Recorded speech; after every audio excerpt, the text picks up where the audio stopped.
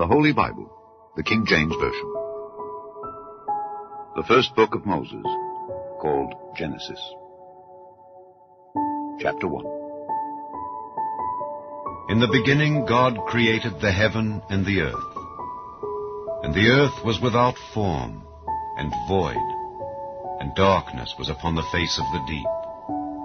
And the Spirit of God moved upon the face of the waters. And God said, "Let there be light." And there was light. And God saw the light that it was good. And God divided the light from the darkness. And God called the light day, and the darkness he called night. And the evening and the morning were the first day. And God said, "Let there be a firmament in the midst of the waters, and let it divide the waters from the waters." And God made the firmament, and divided the waters which were under the firmament from the waters which were above the firmament. And it was so. And God called the firmament heaven. And the evening and the morning were the second day.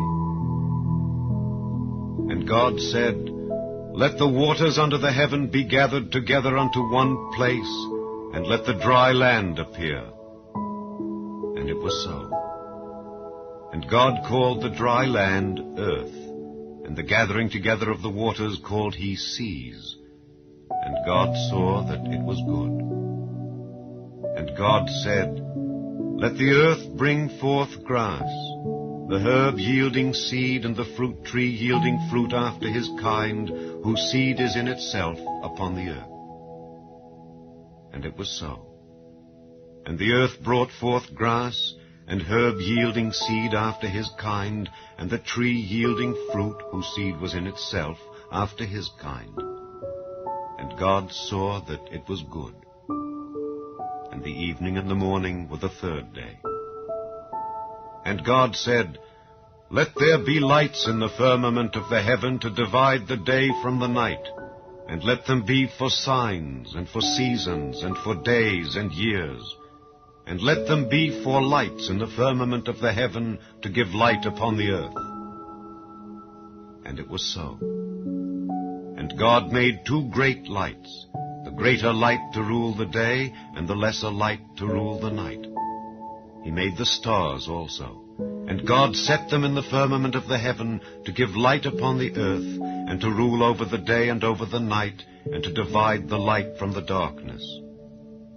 And God saw that it was good.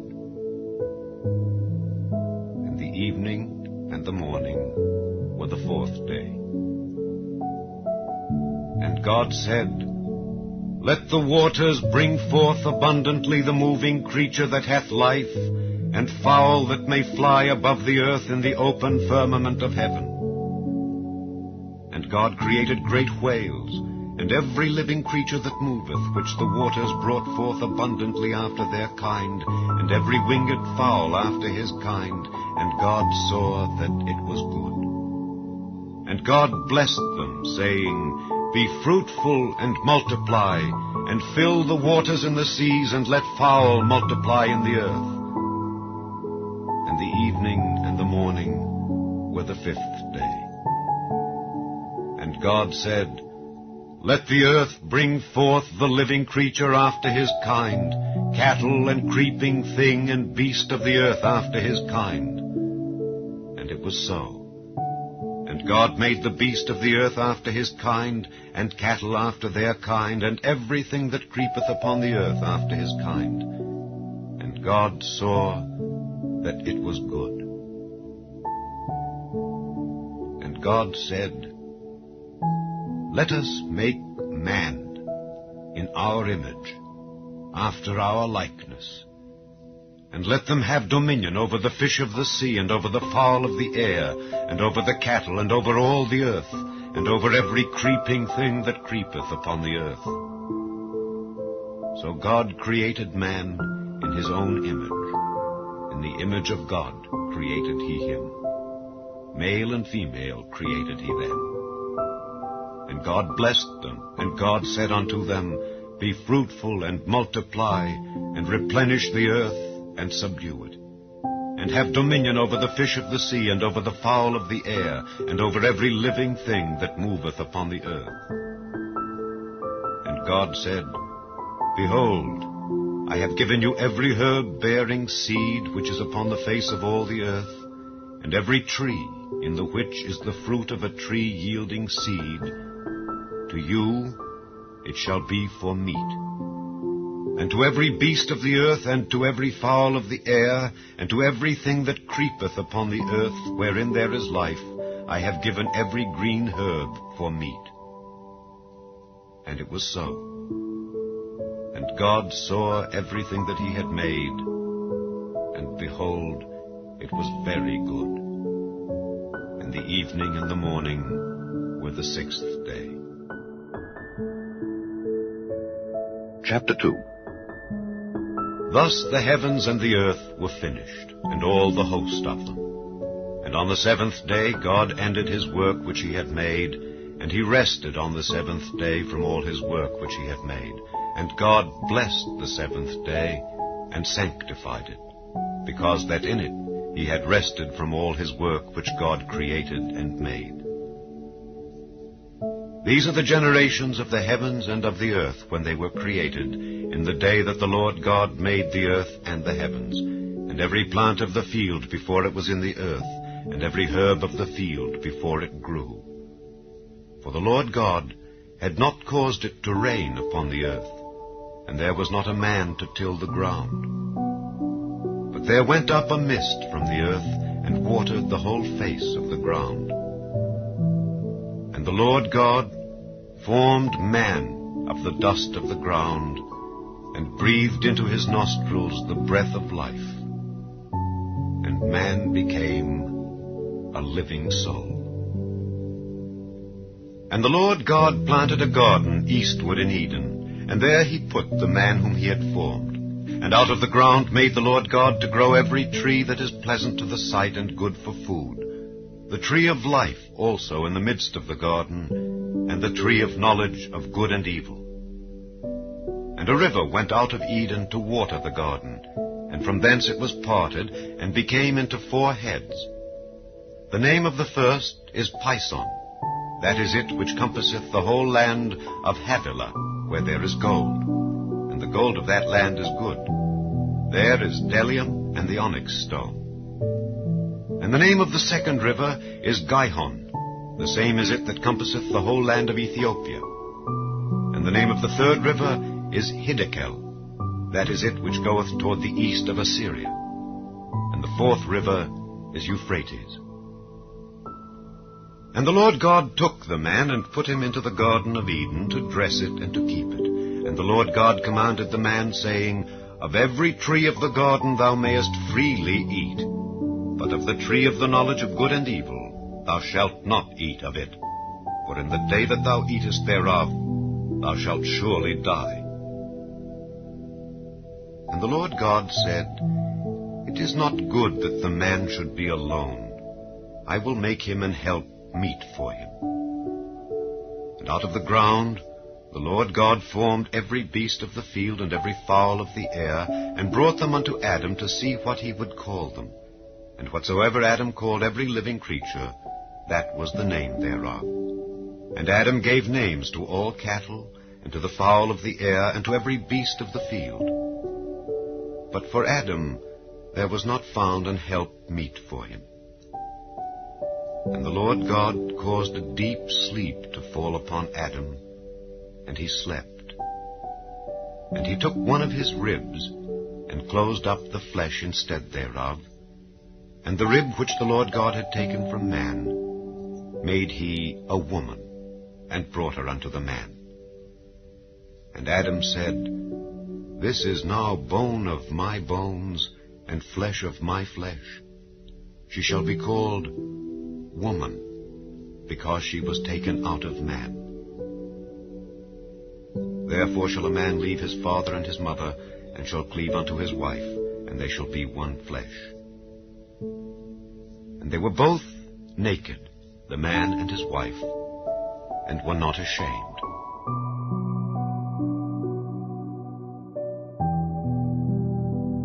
Chapter 3. Now the serpent was more subtle than any beast of the field which the Lord God had made. And he said unto the woman, Yea, hath God said, Ye shall not eat of every tree of the garden? And the woman said unto the serpent, We may eat of the fruit of the trees of the garden. But of the fruit of the tree which is in the midst of the garden, God hath said, Ye shall not eat of it, neither shall ye touch it, lest ye die. And the serpent said unto the woman, Ye shall not surely die. For God doth know that in the day ye eat thereof, then your eyes shall be opened, and ye shall be as gods, knowing good and evil. And when the woman saw that the tree was good for food, and that it was pleasant to the eyes, and a tree to be desired to make one wise, she took of the fruit thereof, and did eat, and gave also unto her husband with her, and he did eat. And the eyes of them both were opened, and they knew that they were naked. And they sewed fig leaves together, and made themselves aprons. And they heard the voice of the Lord God walking in the garden in the cool of the day. And Adam and his wife hid themselves from the presence of the Lord God amongst the trees of the garden. And the Lord God called unto Adam, and said unto him, Where art thou? And he said, I heard thy voice in the garden, and I was afraid, because I was naked, and I hid myself. And he said, Who told thee that thou wast naked? Hast thou eaten of the tree whereof I commanded thee that thou shouldest not eat? And the man said, The woman whom thou gavest to be with me, she gave me of the tree, and I did eat. And the Lord God said unto the woman, What is this that thou hast done?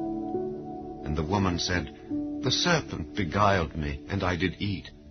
And the Lord God said unto the serpent, Because thou hast done this, thou art cursed above all cattle, and above every beast of the field. Upon thy belly shalt thou go, and dust shalt thou eat all the days of thy life. And I will put enmity between thee and the woman, and between thy seed and her seed. It shall bruise thy head, and thou shalt bruise his heel. Unto the woman he said, I will greatly multiply thy sorrow and thy conception. In sorrow thou shalt bring forth children, and thy desire shall be to thy husband, and he shall rule over thee. And unto Adam he said, Because thou hast hearkened unto the voice of thy wife, and hast eaten of the tree of which I commanded thee, saying, Thou shalt not eat of it, cursed is the ground for thy sake. In sorrow shalt thou eat of it all the days of thy life. Thorns also and thistles shall it bring forth to thee, and thou shalt eat the herb of the field. In the sweat of thy face shalt thou eat bread, till thou return unto the ground. For out of it wast thou taken. For dust thou art, and unto dust shalt thou return. And Adam called his wife's name Eve, because she was the mother of all living.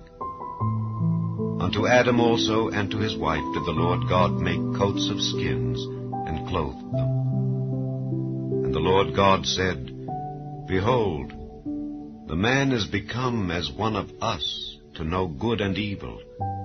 And now, lest he put forth his hand and take also of the tree of life, and eat and live forever. Therefore the Lord God sent him forth from the Garden of Eden, to till the ground from whence he was taken. So he drove out the man, and he placed at the east of the Garden of Eden cherubims, and a flaming sword, which turned every way, to keep the way of the tree of life. Chapter 4. And Adam knew Eve his wife, and she conceived and bare Cain, and said, I have gotten a man from the Lord. And she again bare his brother Abel. And Abel was a keeper of sheep, but Cain was a tiller of the ground. And in process of time it came to pass that Cain brought of the fruit of the ground an offering unto the Lord. And Abel he also brought of the firstlings of his flock, and of the fat thereof. And the Lord had respect unto Abel and to his offering, but unto Cain and to his offering he had not respect. And Cain was very wroth, and his countenance fell. And the Lord said unto Cain, Why art thou wroth? And why is thy countenance fallen? If thou doest well, shalt thou not be accepted? And if thou doest not well, sin lieth at the door. And unto thee shall be his desire, and thou shalt rule over him. And Cain talked with Abel his brother. And it came to pass, when they were in the field, that Cain rose up against Abel his brother, and slew him. And the Lord said unto Cain, Where is Abel thy brother? And he said, I know not, am I my brother's keeper? And he said, What hast thou done? The voice of thy brother's blood crieth unto me from the ground. And now art thou cursed from the earth, which hath opened her mouth to receive thy brother's blood from thy hand. When thou tillest the ground, it shall not henceforth yield unto thee her strength. A fugitive and a vagabond shalt thou be in the earth. And Cain said unto the Lord, Thy punishment is greater than I can bear. Behold, thou hast driven me out this day from the face of the earth, and from thy face shall I be hid. And I shall be a fugitive and a vagabond in the earth. And it shall come to pass that every one that findeth me shall slay me. And the Lord said unto him, Therefore whosoever slayeth Cain, vengeance shall be taken on him sevenfold. And the Lord set a mark upon Cain, lest any finding him should kill him. And Cain went out from the presence of the Lord, and dwelt in the land of Nod, on the east of Eden. And Cain knew his wife, and she conceived and bare Enoch. And he builded a city, and called the name of the city after the name of his son, Enoch. And unto Enoch was born Irad, and Irad begat Mehujael, and Mehujael begat Methusael, and Methusael begat Lamech. And Lamech took unto him 2 wives, the name of the one was Adah, and the name of the other Zillah. And Adah bare Jabal, he was the father of such as dwell in tents, and of such as have cattle. And his brother's name was Jubal, he was the father of all such as handle the harp and organ. And Zillah she also bare Tubal-Cain, an instructor of every artificer in brass and iron. And the sister of Tubal-Cain was Naamah. And Lamech said unto his wives Adah and Zillah, Hear my voice, ye wives of Lamech, hearken unto my speech. For I have slain a man to my wounding, and a young man to my hurt. If Cain shall be avenged sevenfold, truly Lamech 70 and sevenfold. And Adam knew his wife again, and she bare a son, and called his name Seth. For God, said she, hath appointed me another seed instead of Abel, whom Cain slew. And to Seth, to him also there was born a son, and he called his name Enos. Then began men to call upon the name of the Lord. Chapter 5. This is the book of the generations of Adam. In the day that God created man, in the likeness of God made he him. Male and female created he them, and blessed them, and called their name Adam in the day when they were created. And Adam lived 130 years, and begat a son in his own likeness, after his image, and called his name Seth. And the days of Adam after he had begotten Seth were 800 years, and he begat sons and daughters. And all the days that Adam lived were 930 years, and he died. And Seth lived 105 years, and begat Enos. And Seth lived after he begat Enos 807 years, and begat sons and daughters. And all the days of Seth were 912 years, and he died. And Enos lived 90 years, and begat Cainan. And Enos lived after he begat Cainan 815 years, and begat sons and daughters. And all the days of Enos were 905 years, and he died. And Cainan lived 70 years, and begat Mahalaleel. And Cainan lived after he begat Mahalaleel 840 years, and begat sons and daughters. And all the days of Cainan were 910 years, he died.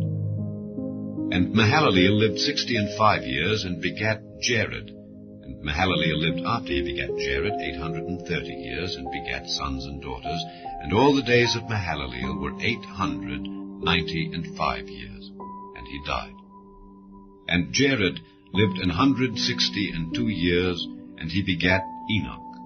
And Jared lived after he begat Enoch 800 years, and begat sons and daughters. And all the days of Jared were 962 years, and he died. And Enoch lived 65 years, and begat Methuselah. And Enoch walked with God after he begat Methuselah 300 years, and begat sons and daughters. And all the days of Enoch were 365 years. And Enoch walked with God, and he was not, for God took him. And Methuselah lived 187 years, and begat Lamech. And Methuselah lived after he begat Lamech 782 years, and begat sons and daughters. And all the days of Methuselah were 969 years, and he died. And Lamech lived 182 years, and begat a son, and he called his name Noah, saying, This same shall comfort us concerning our work and toil of our hands, because of the ground which the Lord hath cursed. And Lamech lived after he begat Noah 595 years, and begat sons and daughters. And all the days of Lamech were 777 years, and he died. And Noah was 500 years old. And Noah begat Shem, Ham, and Japheth. Chapter 6.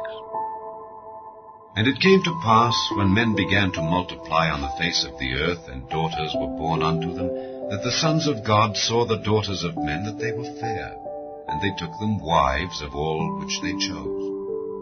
And the Lord said, My spirit shall not always strive with man, for that he also is flesh, yet his days shall be 120 years.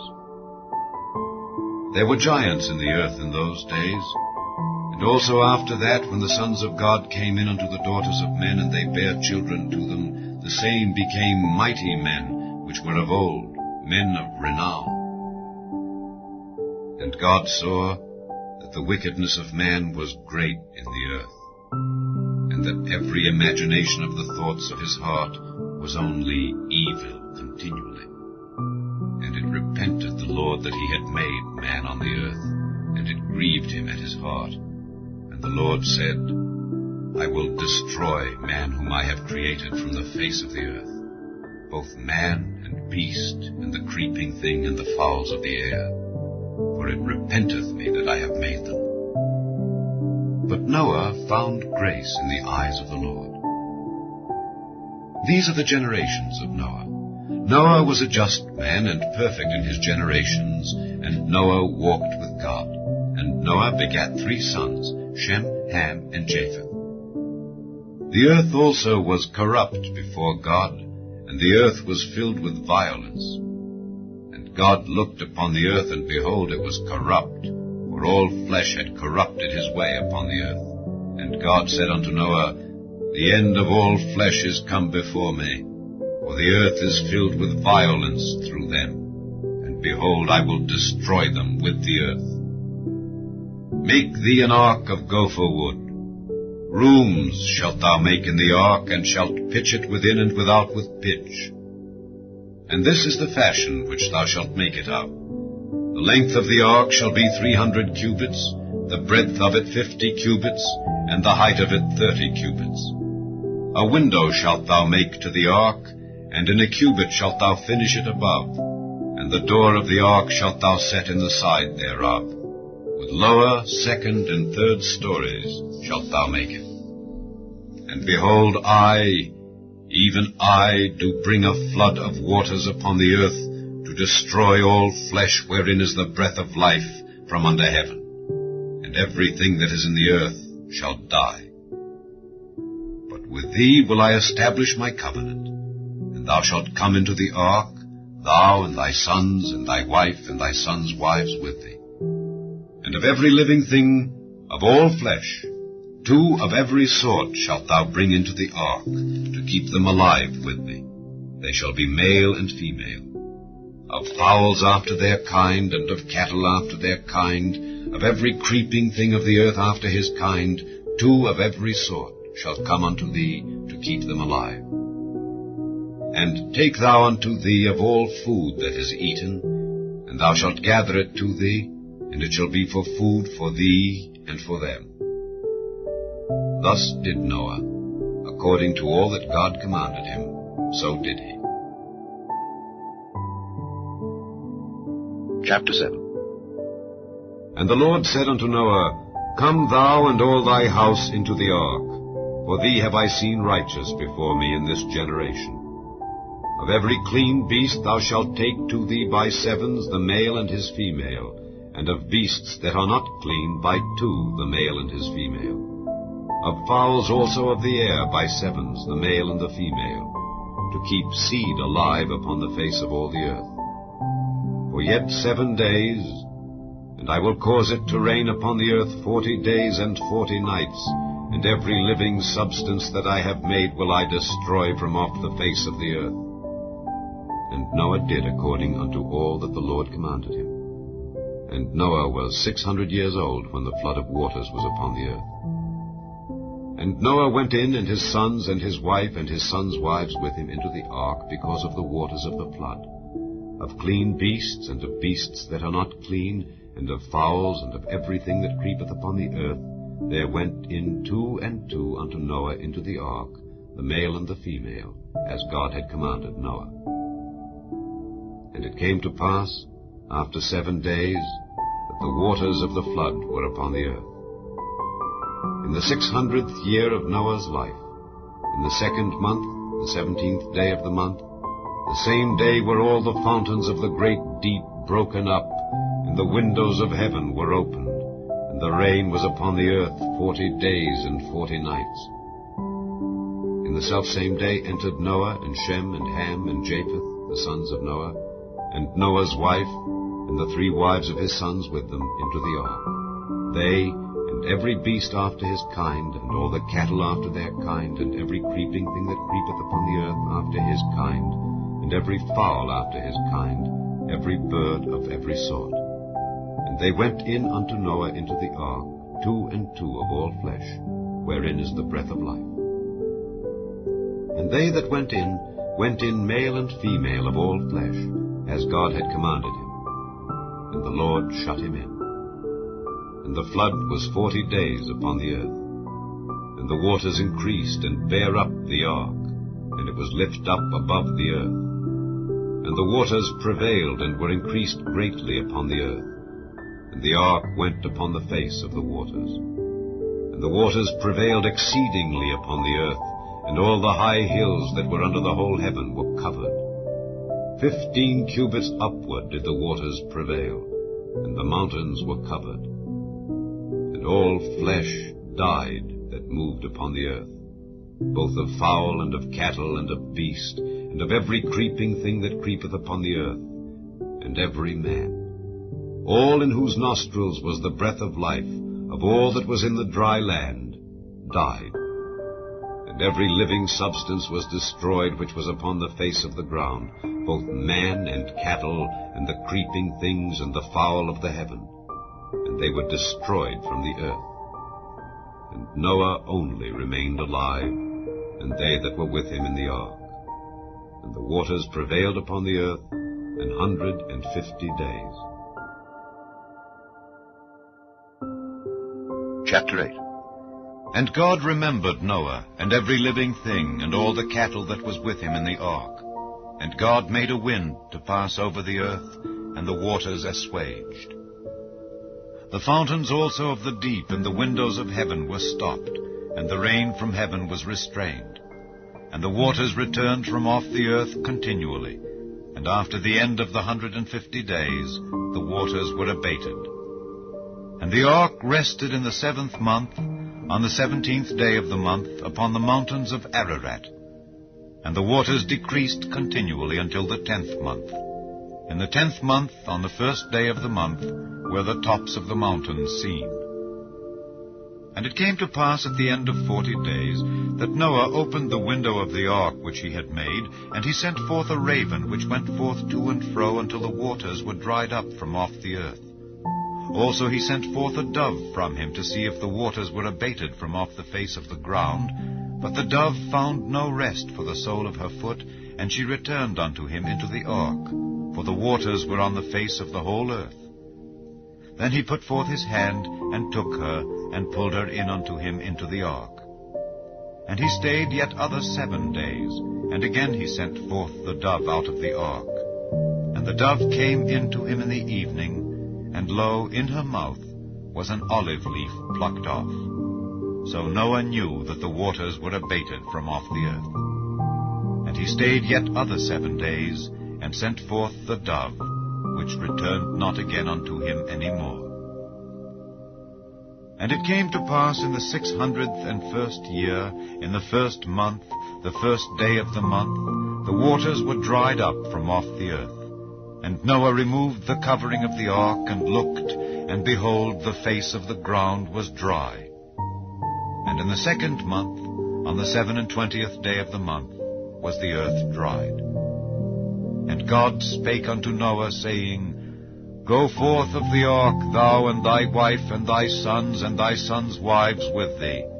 Bring forth with thee every living thing that is with thee of all flesh, both of fowl and of cattle, and of every creeping thing that creepeth upon the earth, that they may breed abundantly in the earth, and be fruitful, and multiply upon the earth. And Noah went forth, and his sons, and his wife, and his sons' wives with him.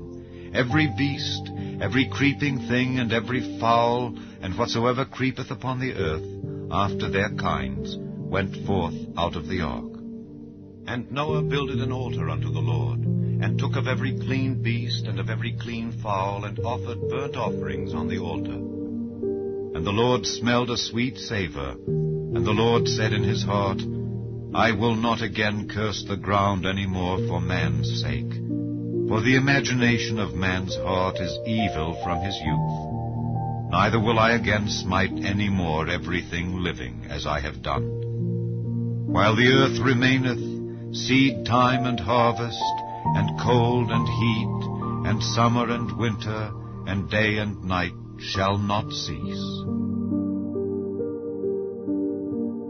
Chapter 9. And God blessed Noah and his sons, and said unto them, Be fruitful, and multiply, and replenish the earth. And the fear of you and the dread of you shall be upon every beast of the earth, and upon every fowl of the air, upon all that moveth upon the earth, and upon all the fishes of the sea. Into your hand are they delivered. Every moving thing that liveth shall be meat for you. Even as the green herb have I given you all things. But flesh with the life thereof, which is the blood thereof, shall ye not eat. And surely your blood of your lives will I require. At the hand of every beast will I require it, and at the hand of man. At the hand of every man's brother will I require the life of man. Whoso sheddeth man's blood, by man shall his blood be shed. For in the image of God made he man. And you, be ye fruitful and multiply. Bring forth abundantly in the earth, and multiply therein. And God spake unto Noah and to his sons with him, saying, And I, behold, I establish my covenant with you and with your seed after you, and with every living creature that is with you, of the fowl, of the cattle, and of every beast of the earth with you, from all that go out of the ark, to every beast of the earth. And I will establish my covenant with you. Neither shall all flesh be cut off any more by the waters of a flood, neither shall there any more be a flood to destroy the earth. And God said, This is the token of the covenant which I make between me and you and every living creature that is with you for perpetual generations. I do set my bow in the cloud, and it shall be for a token of a covenant between me and the earth. And it shall come to pass, when I bring a cloud over the earth, that the bow shall be seen in the cloud. And I will remember my covenant which is between me and you and every living creature of all flesh, and the waters shall no more become a flood to destroy all flesh. and the bow shall be in the cloud, and I will look upon it, that I may remember the everlasting covenant between God and every living creature of all flesh that is upon the earth. And God said unto Noah, This is the token of the covenant which I have established between me and all flesh that is upon the earth. And the sons of Noah that went forth of the ark were Shem and Ham and Japheth, and Ham is the father of Canaan.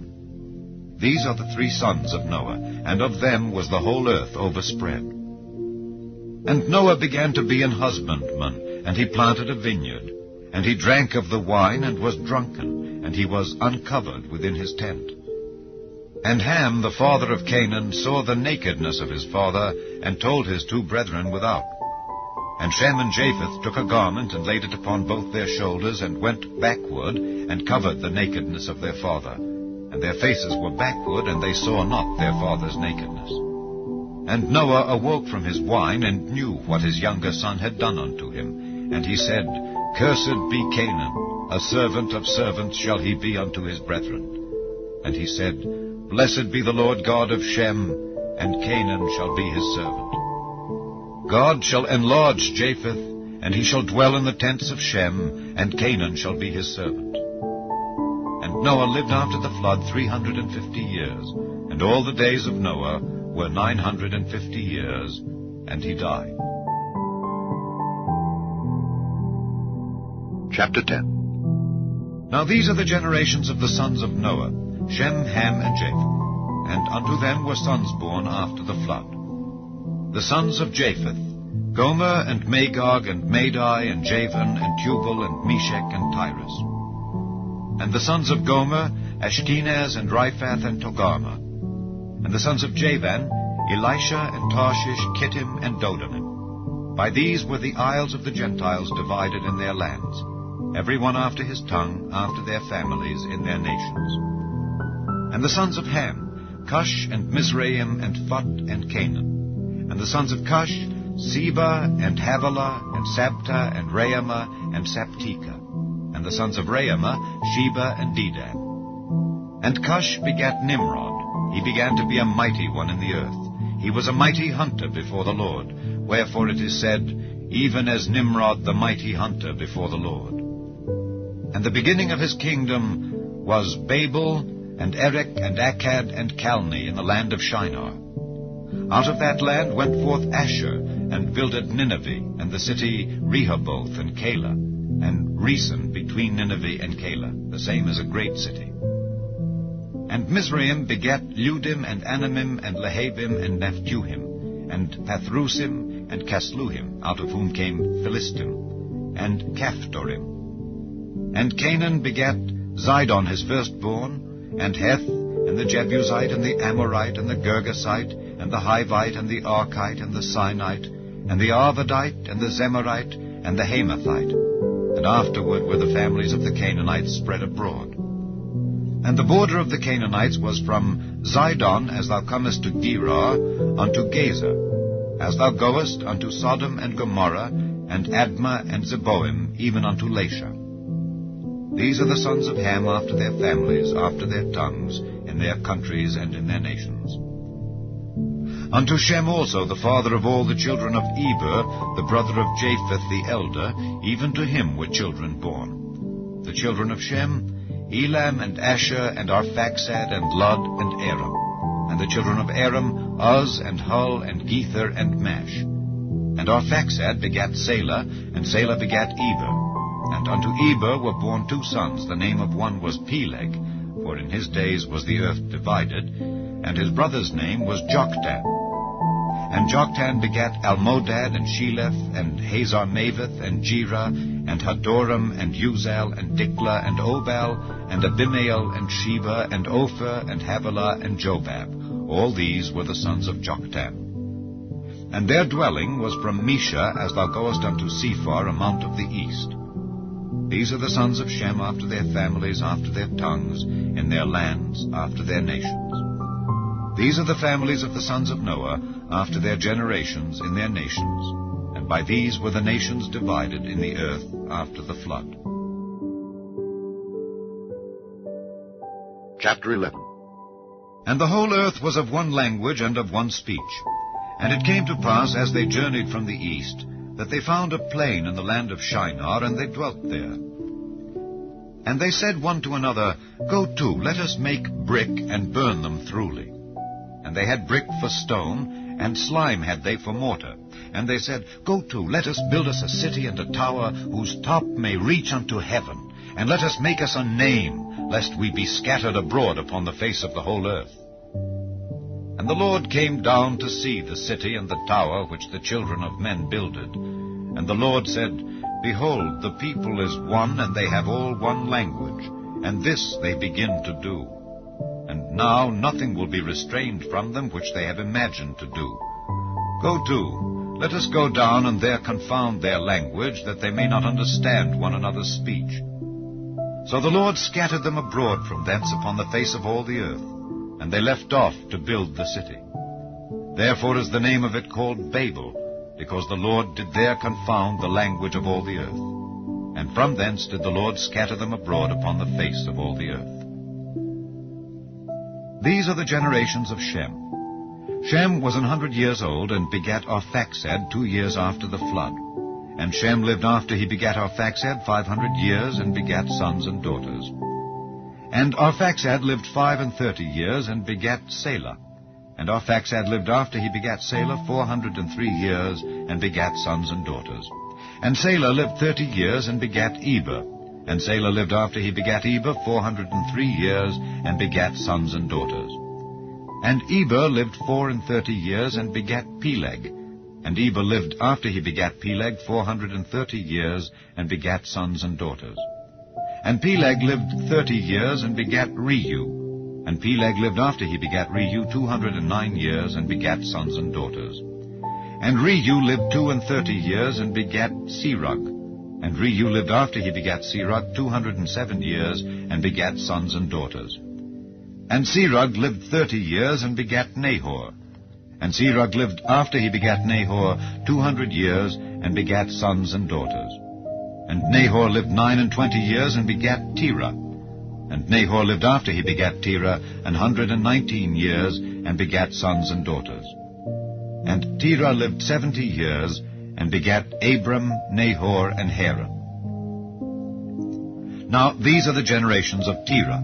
Terah begat Abram, Nahor, and Haran. And Haran begat Lot.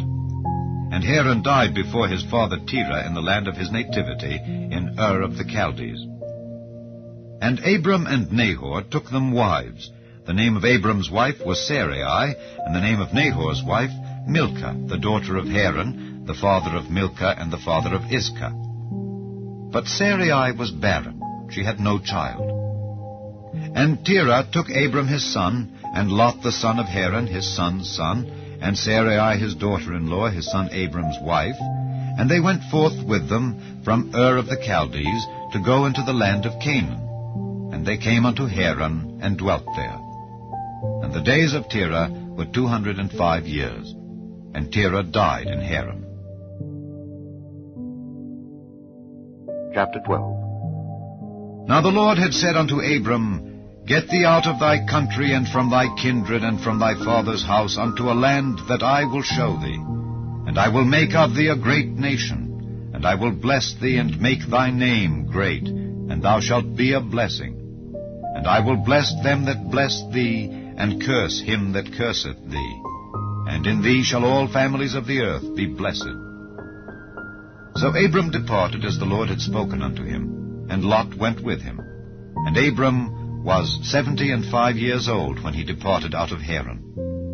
And Abram took Sarai his wife, and Lot his brother's son, and all their substance that they had gathered, and the souls that they had gotten in Haran, and they went forth to go into the land of Canaan. And into the land of Canaan they came. And Abram passed through the land unto the place of Sichem, unto the plain of Moreh, and the Canaanite was then in the land. And the Lord appeared unto Abram, and said, Unto thy seed will I give this land. And there builded he an altar unto the Lord, who appeared unto him. And he removed from thence unto a mountain on the east of Bethel, and pitched his tent, having Bethel on the west, and Hai on the east. And there he builded an altar unto the Lord, and called upon the name of the Lord. And Abram journeyed, going on still toward the south. And there was a famine in the land. And Abram went down into Egypt to sojourn there, for the famine was grievous in the land. And it came to pass, when he was come near to enter into Egypt, that he said unto Sarai his wife, Behold, now I know that thou art a fair woman to look upon. Therefore it shall come to pass, when the Egyptians shall see thee, that they shall say, This is his wife, and they will kill me, but they will save thee alive. Say, I pray thee, thou art my sister, that it may be well with me for thy sake, and my soul shall live because of thee. And it came to pass that when Abram was come into Egypt, the Egyptians beheld the woman, that she was very fair. The princes also of Pharaoh saw her, and commended her before Pharaoh. And the woman was taken into Pharaoh's house. And he entreated Abram well for her sake.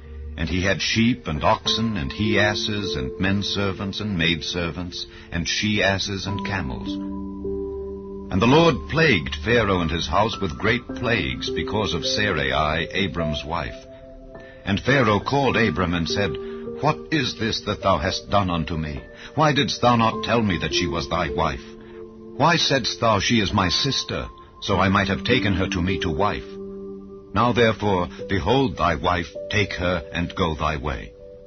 And Pharaoh commanded his men concerning him, and they sent him away, and his wife, and all that he had. Chapter 13. And Abram went up out of Egypt, he and his wife, and all that he had, and Lot with him, into the south. And Abram was very rich in cattle, in silver, and in gold. And he went on his journeys from the south even to Bethel, unto the place where his tent had been at the beginning, between Bethel and Hai, unto the place of the altar which he had made there at the first. And there Abram called on the name of the Lord. And Lot also, which went with Abram, had flocks and herds and tents. And the land was not able to bear them, that they might dwell together, for their substance was great, so that they could not dwell together. And there was a strife between the herdmen of Abram's cattle and the herdmen of Lot's cattle, and the Canaanite and the Perizzite dwelled then in the land. And Abram said unto Lot, Let there be no strife, I pray thee, between me and thee, and between my herdmen and thy herdmen, for we be brethren. Is not the whole land before thee? Separate thyself, I pray thee, from me. If thou wilt take the left hand, then I will go to the right, or if thou depart to the right hand, then I will go to the left. And Lot lifted up his eyes, and beheld all the plain of Jordan, that it was well watered everywhere, before the Lord destroyed Sodom and Gomorrah, even as the garden of the Lord, like the land of Egypt, as thou comest unto Zoar. Then Lot chose him all the plain of Jordan, and Lot journeyed east, and they separated themselves the one from the other. Abram dwelled in the land of Canaan, and Lot dwelled in the cities of the plain, and pitched his tent toward Sodom. But the men of Sodom were wicked and sinners before the Lord exceedingly. And the Lord said unto Abram, after that Lot was separated from him, Lift up now thine eyes, and look from the place where thou art, northward and southward and eastward and westward. For all the land which thou seest, to thee will I give it, and to thy seed forever. And I will make thy seed as the dust of the earth, so that if a man can number the dust of the earth, then shall thy seed also be numbered. Arise, walk through the land in the length of it and in the breadth of it, for I will give it unto thee. Then Abram removed his tent, and came and dwelt in the plain of Mamre, which is in Hebron, and built there an altar unto the Lord. Chapter 14. And it came to pass in the days of Amraphel king of Shinar, Arioch king of Elasar, Kedorlaomer king of Elam, and Tidal king of nations, that these made war with Bera king of Sodom, and with Bersha king of Gomorrah, Shinab king of Admah, and Shemeba king of Zeboim, and the king of Bela, which is Zoar. All these were joined together in the vale of Siddim, which is the Salt Sea. 12 years they served Kedorlaomer, and in the 13th year they rebelled. And in the 14th year came Kedorlaomer and the kings that were with him, and smote the Rephaims in Ashtaroth Karnaim, and the Zuzims in Ham, and the Emims in Shavi Kiriathaim, and the Horites in their Mount Seir, unto El Paran, which is by the wilderness. And they returned, and came to En-Mishpat, which is Kadesh, and smote all the country of the Amalekites, and also the Amorites that dwelt in Hazazon Tamar. And there went out the king of Sodom, and the king of Gomorrah, and the king of Admah, and the king of Zeboim, and the king of Bela, the same is Zoar, and they joined battle with them in the vale of Siddim, with Kedorlaomer the king of Elam, and with Tidal king of nations, and Amraphel king of Shinar, and Arioch king of Elasar, 4 kings with 5.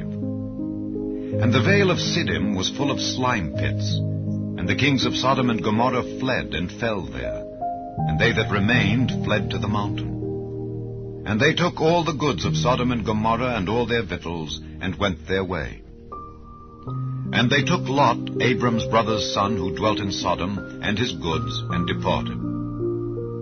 And there came one that had escaped, and told Abram the Hebrew, for he dwelt in the plain of Mamre the Amorite, brother of Eshcol, and brother of Aner, and these were confederate with Abram.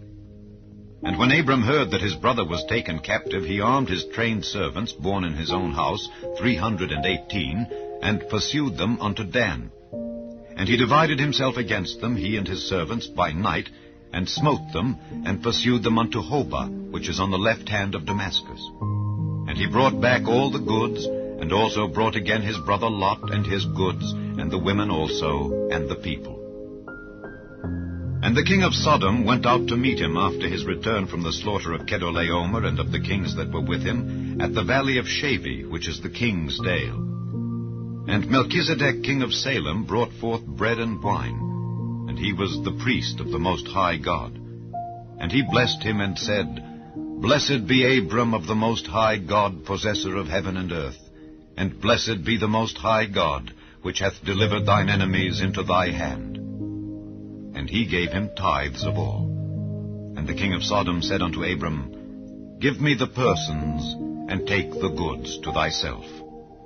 And Abram said to the king of Sodom, I have lift up mine hand unto the Lord, the Most High God, the possessor of heaven and earth, that I will not take from a thread even to a shoe latchet, and that I will not take anything that is thine, lest thou shouldest say, I have made Abram rich. Save only that which the young men have eaten, and the portion of the men which went with me, Aner, Eshcol, and Mamre. Let them take their portion. Chapter 15. After these things the word of the Lord came unto Abram in a vision, saying, Fear not, Abram, I am thy shield and thy exceeding great reward. And Abram said, Lord God, what wilt thou give me, seeing I go childless, and the steward of my house is this Eliezer of Damascus? And Abram said, Behold, to me thou hast given no seed, and lo, one born in my house is mine heir. And behold, the word of the Lord came unto him, saying, This shall not be thine heir, but he that shall come forth out of thine own bowels shall be thine heir. And he brought him forth abroad, and said, Look now toward heaven, and tell the stars, if thou be able to number them. And he said unto him, So shall thy seed be. And he believed in the Lord, and he counted it to him for righteousness. And he said unto him, I am the Lord that brought thee out of Ur of the Chaldees to give thee this land to inherit it. And he said, Lord God, whereby shall I know that I shall inherit it? And he said unto him, Take me an heifer of 3 years old, and a she-goat of 3 years old, and a ram of 3 years old, and a turtle dove, and a young pigeon. And he took unto him all these, and divided them in the midst, and laid each piece one against another. But the birds divided he not. And when the fowls came down upon the carcasses, Abram drove them away. And when the sun was going down, a deep sleep fell upon Abram, and lo, an horror of great darkness fell upon him. And he said unto Abram, Know of a surety that thy seed shall be a stranger in a land that is not theirs, and shall serve them, and they shall afflict them 400 years. And also that nation whom they shall serve will I judge, and afterward shall they come out with great substance. And thou shalt go to thy fathers in peace, thou shalt be buried in a good old age. But in the 4th generation they shall come hither again, for the iniquity of the Amorites is not yet full. And it came to pass that when the sun went down, and it was dark, behold, a smoking furnace, and a burning lamp that passed between those pieces. In the same day the Lord made a covenant with Abram, saying, Unto thy seed have I given this land, from the river of Egypt unto the great river, the river Euphrates, the Kenites, and the Kenizzites, and the Cadmonites, and the Hittites, and the Perizzites, and the Rephaims, and the Amorites, and the Canaanites, and the Girgashites, and the Jebusites. Chapter 16. Now Sarai, Abram's wife, bare him no children. And she had an handmaid, an Egyptian, whose name was Hagar. And Sarai said unto Abram, Behold, now the Lord hath restrained me from bearing. I pray thee, go in unto my maid. It may be that I may obtain children by her. And Abram hearkened to the voice of Sarai. And Sarai, Abram's wife, took Hagar, her maid, the Egyptian, after Abram had dwelt 10 years in the land of Canaan, and gave her to her husband Abram to be his wife. And he went in unto Hagar, and she conceived. And when she saw that she had conceived, her mistress was despised in her eyes. Then Sarai said unto Abram, My wrong be upon thee. I have given my maid into thy bosom. And when she saw that she had conceived, I was despised in her eyes.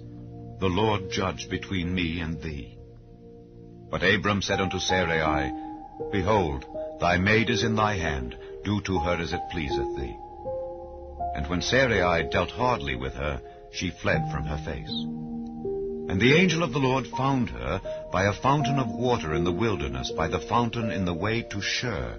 And he said, Hagar, Sarai's maid, whence camest thou, and whither wilt thou go? And she said, I flee from the face of my mistress Sarai. And the angel of the Lord said unto her, Return to thy mistress, and submit thyself under her hands.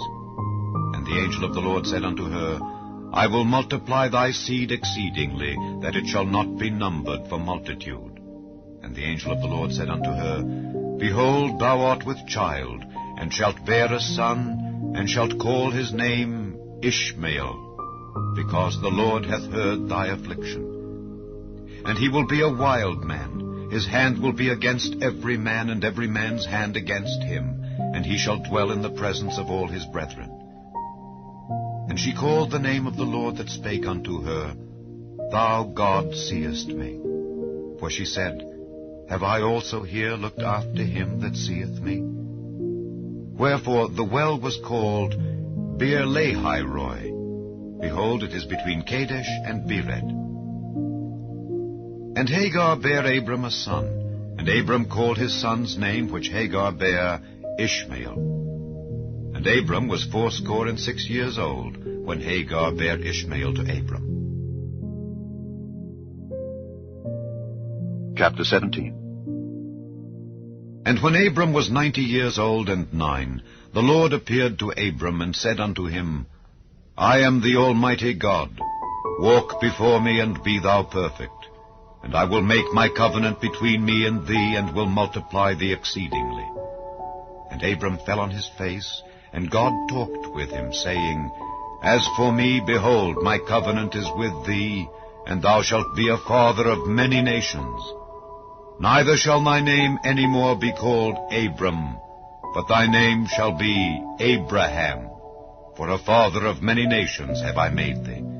And I will make thee exceeding fruitful, and I will make nations of thee, and kings shall come out of thee. And I will establish my covenant between me and thee and thy seed after thee in their generations, for an everlasting covenant, to be a God unto thee, and to thy seed after thee. And I will give unto thee and to thy seed after thee the land wherein thou art a stranger, all the land of Canaan, for an everlasting possession. And I will be their God. And God said unto Abraham, Thou shalt keep my covenant, therefore, thou and thy seed after thee in their generations. This is my covenant which ye shall keep between me and you and thy seed after thee. Every man-child among you shall be circumcised, and ye shall circumcise the flesh of your foreskin, and it shall be a token of the covenant betwixt me and you. And he that is 8 days old shall be circumcised among you, every man-child in your generations, he that is born in the house, or bought with money of any stranger, which is not of thy seed.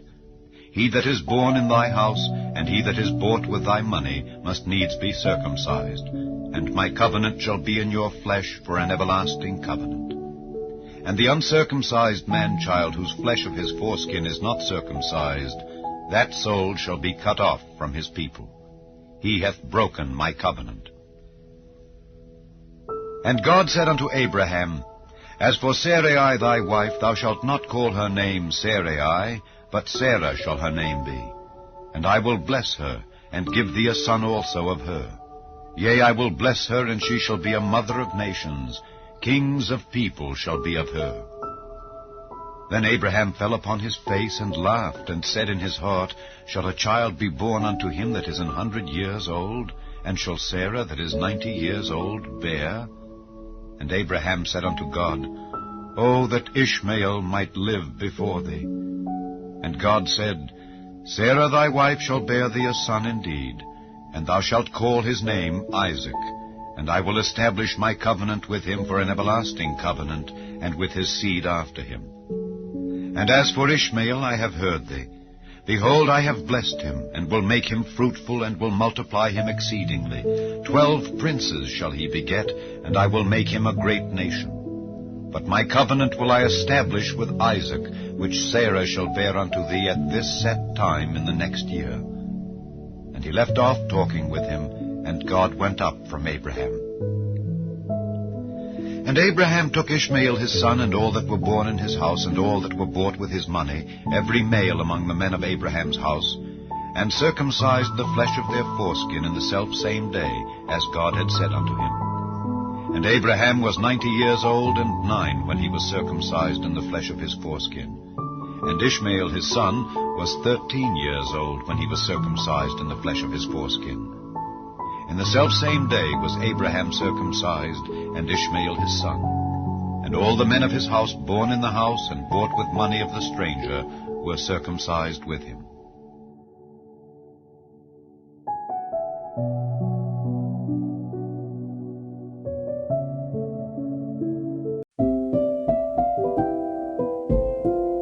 Chapter 18.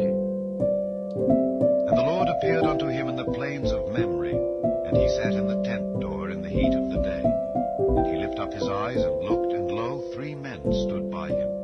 And when he saw them, he ran to meet them from the tent door, and bowed himself toward the ground, and said, My Lord, if now I have found favor in thy sight, pass not away, I pray thee, from thy servant. Let a little water, I pray you, be fetched, and wash your feet, and rest yourselves under the tree. And I will fetch a morsel of bread, and comfort ye your hearts. After that ye shall pass on. For therefore are ye come to your servant. And they said, So do as thou hast said. And Abraham hastened into the tent unto Sarah, and said, Make ready quickly 3 measures of fine meal, knead it, and make cakes upon the hearth. And Abraham ran unto the herd, and fetched a calf tender and good, and gave it unto a young man, and he hasted to dress it. And he took butter and milk, and the calf which he had dressed, and set it before them. And he stood by them under the tree, and they did eat. And they said unto him, Where is Sarah thy wife? And he said, Behold, in the tent. And he said, I will certainly return unto thee according to the time of life. And lo, Sarah thy wife shall have a son. And Sarah heard it in the tent door which was behind him. Now Abraham and Sarah were old and well stricken in age, and it ceased to be with Sarah after the manner of women.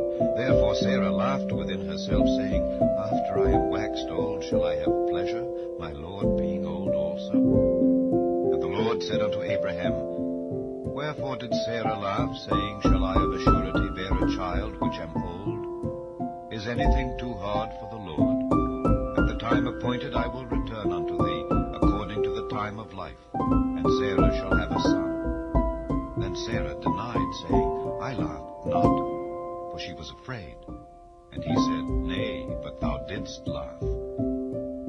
And the men rose up from thence and looked toward Sodom. And Abraham went with them to bring them on the way. And the Lord said, Shall I hide from Abraham that thing which I do, seeing that Abraham shall surely become a great and mighty nation, and all the nations of the earth shall be blessed in him?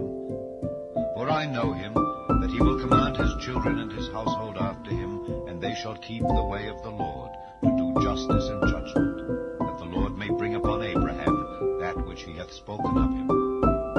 And the Lord said, Because the cry of Sodom and Gomorrah is great, and because their sin is very grievous, I will go down now and see whether they have done altogether according to the cry of it which is come unto me. And if not, I will know. And the men turned their faces from thence, and went toward Sodom. But Abraham stood yet before the Lord. And Abraham drew near and said, Wilt thou also destroy the righteous with the wicked? Peradventure there be 50 righteous within the city. Wilt thou also destroy and not spare the place for the 50 righteous that are therein? That be far from thee to do after this manner, to slay the righteous with the wicked, and that the righteous should be as the wicked that be far from thee. Shall not the judge of all the earth do right? And the Lord said, If I find in Sodom 50 righteous within the city, then I will spare all the place for their sakes. And Abraham answered and said, Behold, now I have taken upon me to speak unto the Lord, which am but dust and ashes. Peradventure there shall lack 5 of the 50 righteous. Wilt thou destroy all the city for lack of 5? And he said, If I find there 40 and 5, I will not destroy it. And he spake unto him yet again, and said, Peradventure there shall be 40 found there. And he said, I will not do it for 40's sake. And he said unto him, O let not the Lord be angry, and I will speak. Peradventure there shall 30 be found there. And he said, I will not do it if I find 30 there. And he said, Behold, now I have taken upon me to speak unto the Lord. Peradventure there shall be 20 found there. And he said, I will not destroy it for 20's sake. And he said, O let not the Lord be angry, and I will speak yet but this once. Peradventure 10 shall be found there. And he said, I will not destroy it for 10's sake. And the Lord went his way as soon as he had left communing with Abraham, and Abraham returned unto his place. Chapter 19. And there came 2 angels to Sodom at even, and Lot sat in the gate of Sodom. And Lot, seeing them, rose up to meet them, and he bowed himself with his face toward the ground, and he said, Behold now, my lords, turn in, I pray you, into your servant's house, and tarry all night, and wash your feet, and ye shall rise up early, and go on your ways. And they said, Nay, but we will abide in the street all night. And he pressed upon them greatly, and they turned in unto him, and entered into his house. And he made them a feast, and did bake unleavened bread, and they did eat. But before they lay down, the men of the city, even the men of Sodom, compassed the house round, both old and young, all the people from every quarter. And they called unto Lot, and said unto him, Where are the men which came into thee this night? Bring them out unto us, that we may know them. And Lot went out at the door unto them, and shut the door after him, and said, I pray you, brethren, do not so wickedly. Behold now, I have 2 daughters which have not known man. Let me, I pray you, bring them out unto you, and do ye to them as is good in your eyes. Only unto these men do nothing, for therefore came they under the shadow of my roof. And they said, Stand back. And they said again, This one fellow came in to sojourn, and he will needs be a judge. Now will we deal worse with thee than with them. And they pressed sore upon the man, even Lot, and came near to break the door. But the men put forth their hand, and pulled Lot into the house to them, and shut to the door. And they smote the men that were at the door of the house with blindness, both small and great, so that they wearied themselves to find the door. And the men said unto Lot, Hast thou here any besides? Son-in-law, and thy sons, and thy daughters, and whatsoever thou hast in the city, bring them out of this place. for we will destroy this place, because the cry of them is waxen great before the face of the Lord, and the Lord hath sent us to destroy it. And Lot went out, and spake unto his sons-in-law, which married his daughters, and said, Up, get you out of this place, for the Lord will destroy this city. But he seemed as one that mocked unto his sons-in-law. And when the morning arose, then the angels hastened Lot, saying, Arise, take thy wife and thy 2 daughters, which are here, lest thou be consumed in the iniquity of the city.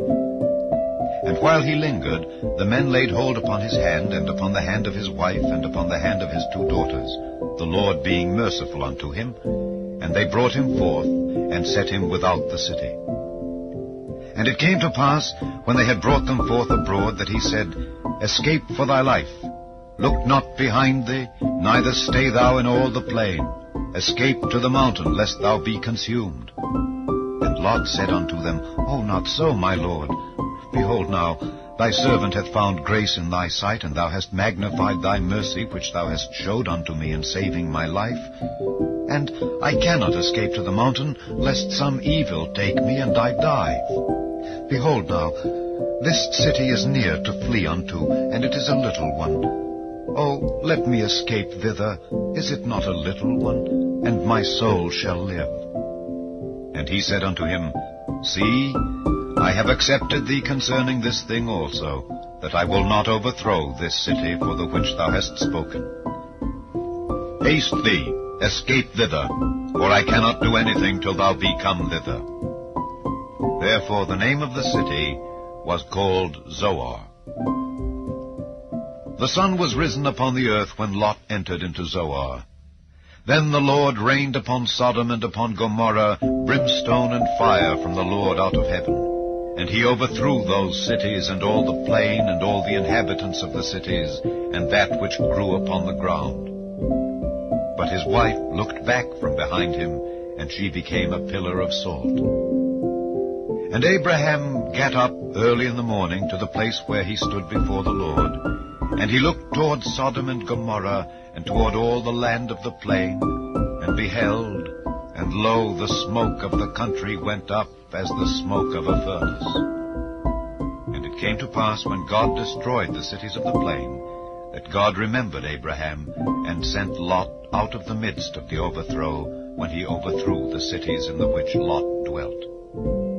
And Lot went up out of Zoar, and dwelt in the mountain, and his 2 daughters with him, for he feared to dwell in Zoar. And he dwelt in a cave, he and his 2 daughters.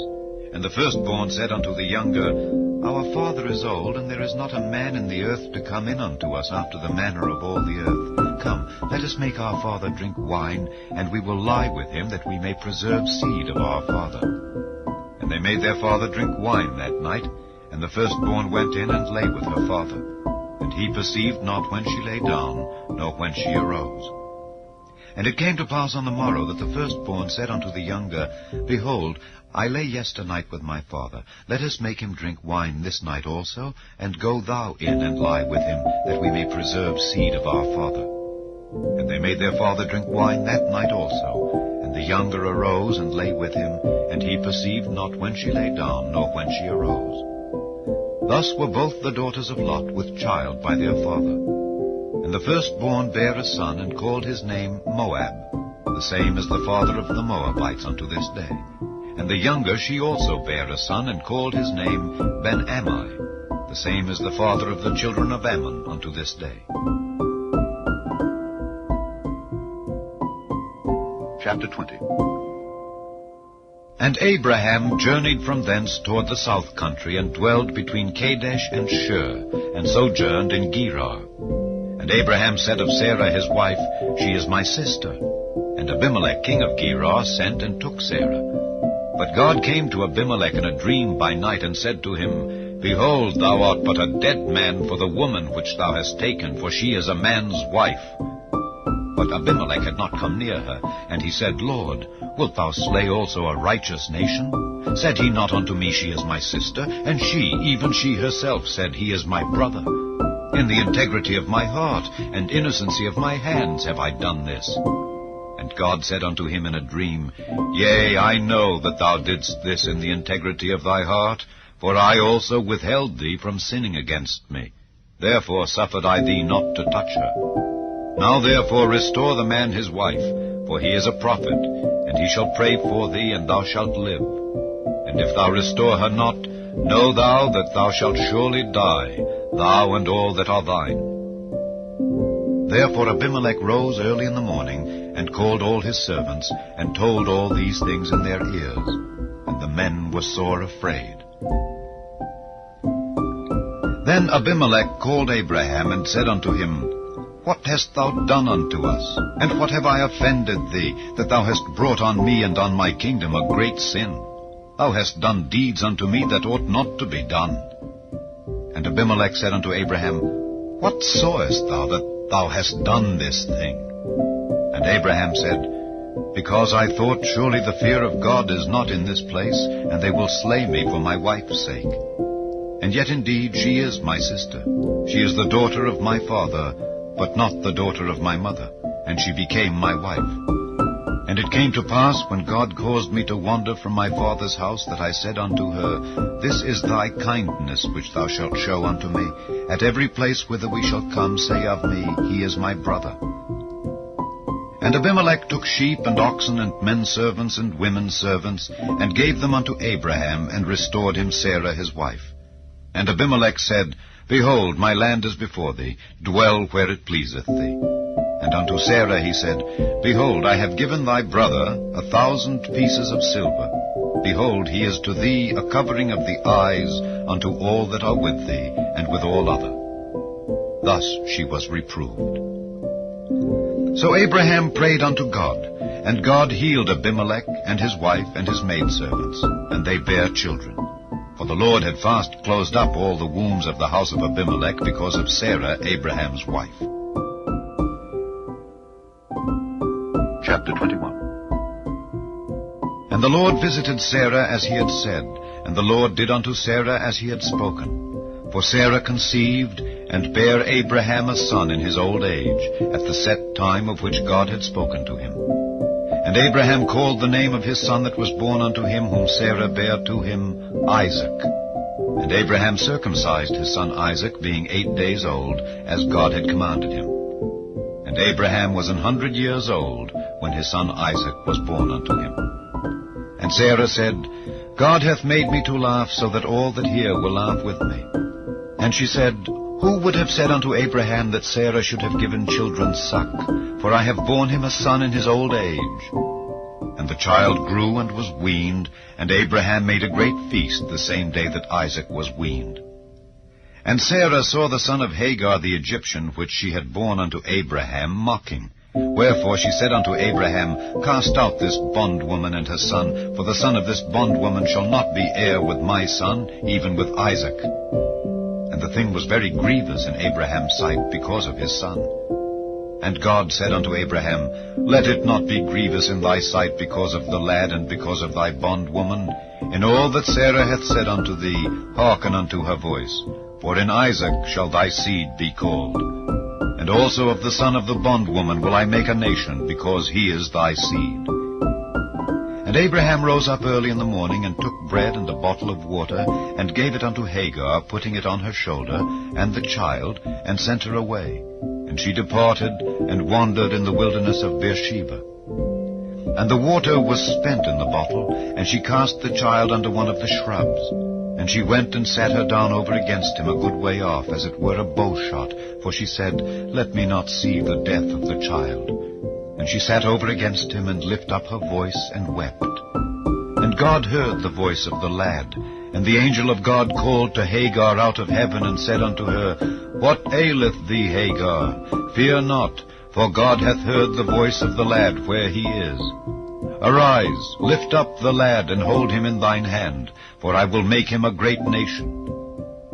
And God opened her eyes, and she saw a well of water. And she went and filled the bottle with water, and gave the lad drink. And God was with the lad, and he grew and dwelt in the wilderness, and became an archer. And he dwelt in the wilderness of Paran. And his mother took him a wife out of the land of Egypt. And it came to pass at that time that Abimelech and Phicol, the chief captain of his host, spake unto Abraham, saying, God is with thee in all that thou doest. Now therefore swear unto me here by God that thou wilt not deal falsely with me, nor with my son, nor with my son's son. But according to the kindness that I have done unto thee, thou shalt do unto me, and to the land wherein thou hast sojourned.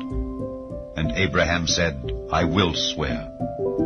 And Abraham reproved Abimelech because of a well of water which Abimelech's servants had violently taken away. And Abimelech said, I wot not who hath done this thing. Neither didst thou tell me, neither yet heard I of it, but today.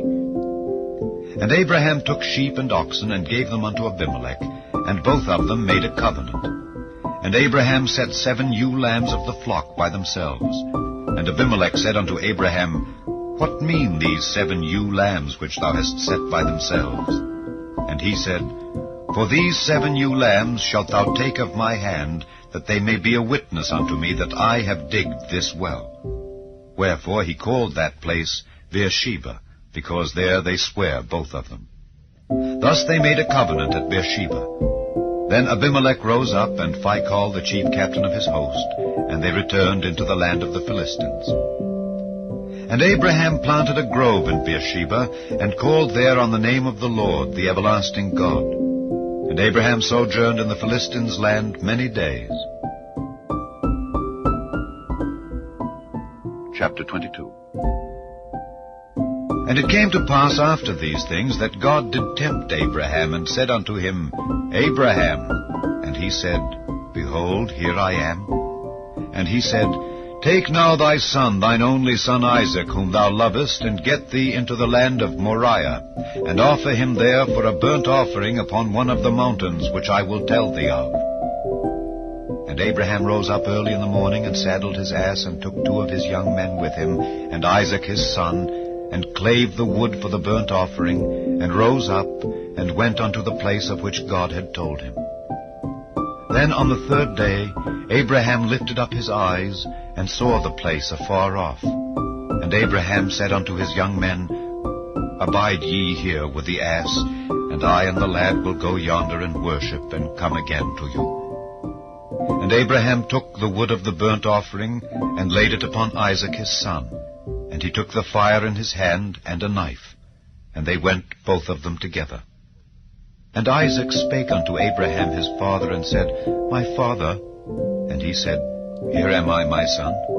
And he said, Behold the fire and the wood, but where is the lamb for a burnt offering?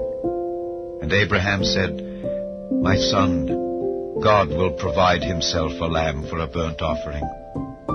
So they went both of them together. And they came to the place which God had told him of. And Abraham built an altar there, and laid the wood in order, and bound Isaac his son, and laid him on the altar upon the wood. And Abraham stretched forth his hand, and took the knife to slay his son. And the angel of the Lord called unto him out of heaven, and said, Abraham, Abraham. And he said, Here am I. And he said, Lay not thine hand upon the lad, neither do thou anything unto him. For now I know that thou fearest God, seeing thou hast not withheld thy son, thine only son, from me. And Abraham lifted up his eyes and looked, and behold, behind him a ram caught in a thicket by his horns. And Abraham went and took the ram, and offered him up for a burnt offering in the stead of his son. And Abraham called the name of that place Jehovah-Jireh, as it is said to this day, In the mount of the Lord it shall be seen. And the angel of the Lord called unto Abraham out of heaven the 2nd time, and said, By myself have I sworn, saith the Lord, for because thou hast done this thing, and hast not withheld thy son, thine only son, that in blessing I will bless thee, and in multiplying I will multiply thy seed as the stars of the heaven, and as the sand which is upon the seashore. And thy seed shall possess the gate of his enemies. And in thy seed shall all the nations of the earth be blessed, because thou hast obeyed my voice. So Abraham returned unto his young men, and they rose up and went together to Beersheba, And Abraham dwelt at Beersheba. And it came to pass after these things, that it was told Abraham, saying, Behold, Milcah, she hath also borne children unto thy brother Nahor, Huz his firstborn, and Buz his brother, and Kemuel the father of Aram, and Kesed, and Hazo, and Pildash, and Jidlaph, and Bethuel. And Bethuel begat Rebekah. These 8 Milcah did bear to Nahor, Abraham's brother. And his concubine, whose name was Reumah, she bare also Tebah, and Gaham, and Thahash, and Maacah. Chapter 23. And Sarah was 127 years old. These were the years of the life of Sarah. And Sarah died in Kirjath Arba, the same as Hebron in the land of Canaan. And Abraham came to mourn for Sarah, and to weep for her. And Abraham stood up from before his dead, and spake unto the sons of Heth, saying, I am a stranger and a sojourner with you. Give me a possession of a burying place with you, that I may bury my dead out of my sight. And the children of Heth answered Abraham, saying unto him, Hear us, my lord. Thou art a mighty prince among us. In the choice of our sepulchres bury thy dead. None of us shall withhold from thee his sepulchre, but that thou mayest bury thy dead. And Abraham stood up and bowed himself to the people of the land, even to the children of Heth. And he communed with them, saying, If it be your mind that I should bury my dead out of my sight, hear me, and entreat for me to Ephron the son of Zohar, that he may give me the cave of Machpelah, which he hath, which is in the end of his field. For as much money as it is worth, he shall give it me for a possession of a burying place amongst you. And Ephron dwelt among the children of Heth. And Ephron the Hittite answered Abraham in the audience of the children of Heth, even of all that went in at the gate of his city, saying, Nay, my lord, hear me. The field give I thee, and the cave that is therein I give it thee. In the presence of the sons of my people give I it thee. Bury thy dead. And Abraham bowed down himself before the people of the land, and he spake unto Ephron in the audience of the people of the land, saying, But if thou wilt give it, I pray thee hear me.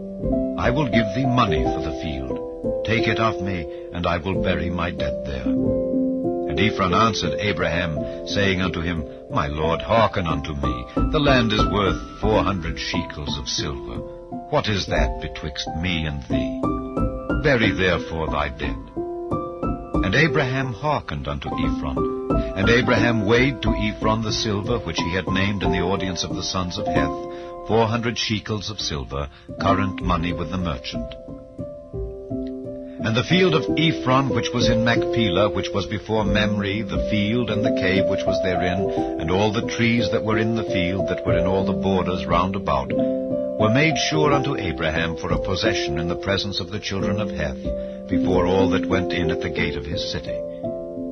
And after this, Abraham buried Sarah his wife in the cave of the field of Machpelah before Mamre, the same as Hebron in the land of Canaan. And the field and the cave that is therein were made sure unto Abraham for a possession of a burying place by the sons of Heth. Chapter 24. And Abraham was old and well stricken in age. And the Lord had blessed Abraham in all things. And Abraham said unto his eldest servant of his house, that ruled over all that he had, Put, I pray thee, thy hand under my thigh, and I will make thee swear by the Lord, the God of heaven and the God of the earth, that thou shalt not take a wife unto my son of the daughters of the Canaanites among whom I dwell, but thou shalt go unto my country and to my kindred, and take a wife unto my son Isaac. And the servant said unto him, Peradventure the woman will not be willing to follow me unto this land. Must I needs bring thy son again unto the land from whence thou camest? And Abraham said unto him, Beware thou that thou bring not my son thither again. The Lord God of heaven, which took me from my father's house, and from the land of my kindred, and which spake unto me, and that sware unto me, saying, Unto thy seed will I give this land, he shall send his angel before thee, and thou shalt take a wife unto my son from thence. And if the woman will not be willing to follow thee, then thou shalt be clear from this my oath. Only bring not my son thither again. And the servant put his hand under the thigh of Abraham his master, and sware to him concerning that matter. And the servant took 10 camels of the camels of his master, and departed, for all the goods of his master were in his hand. And he arose, and went to Mesopotamia, unto the city of Nahor. And he made his camels to kneel down without the city by a well of water at the time of the evening, even the time that women go out to draw water.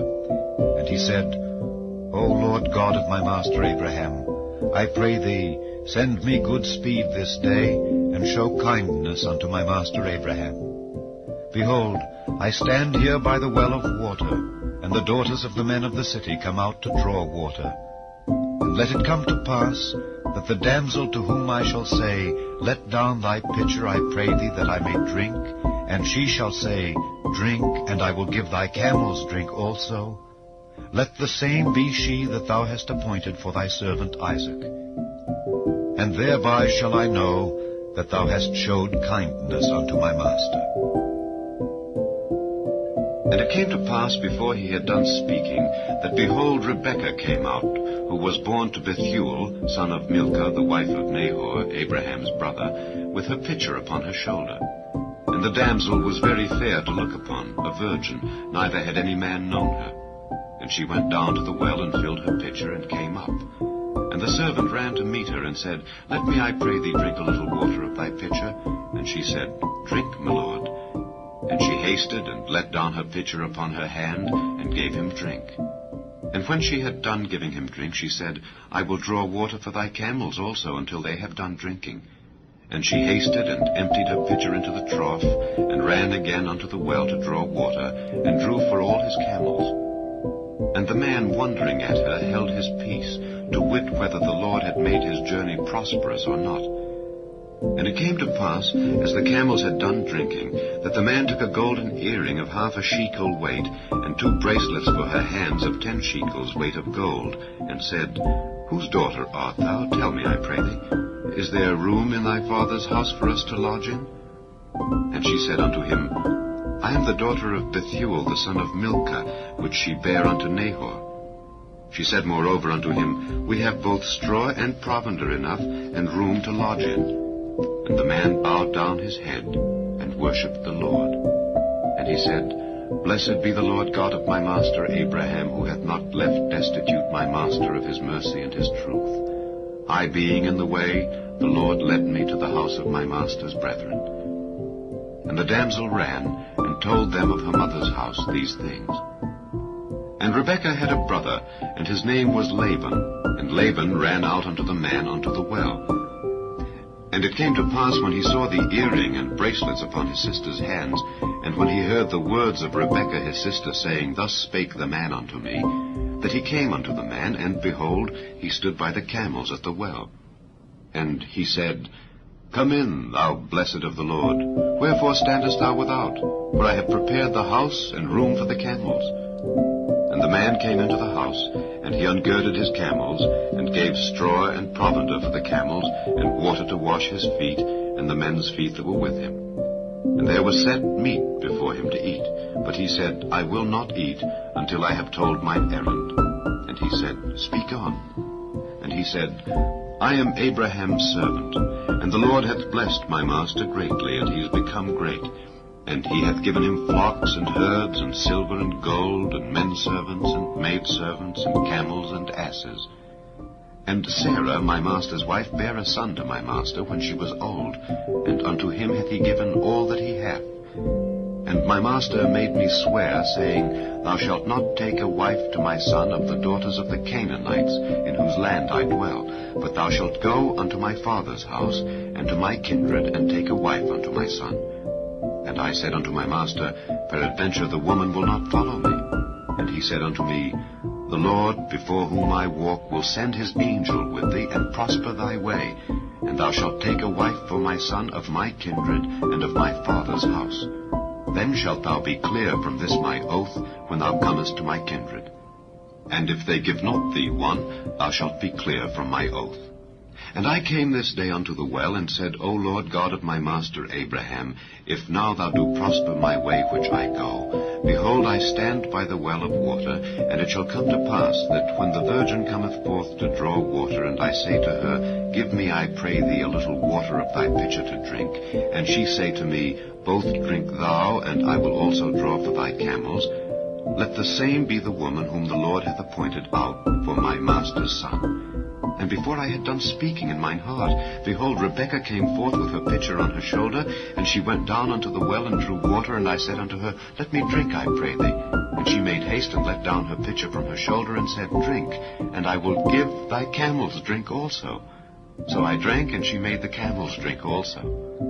And I asked her and said, Whose daughter art thou? And she said, The daughter of Bethuel, Nahor's son, whom Milcah bare unto him. And I put the earring upon her face, and the bracelets upon her hands. And I bowed down my head, and worshipped the Lord, and blessed the Lord God of my master Abraham, which had led me in the right way to take my master's brother's daughter unto his son. And now, if ye will deal kindly and truly with my master, tell me. And if not, tell me, that I may turn to the right hand or to the left. Then Laban and Bethuel answered and said, The thing proceedeth from the Lord. We cannot speak unto thee bad or good. Behold, Rebekah is before thee.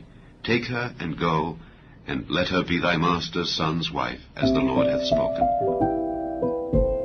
And it came to pass that when Abraham's servant heard their words, he worshipped the Lord, bowing himself to the earth. And the servant brought forth jewels of silver and jewels of gold and raiment, and gave them to Rebekah. He gave also to her brother and to her mother precious things. And they did eat and drink, he and the men that were with him, and tarried all night. And they rose up in the morning, and he said, Send me away unto my master. And her brother and her mother said, Let the damsel abide with us a few days, at least 10. After that she shall go. And he said unto them, Hinder me not, seeing the Lord hath prospered my way. Send me away, that I may go to my master. And they said, We will call the damsel, and inquire at her mouth. And they called Rebekah, and said unto her, Wilt thou go with this man? And she said, I will go. And they sent away Rebekah their sister, and her nurse, and Abraham's servant, and his men. And they blessed Rebekah, and said unto her, Thou art our sister. Be thou the mother of thousands of millions, and let thy seed possess the gate of those which hate them.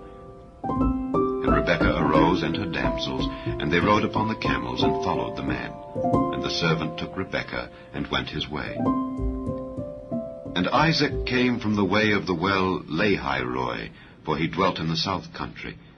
And Isaac went out to meditate in the field at the eventide, and he lifted up his eyes and saw, and behold, the camels were coming. And Rebekah lifted up her eyes, and when she saw Isaac, she lighted off the camel. For she had said unto the servant, What man is this that walketh in the field to meet us? And the servant had said, It is my master. Therefore she took a veil, and covered herself. And the servant told Isaac all things that he had done. And Isaac brought her into his mother Sarah's tent, and took Rebekah, and she became his wife. And he loved her. And Isaac was comforted after his mother's death. Chapter 25. Then again Abraham took a wife, and her name was Keturah. And she bare Zimran, and Jokshan, and Medan, and Midian, and Ishbak, and Shua. And Jokshan begat Sheba and Dedan. And the sons of Dedan were Ashurim, and Letushim, and Leammon. And the sons of Midian, Ephah, and Ephah, and Hanok, and Abida, and Eldaah. All these were the children of Keturah. And Abraham gave all that he had unto Isaac. But unto the sons of the concubines which Abraham had, Abraham gave gifts, and sent them away from Isaac his son, while he yet lived, eastward unto the east country. And these are the days of the years of Abraham's life which he lived, 160 years. Then Abraham gave up the ghost, and died in a good old age, an old man and full of years, and was gathered to his people. And his sons Isaac and Ishmael buried him in the cave of Machpelah, in the field of Ephron, the son of Zohar the Hittite, which is before Mamre, the field which Abraham purchased of the sons of Heth. There was Abraham buried, and Sarah his wife. And it came to pass after the death of Abraham, that God blessed his son Isaac, and Isaac dwelt by the well Lahairoi. Now these are the generations of Ishmael, Abraham's son, whom Hagar the Egyptian, Sarah's handmaid, bare unto Abraham. And these are the names of the sons of Ishmael, by their names according to their generations. The firstborn of Ishmael, Nebajoth, and Kedar, and Adbeel, and Mibsam, and Mishma, and Dumah, and Massa, Hadar, and Tema, Jeter, Naphish, and Kedemah. These are the sons of Ishmael, and these are their names by their towns and by their castles, 12 princes according to their nations. And these are the years of the life of Ishmael, 137 years. And he gave up the ghost and died, and was gathered unto his people. And they dwelt from Havilah unto Shur, that is before Egypt, as thou goest toward Assyria. And he died in the presence of all his brethren. And these are the generations of Isaac, Abraham's son. Abraham begat Isaac. And Isaac was 40 years old when he took Rebekah to wife, the daughter of Bethuel the Syrian of Padan Aram, the sister to Laban the Syrian. And Isaac entreated the Lord for his wife, because she was barren. And the Lord was entreated of him, and Rebekah his wife conceived. And the children struggled together within her, and she said, If it be so, why am I thus? And she went to inquire of the Lord. And the Lord said unto her, 2 nations are in thy womb, and 2 manner of people shall be separated from thy bowels. And the one people shall be stronger than the other people, and the elder shall serve the younger. And when her days to be delivered were fulfilled, behold, there were twins in her womb. And the first came out red, all over like an hairy garment, and they called his name Esau. And after that came his brother out, and his hand took hold on Esau's heel, and his name was called Jacob. And Isaac was 80 years old when she bare them. And the boys grew, and Esau was a cunning hunter, a man of the field, and Jacob was a plain man, dwelling in tents. And Isaac loved Esau because he did eat of his venison, but Rebekah loved Jacob. And Jacob sod pottage. And Esau came from the field, and he was faint. And Esau said to Jacob, Feed me, I pray thee, with that same red pottage, for I am faint. Therefore was his name called Edom. And Jacob said, Sell me this day thy birthright. And Esau said, Behold, I am at the point to die, and what profit shall this birthright do to me? And Jacob said, Swear to me this day.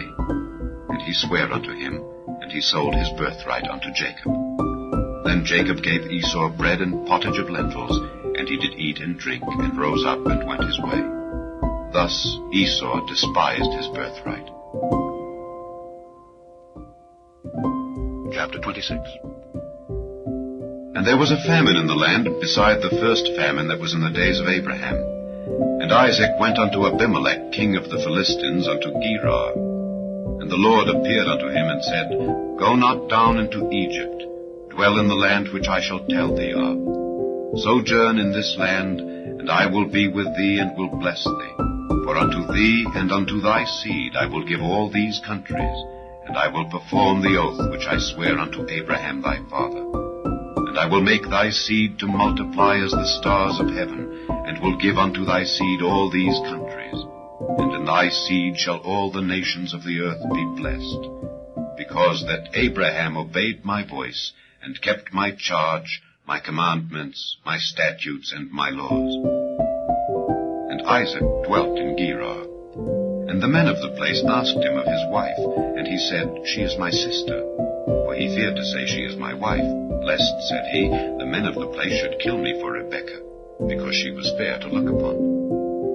And it came to pass, when he had been there a long time, that Abimelech, king of the Philistines, looked out at a window, and saw, and behold, Isaac was sporting with Rebekah his wife. And Abimelech called Isaac, and said, Behold, of a surety she is thy wife. And how saidst thou, She is my sister? And Isaac said unto him, because I said, lest I die for her. And Abimelech said, What is this thou hast done unto us? One of the people might likely have lain with thy wife, and thou shouldest have brought guiltiness upon us. And Abimelech charged all his people, saying, He that toucheth this man or his wife shall surely be put to death. Then Isaac sowed in that land, and received in the same year 100-fold. And the Lord blessed him. And the man waxed great, and went forward, and grew until he became very great. For he had possession of flocks, and possession of herds, and great store of servants. And the Philistines envied him. For all the wells which his father's servants had digged in the days of Abraham his father, the Philistines had stopped them, and filled them with earth. And Abimelech said unto Isaac, Go from us, for thou art much mightier than we. And Isaac departed thence, and pitched his tent in the valley of Gerar, and dwelt there. And Isaac digged again the wells of water which they had digged in the days of Abraham his father, for the Philistines had stopped them after the death of Abraham. And he called their names after the names by which his father had called them. And Isaac's servants digged in the valley, and found there a well of springing water. And the herdmen of Gerar did strive with Isaac's herdmen, saying, The water is ours. And he called the name of the well Esek, because they strove with him. And they digged another well, and strove for that also. And he called the name of it Sitnah. And he removed from thence, and digged another well, and for that they strove not. And he called the name of it Rehoboth. And he said, For now the Lord hath made room for us, and we shall be fruitful in the land. And he went up from thence to Beersheba. And the Lord appeared unto him the same night, and said, I am the God of Abraham thy father. Fear not, for I am with thee, and will bless thee, and multiply thy seed for my servant Abraham's sake. And he builded an altar there, and called upon the name of the Lord, and pitched his tent there. And there Isaac's servants digged a well. Then Abimelech went to him from Gerar, and Ahuzzath one of his friends, and Phicol the chief captain of his army. And Isaac said unto them, Wherefore come ye to me, seeing ye hate me, and have sent me away from you? And they said, We saw certainly that the Lord was with thee. And we said, Let there be now an oath betwixt us, even betwixt us and thee, and let us make a covenant with thee, that thou wilt do us no hurt, as we have not touched thee, and as we have done unto thee nothing but good, and have sent thee away in peace. Thou art now the blessed of the Lord. And he made them a feast, and they did eat and drink. And they rose up betimes in the morning, and sware one to another. And Isaac sent them away, and they departed from him in peace. And it came to pass the same day that Isaac's servants came, and told him concerning the well which they had digged, and said unto him, We have found water. And he called it Sheba. Therefore the name of the city is Beersheba unto this day. And Esau was 40 years old, when he took to wife Judith the daughter of Beeri the Hittite, and Bashemath the daughter of Elon the Hittite, which were a grief of mind unto Isaac and to Rebekah. Chapter 27. And it came to pass that when Isaac was old, and his eyes were dim, so that he could not see, he called Esau his eldest son, and said unto him, My son. And he said unto him, Behold, here am I. And he said, Behold, now I am old, I know not the day of my death. Now therefore take, I pray thee, thy weapons, thy quiver, and thy bow, and go out to the field, and take me some venison, and make me savory meat, such as I love, and bring it to me that I may eat, that my soul may bless thee before I die. And Rebekah heard when Isaac spake to Esau his son. And Esau went to the field to hunt for venison, and to bring it. And Rebekah spake unto Jacob her son, saying, Behold, I heard thy father speak unto Esau thy brother, saying, Bring me venison, and make me savory meat, that I may eat, and bless thee before the Lord before my death. Now therefore, my son, obey my voice according to that which I command thee. Go now to the flock, and fetch me from thence 2 good kids of the goats, and I will make them savory meat for thy father, such as he loveth, and thou shalt bring it to thy father, that he may eat, and that he may bless thee before his death. And Jacob said to Rebekah his mother, Behold, Esau my brother is a hairy man, and I am a smooth man. My father peradventure will feel me, and I shall seem to him as a deceiver, and I shall bring a curse upon me, and not a blessing. And his mother said unto him, Upon me be thy curse, my son. Only obey my voice, and go fetch me them. And he went and fetched, and brought them to his mother. And his mother made savory meat, such as his father loved. And Rebekah took goodly raiment of her eldest son Esau, which were with her in the house, and put them upon Jacob, her younger son. And she put the skins of the kids of the goats upon his hands, and upon the smooth of his neck. And she gave the savory meat and the bread which she had prepared into the hand of her son Jacob. And he came unto his father, and said, My father? And he said, Here am I. Who art thou, my son? And Jacob said unto his father, I am Esau thy firstborn. I have done according as thou badest me. Arise, I pray thee, sit and eat of my venison, that thy soul may bless me. And Isaac said unto his son, How is it that thou hast found it so quickly, my son? And he said, Because the Lord thy God brought it to me.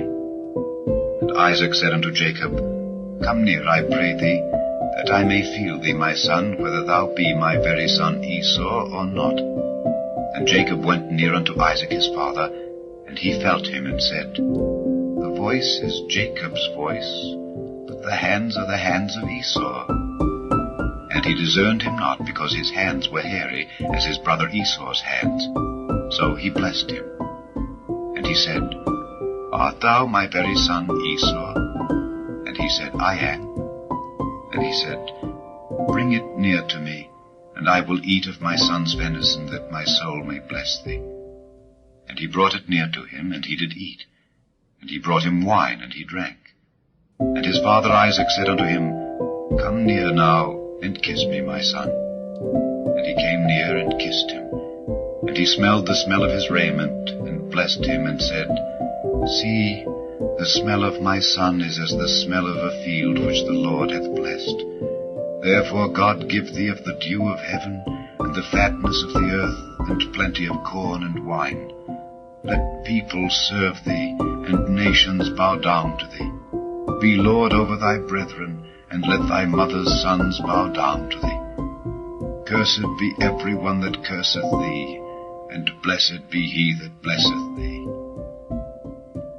And it came to pass, as soon as Isaac had made an end of blessing Jacob, and Jacob was yet scarce gone out from the presence of Isaac his father, that Esau his brother came in from his hunting.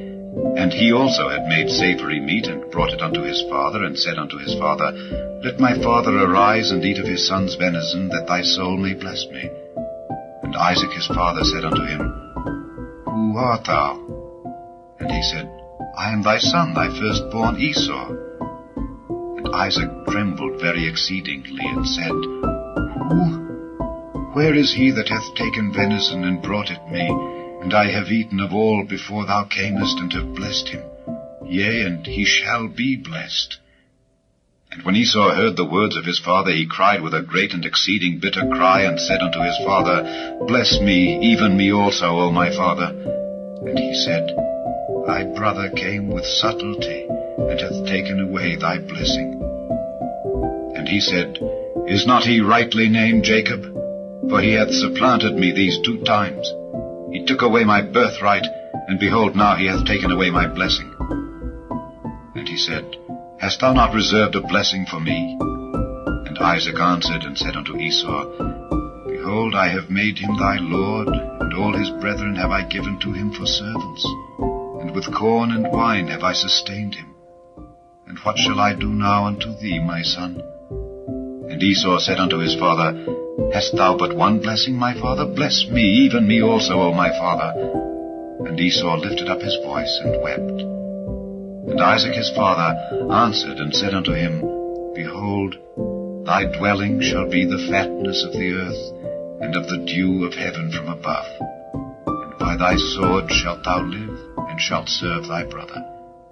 And it shall come to pass, when thou shalt have the dominion, that thou shalt break his yoke from off thy neck. And Esau hated Jacob because of the blessing wherewith his father blessed him. And Esau said in his heart, The days of mourning for my father are at hand. Then will I slay my brother Jacob. And these words of Esau her elder son were told to Rebekah. And she sent and called Jacob her younger son, and said unto him, Behold, thy brother Esau, as touching thee, doth comfort himself, purposing to kill thee. Now therefore, my son, obey my voice, and arise, flee thou to Laban my brother, to Haran, and tarry with him a few days, until thy brother's fury turn away, until thy brother's anger turn away from thee, and he forget that which thou hast done to him. Then I will send, and fetch thee from thence. Why should I be deprived also of you both in one day? And Rebekah said to Isaac, I am weary of my life because of the daughters of Heth. If Jacob take a wife of the daughters of Heth, such as these which are of the daughters of the land, what good shall my life do me? Chapter 28. And Isaac called Jacob, and blessed him, and charged him, and said unto him, Thou shalt not take a wife of the daughters of Canaan. Arise, go to Padan Aram, to the house of Bethuel thy mother's father, and take thee a wife from thence of the daughters of Laban thy mother's brother. And God Almighty bless thee, and make thee fruitful, and multiply thee, that thou mayest be a multitude of people.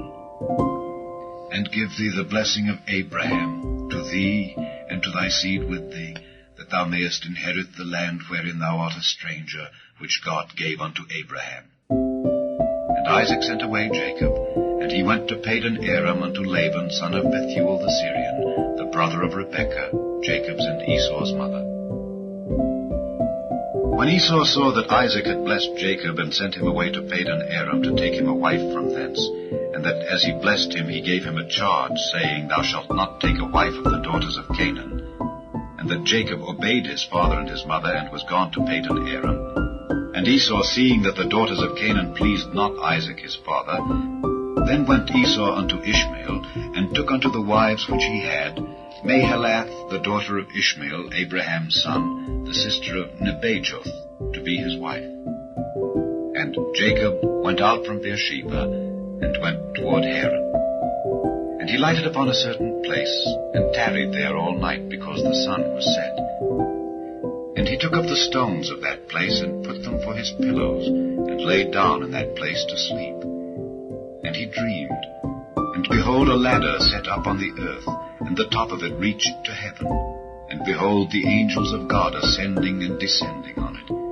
And behold, the Lord stood above it, and said, I am the Lord God of Abraham thy father, and the God of Isaac. The land whereon thou liest, to thee will I give it, and to thy seed. And thy seed shall be as the dust of the earth, and thou shalt spread abroad to the west, and to the east, and to the north, and to the south. And in thee and in thy seed shall all the families of the earth be blessed. And behold, I am with thee, and will keep thee in all places whither thou goest, and will bring thee again into this land. For I will not leave thee, until I have done that which I have spoken to thee of. And Jacob awaked out of his sleep, and he said, Surely the Lord is in this place, and I knew it not. And he was afraid, and said, How dreadful is this place! This is none other but the house of God, and this is the gate of heaven. And Jacob rose up early in the morning, and took the stone that he had put for his pillows, and set it up for a pillar, and poured oil upon the top of it. And he called the name of that place Bethel. But the name of that city was called Luz at the first. And Jacob vowed a vow, saying, If God will be with me, and will keep me in this way that I go, and will give me bread to eat, and raiment to put on, so that I come again to my father's house in peace, then shall the Lord be my God, and this stone which I have set for a pillar shall be God's house. And of all that thou shalt give me, I will surely give the 10th unto thee. Chapter 29. Then Jacob went on his journey, and came into the land of the people of the east.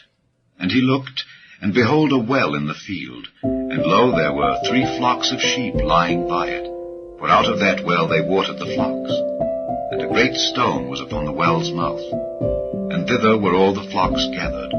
And they rolled the stone from the well's mouth, and watered the sheep, and put the stone again upon the well's mouth in his place. And Jacob said unto them, My brethren, whence be ye? And they said, Of Haran are we?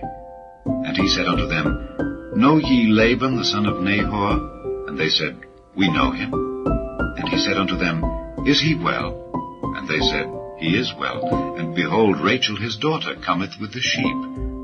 And he said, Lo, it is yet high day, neither is it time that the cattle should be gathered together. Water ye the sheep, and go and feed them.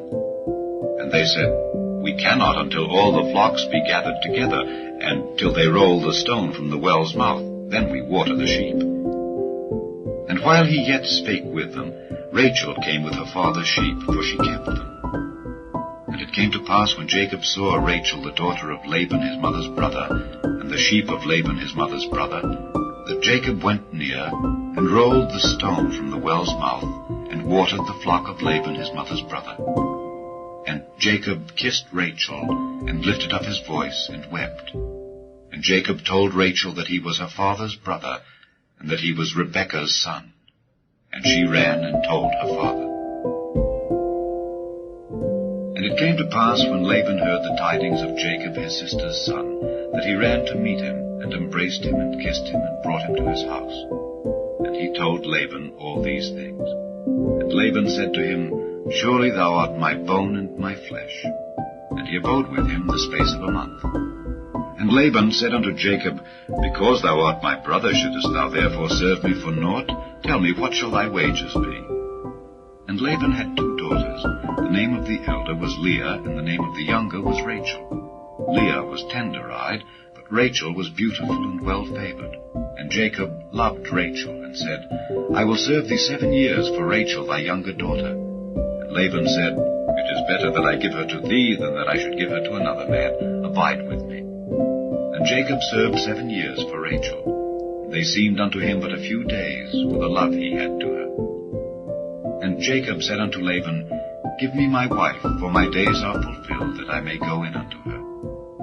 And Laban gathered together all the men of the place, and made a feast.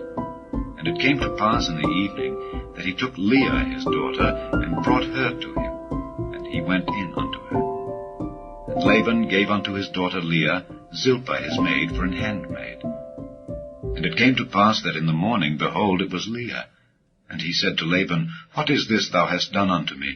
Did not I serve with thee for Rachel? Wherefore then hast thou beguiled me? And Laban said, It must not be so done in our country, to give the younger before the firstborn. Fulfill her week, and we will give thee this also for the service which thou shalt serve with me yet 7 other years. And Jacob did so, and fulfilled her week, and he gave him Rachel his daughter to wife also. And Laban gave to Rachel his daughter Bilhah his handmaid to be her maid. And he went in also unto Rachel, and he loved also Rachel more than Leah, and served with him yet 7 other years.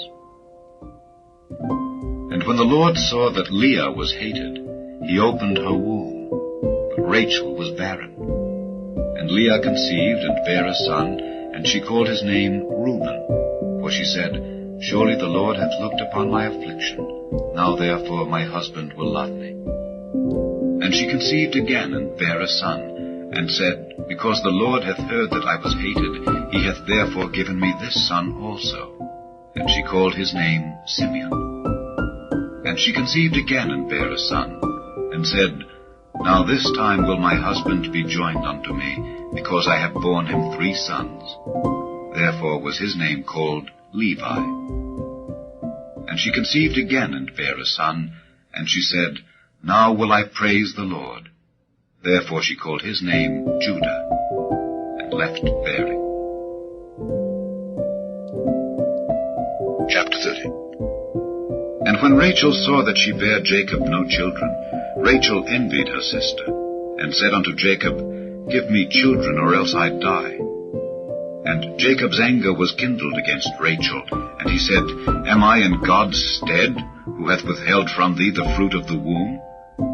And she said, Behold my maid Bilhah, go in unto her, and she shall bear upon my knees, that I may also have children by her.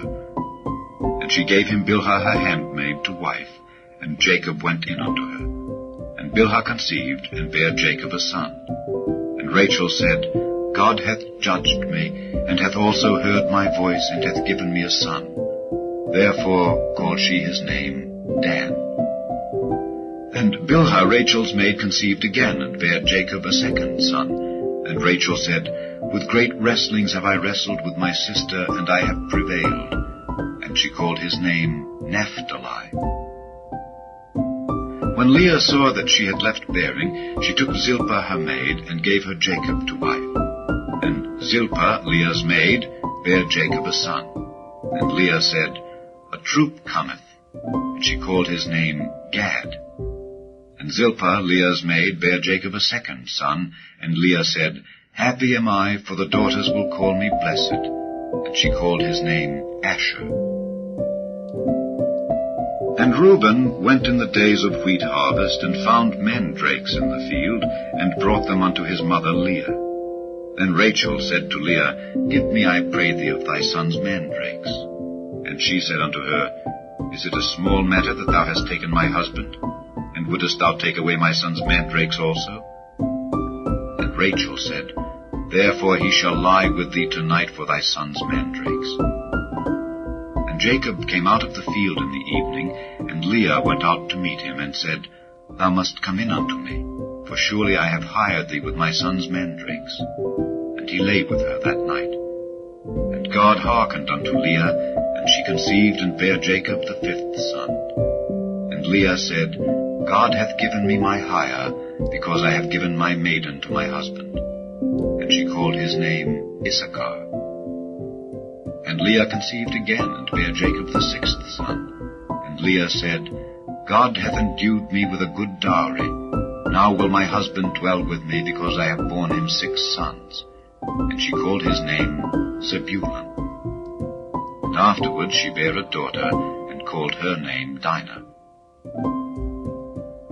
And God remembered Rachel, and God hearkened to her, and opened her womb. And she conceived and bare a son, and said, God hath taken away my reproach. And she called his name Joseph, and said, The Lord shall add to me another son. And it came to pass, when Rachel had borne Joseph, that Jacob said unto Laban, Send me away, that I may go unto mine own place, and to my country. Give me my wives and my children, for whom I have served thee, and let me go, for thou knowest my service which I have done thee. And Laban said unto him, I pray thee, if I have found favor in thine eyes, tarry, for I have learned by experience that the Lord hath blessed me for thy sake. And he said, Appoint me thy wages, and I will give it. And he said unto him, Thou knowest how I have served thee, and how thy cattle was with me. For it was little which thou hadst before I came, and it is now increased unto a multitude. And the Lord hath blessed thee since my coming, and now when shall I provide for mine own house also? And he said, What shall I give thee? And Jacob said, Thou shalt not give me anything. If thou wilt do this thing for me, I will again feed and keep thy flock. I will pass through all thy flock today, removing from thence all the speckled and spotted cattle, and all the brown cattle among the sheep, and the spotted and speckled among the goats, and of such shall be my hire. So shall my righteousness answer for me in time to come, when it shall come for my hire before thy face. Every one that is not speckled and spotted among the goats, and brown among the sheep, that shall be counted stolen with me. And Laban said, Behold, I would it might be according to thy word. And he removed that day the he-goats that were ring-straked and spotted, and all the she-goats that were speckled and spotted, and every one that had some white in it, and all the brown among the sheep, and gave them into the hand of his sons. And he set 3 days' journey betwixt himself and Jacob fed the rest of Laban's flocks. And Jacob took him rods of green poplar, and of the hazel and chestnut tree, and filled white strakes in them, and made the white appear which was in the rods. And he set the rods which he had pilled before the flocks in the gutters and the watering troughs when the flocks came to drink, that they should conceive when they came to drink. And the flocks conceived before the rods, and brought forth cattle ring-straked, speckled, and spotted. And And Jacob did separate the lambs, and set the faces of the flocks toward the ring-straked, and all the brown in the flock of Laban. And he put his own flocks by themselves, and put them not unto Laban's cattle. And it came to pass, whensoever the stronger cattle did conceive, that Jacob laid the rods before the eyes of the cattle in the gutters, that they might conceive among the rods. But when the cattle were feeble, he put them not in. So the feebler were Laban's, and the stronger Jacob's. And the man increased exceedingly, and had much cattle, and maidservants, and menservants, and camels, and asses. Chapter 31.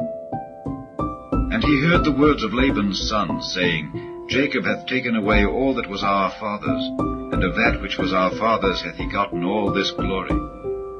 And Jacob beheld the countenance of Laban, and behold, it was not toward him as before.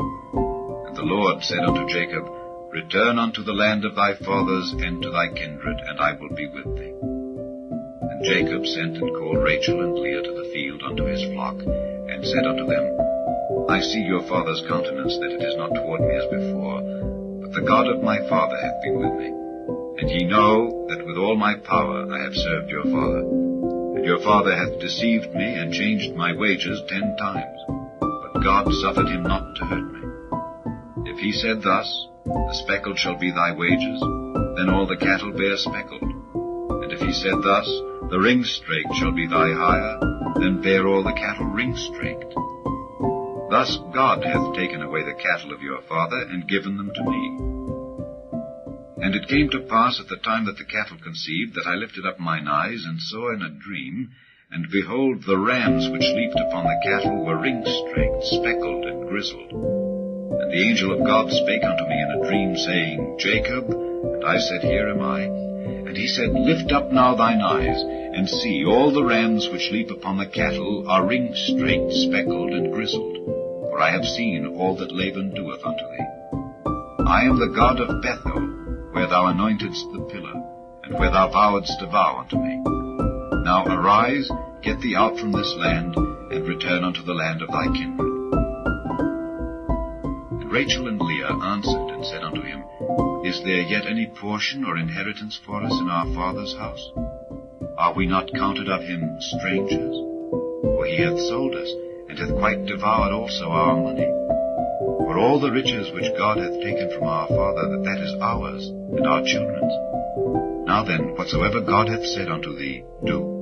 Then Jacob rose up, and set his sons and his wives upon camels. And he carried away all his cattle, and all his goods which he had gotten, the cattle of his getting, which he had gotten in Padan Aram, for to go to Isaac his father in the land of Canaan. And Laban went to shear his sheep, and Rachel had stolen the images that were her father's. And Jacob stole away unawares to Laban the Syrian, in that he told him not that he fled. So he fled with all that he had, and he rose up and passed over the river, and set his face toward the Mount Gilead. And it was told Laban on the 3rd day that Jacob was fled. And he took his brethren with him, and pursued after him 7 days' journey, and they overtook him in the Mount Gilead. And God came to Laban the Syrian in a dream by night, and said unto him, Take heed that thou speak not to Jacob either good or bad. Then Laban overtook Jacob. Now Jacob had pitched his tent in the mount, and Laban with his brethren pitched in the mount of Gilead. And Laban said to Jacob, What hast thou done, that thou hast stolen away unawares to me, and carried away my daughters as captives taken with the sword? Wherefore didst thou flee away secretly, and steal away from me, and didst not tell me, that I might have sent thee away with mirth, and with songs, with tabret, and with harp, and hast not suffered me to kiss my sons and my daughters? Thou hast now done foolishly in so doing. It is in the power of my hand to do you hurt. But the God of your father spake unto me yesternight, saying, Take thou heed that thou speak not to Jacob either good or bad. And now, though thou wouldest needs be gone, because thou sore longedst after thy father's house, yet wherefore hast thou stolen my gods? And Jacob answered and said to Laban, Because I was afraid. For I said, Peradventure thou wouldest take by force thy daughters from me. With whomsoever thou findest thy gods, let him not live.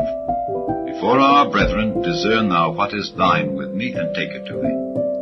For Jacob knew not that Rachel had stolen them. And Laban went into Jacob's tent, and into Leah's tent, and into the 2 maidservants' tents, but he found them not. Then went he out of Leah's tent, and entered into Rachel's tent. Now Rachel had taken the images, and put them in the camel's furniture, and sat upon them. And Laban searched all the tent, but found them not. And she said to her father, Let it not displease my lord that I cannot rise up before thee, for the custom of women is upon me. And he searched, but found not the images. And Jacob was wroth, and chode with Laban. And Jacob answered and said to Laban, What is my trespass? What is my sin, that thou hast so hotly pursued after me? Whereas thou hast searched all my stuff, what hast thou found of all thy household stuff? Set it here before my brethren and thy brethren, that they may judge betwixt us both. This 20 years have I been with thee. Thy ewes and thy she-goats have not cast their young, and the rams of thy flock have I not eaten. That which was torn of beasts I brought not unto thee, I bear the loss of it. Of my hand didst thou require it, whether stolen by day or stolen by night. Thus I was, in the day the drought consumed me, and the frost by night, and my sleep departed from mine eyes. Thus have I been 20 years in thy house. I served thee 14 years for thy 2 daughters, and 6 years for thy cattle, and thou hast changed my wages 10 times. Except the God of my father, the God of Abraham, and the fear of Isaac, had been with me, surely thou hadst sent me away now empty. God hath seen mine affliction, and the labor of my hands, and rebuked thee yesternight. And Laban answered and said unto Jacob, These daughters are my daughters, and these children are my children, and these cattle are my cattle, and all that thou seest is mine. And what can I do this day unto these my daughters, or unto their children which they have borne? Now therefore come thou, let us make a covenant, I and thou, and let it be for a witness between me and thee. And Jacob took a stone, and set it up for a pillar. And Jacob said unto his brethren, Gather stones. And they took stones, and made an heap, and they did eat there upon the heap. And Laban called it Jegar-sahadutha, but Jacob called it Galeed. And Laban said, This heap is a witness between me and thee this day. Therefore was the name of it called Galeed. And Mizpah, for he said, The Lord watch between me and thee, when we are absent one from another. If thou shalt afflict my daughters, or if thou shalt take other wives beside my daughters, no man is with us. See, God is witness betwixt me and thee. And Laban said to Jacob, Behold this heap, and behold this pillar, which I have cast betwixt me and thee.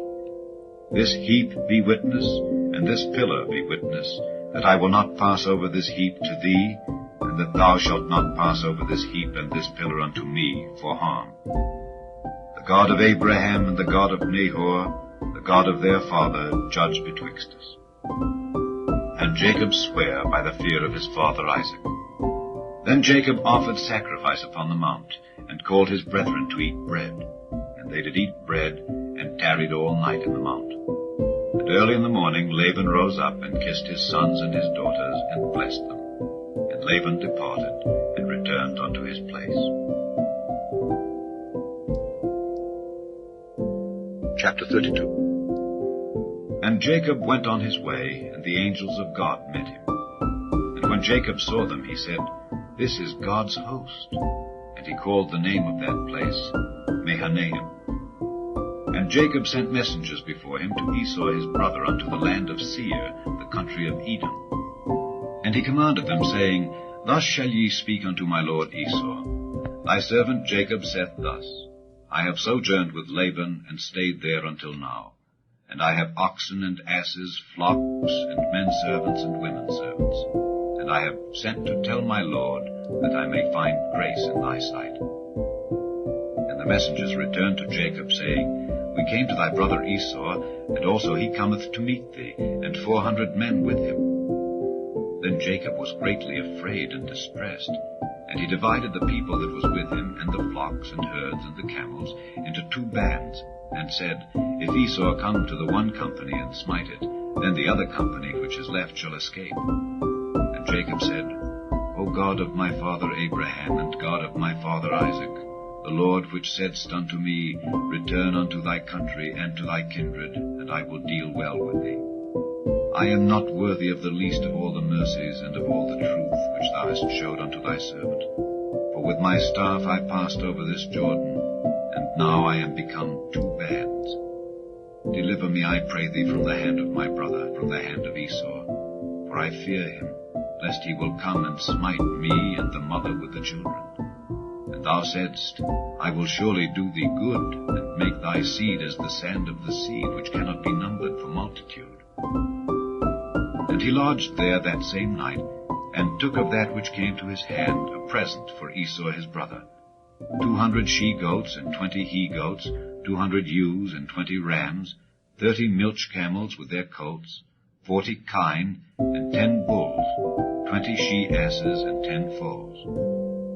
And he delivered them into the hand of his servants, every drove by themselves, and said unto his servants, Pass over before me, and put a space betwixt drove and drove. And he commanded the foremost, saying, When Esau my brother meeteth thee, and asketh thee, saying, Whose art thou, and whither goest thou, and whose are these before thee? Then thou shalt say, They be thy servant Jacob's. It is a present sent unto my lord Esau. And behold, also he is behind us. And so commanded he the second and the third, and all that followed the drove, saying, On this manner shall ye speak unto Esau when ye find him. And say ye moreover, Behold, thy servant Jacob is behind us. For he said, I will appease him with the present that goeth before me, and afterward I will see his face. Peradventure he will accept of me. So went the present over before him, and himself lodged that night in the company. And he rose up that night, and took his 2 wives, and his 2 women servants, and his 11 sons, and passed over the ford Jabbok. And he took them, and sent them over the brook, and sent over that he had. And Jacob was left alone. And there wrestled a man with him until the breaking of the day. And when he saw that he prevailed not against him, he touched the hollow of his thigh, and the hollow of Jacob's thigh was out of joint as he wrestled with him. And he said, Let me go, for the day breaketh. And he said, I will not let thee go, except thou bless me. And he said unto him, What is thy name? And he said, Jacob. And he said, Thy name shall be called no more Jacob, but Israel. For as a prince hast thou power with God and with men, and hast prevailed. And Jacob asked him and said, Tell me, I pray thee, thy name. And he said, Wherefore is it that thou dost ask after my name? And he blessed him there. And Jacob called the name of the place Peniel, for I have seen God face to face, and my life is preserved. And as he passed over Peniel, the sun rose upon him, and he halted upon his thigh. Therefore the children of Israel eat not of the sinew which shrank, which is upon the hollow of the thigh unto this day, because he touched the hollow of Jacob's thigh in the sinew that shrank. Chapter 33. And Jacob lifted up his eyes and looked, and behold, Esau came, and with him 400 men. And he divided the children unto Leah and unto Rachel, and unto the 2 handmaids. And he put the handmaids and their children foremost, and Leah and her children after, and Rachel and Joseph hindermost. And he passed over before them, and bowed himself to the ground 7 times, until he came near to his brother. And Esau ran to meet him, and embraced him, and fell on his neck, and kissed him, and they wept. And he lifted up his eyes, and saw the women and the children, and said, Who are those with thee? And he said, The children which God hath graciously given thy servant. Then the handmaidens came near, they and their children, and they bowed themselves. And Leah also with her children came near, and bowed themselves. And after came Joseph near, and Rachel, and they bowed themselves. And he said, What meanest thou by all this drove which I met? And he said, These are to find grace in the sight of my Lord. And Esau said, I have enough, my brother. Keep that thou hast unto thyself. And Jacob said, Nay, I pray thee, if now I have found grace in thy sight, then receive my present at my hand. For therefore I have seen thy face, as though I had seen the face of God, and thou wast pleased with me. Take, I pray thee, my blessing that is brought to thee, because God hath dealt graciously with me, and because I have enough. And he urged him, and he took him. And he said, Let us take our journey, and let us go, and I will go before thee. And he said unto him, My Lord knoweth that the children are tender, and the flocks and herds with young are with me, and if men should overdrive them one day, all the flock will die. Let my Lord, I pray thee, pass over before his servant, and I will lead on softly, according as the cattle that goeth before me, and the children be able to endure, until I come unto my Lord, unto Seir. And Esau said, Let me now leave with thee some of the folk that are with me. And he said, What needeth it? Let me find grace in the sight of my Lord. So Esau returned that day on his way unto Seir. And Jacob journeyed to Succoth, and built him an house, and made booths for his cattle. Therefore the name of the place is called Succoth. And Jacob came to Shalem, a city of Shechem, which is in the land of Canaan, when he came from Padan Aram, and pitched his tent before the city. And he bought a parcel of a field, where he had spread his tent, at the hand of the children of Hamor, Shechem's father, for 100 pieces of money. And he erected there an altar, and called it El Elohi Israel. Chapter 34. And Dinah the daughter of Leah, which she bare unto Jacob, went out to see the daughters of the land. And when Shechem the son of Hamor the Hivite, prince of the country, saw her, he took her, and lay with her, and defiled her.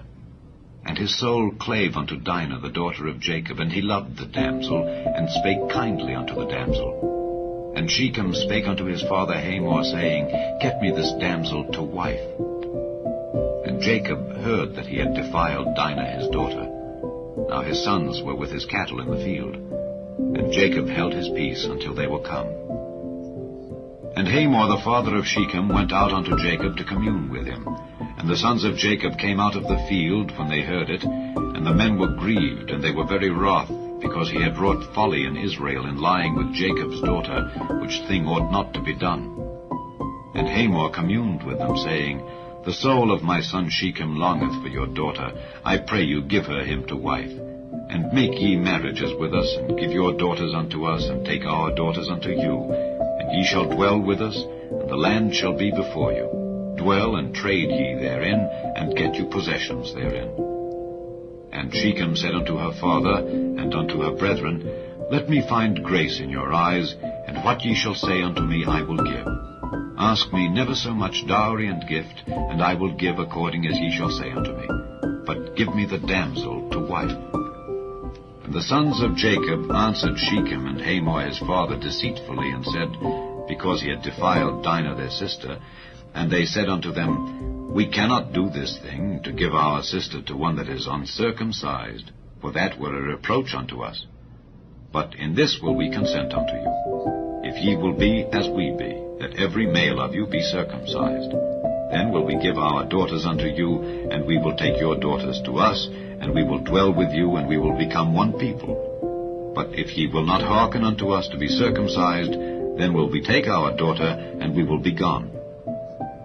And their words pleased Hamor, and Shechem Hamor's son. And the young man deferred not to do the thing, because he had delight in Jacob's daughter, and he was more honorable than all the house of his father. And Hamor and Shechem his son came unto the gate of their city, and communed with the men of their city, saying, These men are peaceable with us, therefore let them dwell in the land, and trade therein. For the land, behold, it is large enough for them. Let us take their daughters to us for wives, and let us give them our daughters. Only herein will the men consent unto us, for to dwell with us, to be one people. If every male among us be circumcised, as they are circumcised, shall not their cattle and their substance and every beast of theirs be ours? Only let us consent unto them, and they will dwell with us.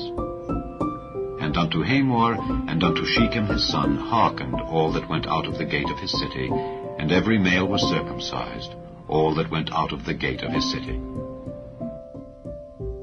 And it came to pass on the third day, when they were sore, that two of the sons of Jacob, Simeon and Levi, Dinah's brethren, took each man his sword, and came upon the city boldly, and slew all the males. And they slew Hamor and Shechem his son with the edge of the sword, and took Dinah out of Shechem's house, and went out. The sons of Jacob came upon the slain, and spoiled the city, because they had defiled their sister. They took their sheep, and their oxen, and their asses, and that which was in the city, and that which was in the field, and all their wealth. And all their little ones and their wives took they captive, and spoiled even all that was in the house. And Jacob said to Simeon and Levi, Ye have troubled me, to make me to stink among the inhabitants of the land, among the Canaanites and the Perizzites. And I, being few in number, they shall gather themselves together against me, and slay me, and I shall be destroyed, I and my house. And they said, Should he deal with our sister as with an harlot? Chapter 35. And God said unto Jacob, Arise, go up to Bethel, and dwell there, and make there an altar unto God that appeared unto thee when thou fleddest from the face of Esau thy brother. Then Jacob said unto his household, and to all that were with him, Put away the strange gods that are among you, and be clean, and change your garments. And let us arise and go up to Bethel, and I will make there an altar unto God, who answered me in the day of my distress, and was with me in the way which I went.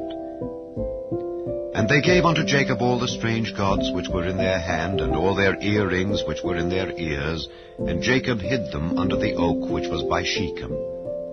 And they journeyed, and the terror of God was upon the cities that were round about them, and they did not pursue after the sons of Jacob. So Jacob came to Luz, which is in the land of Canaan, that is, Bethel, he and all the people that were with him. And he built there an altar, and called the place El Bethel, because there God appeared unto him when he fled from the face of his brother. But Deborah, Rebekah's nurse, died, and she was buried beneath Bethel under an oak, and the name of it was called Allon-Bacuth. And God appeared unto Jacob again when he came out of Padan Aram, and blessed him. And God said unto him, Thy name is Jacob. Thy name shall not be called any more Jacob, but Israel shall be thy name. And he called his name Israel. And God said unto him, I am God Almighty. Be fruitful and multiply. A nation and a company of nations shall be of thee, and kings shall come out of thy loins. And the land which I gave Abraham and Isaac, to thee I will give it, and to thy seed after thee will I give the land. And God went up from him in the place where he talked with him. And Jacob set up a pillar in the place where he talked with him, even a pillar of stone. And he poured a drink offering thereon, and he poured oil thereon. And Jacob called the name of the place where God spake with him, Bethel. And they journeyed from Bethel, and there was but a little way to come to Ephrath. And Rachel travailed, and she had hard labor. And it came to pass, when she was in hard labor, that the midwife said unto her, Fear not, thou shalt have this son also. And it came to pass, as her soul was in departing, for she died, that she called his name Benoni, but his father called him Benjamin. And Rachel died, and was buried in the way to Ephrath, which is Bethlehem. And Jacob set a pillar upon her grave, that is the pillar of Rachel's grave unto this day. And Israel journeyed, and spread his tent beyond the tower of Edar.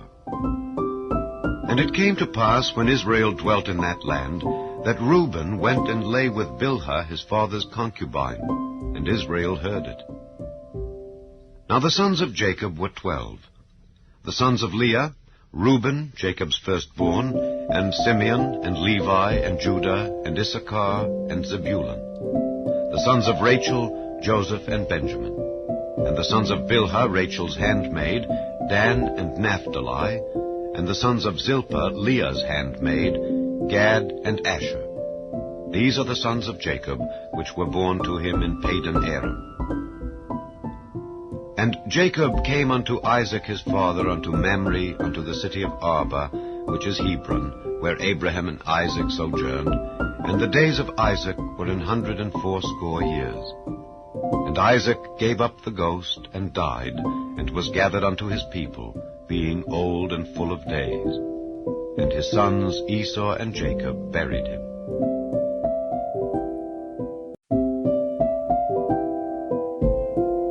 Chapter 18. And the Lord appeared unto him in the plains of Mamre, and he sat in the tent door in the heat of the day. And he lifted up his eyes and looked, and lo, 3 men stood by him.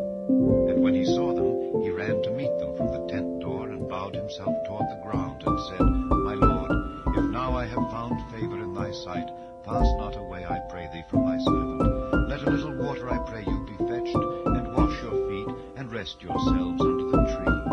And I will fetch a morsel of bread, and comfort ye your hearts. After that ye shall pass on.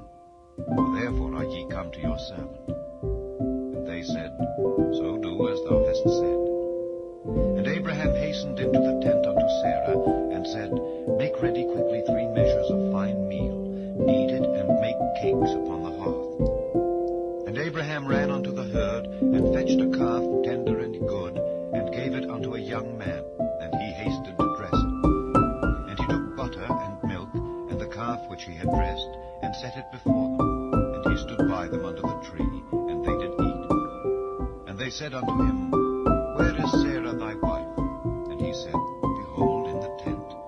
And he said, I will certainly return unto thee according to the time of life. And lo, Sarah thy wife shall have a son. And Sarah heard it in the tent door which was behind him. Now Abraham and Sarah were old and well stricken in age, and it ceased to be with Sarah after the manner of women. Therefore Sarah laughed within herself, saying, After I am waxed old shall I have pleasure, my Lord being old also? And the Lord said unto Abraham, Wherefore did Sarah laugh, saying, Shall I of a surety bear a child which am old? Is anything too hard for the Lord? At the time appointed I will return unto thee, according to the time of life, and Sarah shall have a son. Then Sarah denied, saying, I laughed not, for she was afraid. And he said, Nay, but thou didst laugh. And the men rose up from thence, and looked toward Sodom. And Abraham went with them to bring them on the way. And the Lord said, Shall I hide from Abraham that thing which I do, seeing that Abraham shall surely become a great and mighty nation, and all the nations of the earth shall be blessed in him? For I know him, that he will command his children and his household after him, and they shall keep the way of the Lord, to do justice and judgment, that the Lord may bring upon Abraham that which he hath spoken of him. And the Lord said, Because the cry of Sodom and Gomorrah is great, and because their sin is very grievous, I will go down now and see whether they have done altogether according to the cry of it which is come unto me. And if not, I will know. And the men turned their faces from thence, and went toward Sodom. But Abraham stood yet before the Lord. And Abraham drew near and said, Wilt thou also destroy the righteous with the wicked? Peradventure there be 50 righteous within the city. Wilt thou also destroy and not spare the place for the 50 righteous that are therein? That be far from thee to do after this manner, to slay the righteous with the wicked, and that the righteous should be as the wicked that be far from thee. Shall not the judge of all the earth do right? And the Lord said, If I find in Sodom 50 righteous within the city, then I will spare all the place for their sakes. And Abraham answered and said, Behold, now I have taken upon me to speak unto the Lord, which am but dust and ashes. Peradventure there shall lack 5 of the 50 righteous. Wilt thou destroy all the city for lack of 5? And he said, If I find there 40 and 5, I will not destroy it. And he spake unto him yet again, and said, Peradventure there shall be 40 found there. And he said, I will not do it for 40's sake. he said unto him, O let not the Lord be angry, and I will speak. Peradventure there shall 30 be found there. And he said, I will not do it, if I find 30 there. And he said, Behold, now I have taken upon me to speak unto the Lord. Peradventure there shall be 20 found there. And he said, I will not destroy it for 20's sake. And he said, O let not the Lord be angry, and I will speak yet but this once. Peradventure 10 shall be found there. And he said, I will not destroy it for 10's sake. And the Lord went his way as soon as he had left communing with Abraham, and Abraham returned unto his place. Chapter 19. And there came 2 angels to Sodom at even, and Lot sat in the gate of Sodom. And Lot, seeing them, rose up to meet them. And he bowed himself with his face toward the ground. And he said, Behold now, my lords, turn in, I pray you, into your servant's house, and tarry all night, and wash your feet, and ye shall rise up early, and go on your ways. And they said, Nay, but we will abide in the street all night. And he pressed upon them greatly. And they turned in unto him, and entered into his house.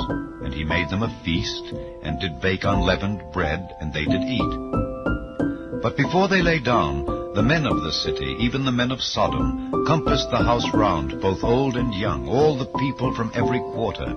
And they called unto Lot, and said unto him, Where are the men which came into thee this night? Bring them out unto us, that we may know them. And Lot went out at the door unto them, and shut the door after him, and said, I pray you, brethren, do not so wickedly. Behold now, I have 2 daughters which have not known man. Let me, I pray you, bring them out unto you, and do ye to them as is good in your eyes. Only unto these men do nothing, for therefore came they under the shadow of my roof. And they said, Stand back. And they said again, This one fellow came in to sojourn, and he will needs be a judge. Now will we deal worse with thee than with them. And they pressed sore upon the man, even Lot, and came near to break the door. But the men put forth their hand, and pulled Lot into the house to them, and shut to the door. And they smote the men that were at the door of the house with blindness, both small and great, so that they wearied themselves to find the door. And the men said unto Lot, Hast thou here any besides?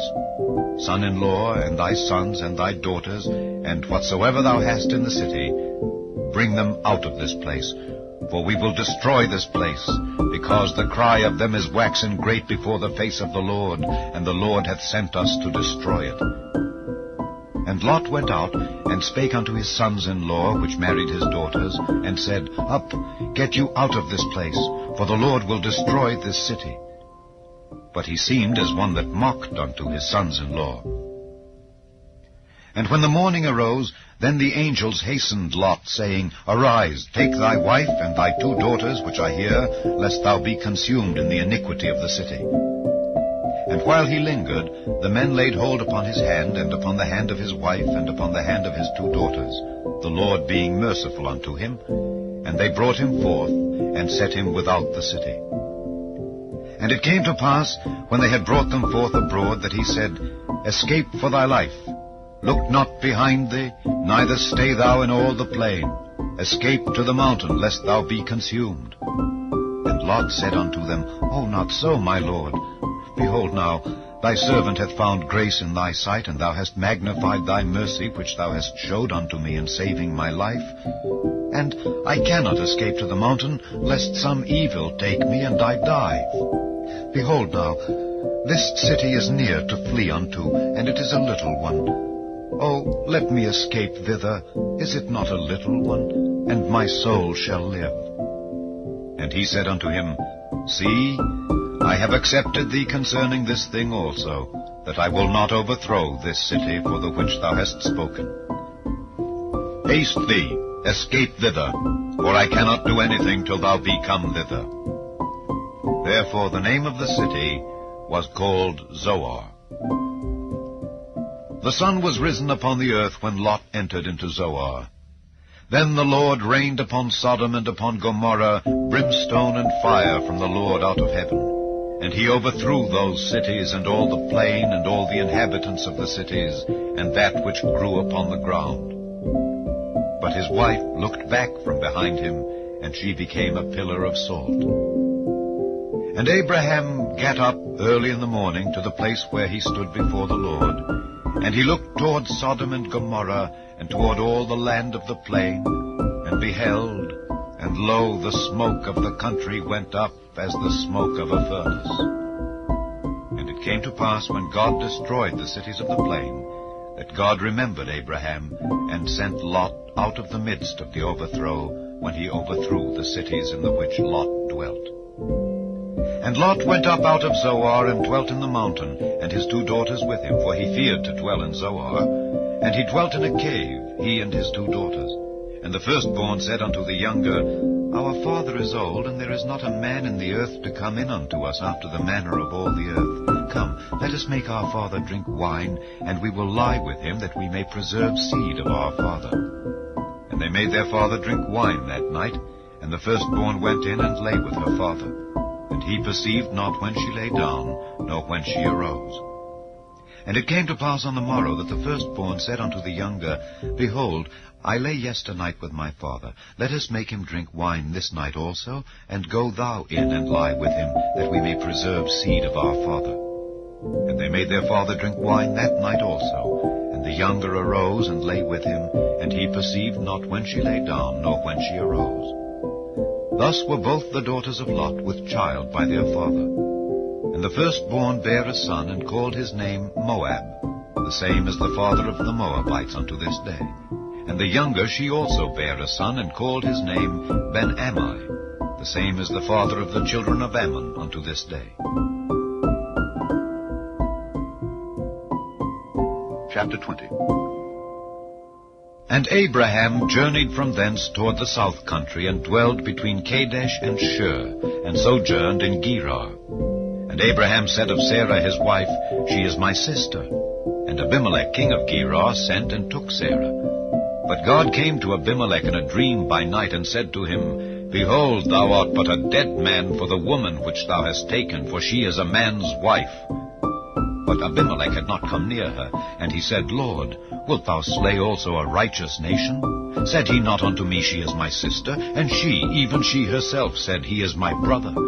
In the integrity of my heart and innocency of my hands have I done this.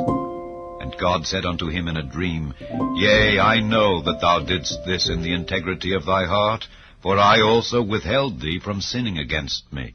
Therefore suffered I thee not to touch her. Now therefore restore the man his wife, for he is a prophet, and he shall pray for thee, and thou shalt live. And if thou restore her not, know thou that thou shalt surely die, thou and all that are thine. Therefore Abimelech rose early in the morning, and called all his servants, and told all these things in their ears. And the men were sore afraid. Then Abimelech called Abraham, and said unto him, What hast thou done unto us? And what have I offended thee, that thou hast brought on me and on my kingdom a great sin? Thou hast done deeds unto me that ought not to be done. And Abimelech said unto Abraham, What sawest thou that thou hast done this thing? And Abraham said, Because I thought, surely the fear of God is not in this place, and they will slay me for my wife's sake. And yet indeed she is my sister. She is the daughter of my father, but not the daughter of my mother, and she became my wife. And it came to pass, when God caused me to wander from my father's house, that I said unto her, This is thy kindness which thou shalt show unto me. At every place whither we shall come, say of me, He is my brother. And Abimelech took sheep and oxen and men servants and women servants, and gave them unto Abraham, and restored him Sarah his wife. And Abimelech said, Behold, my land is before thee, dwell where it pleaseth thee.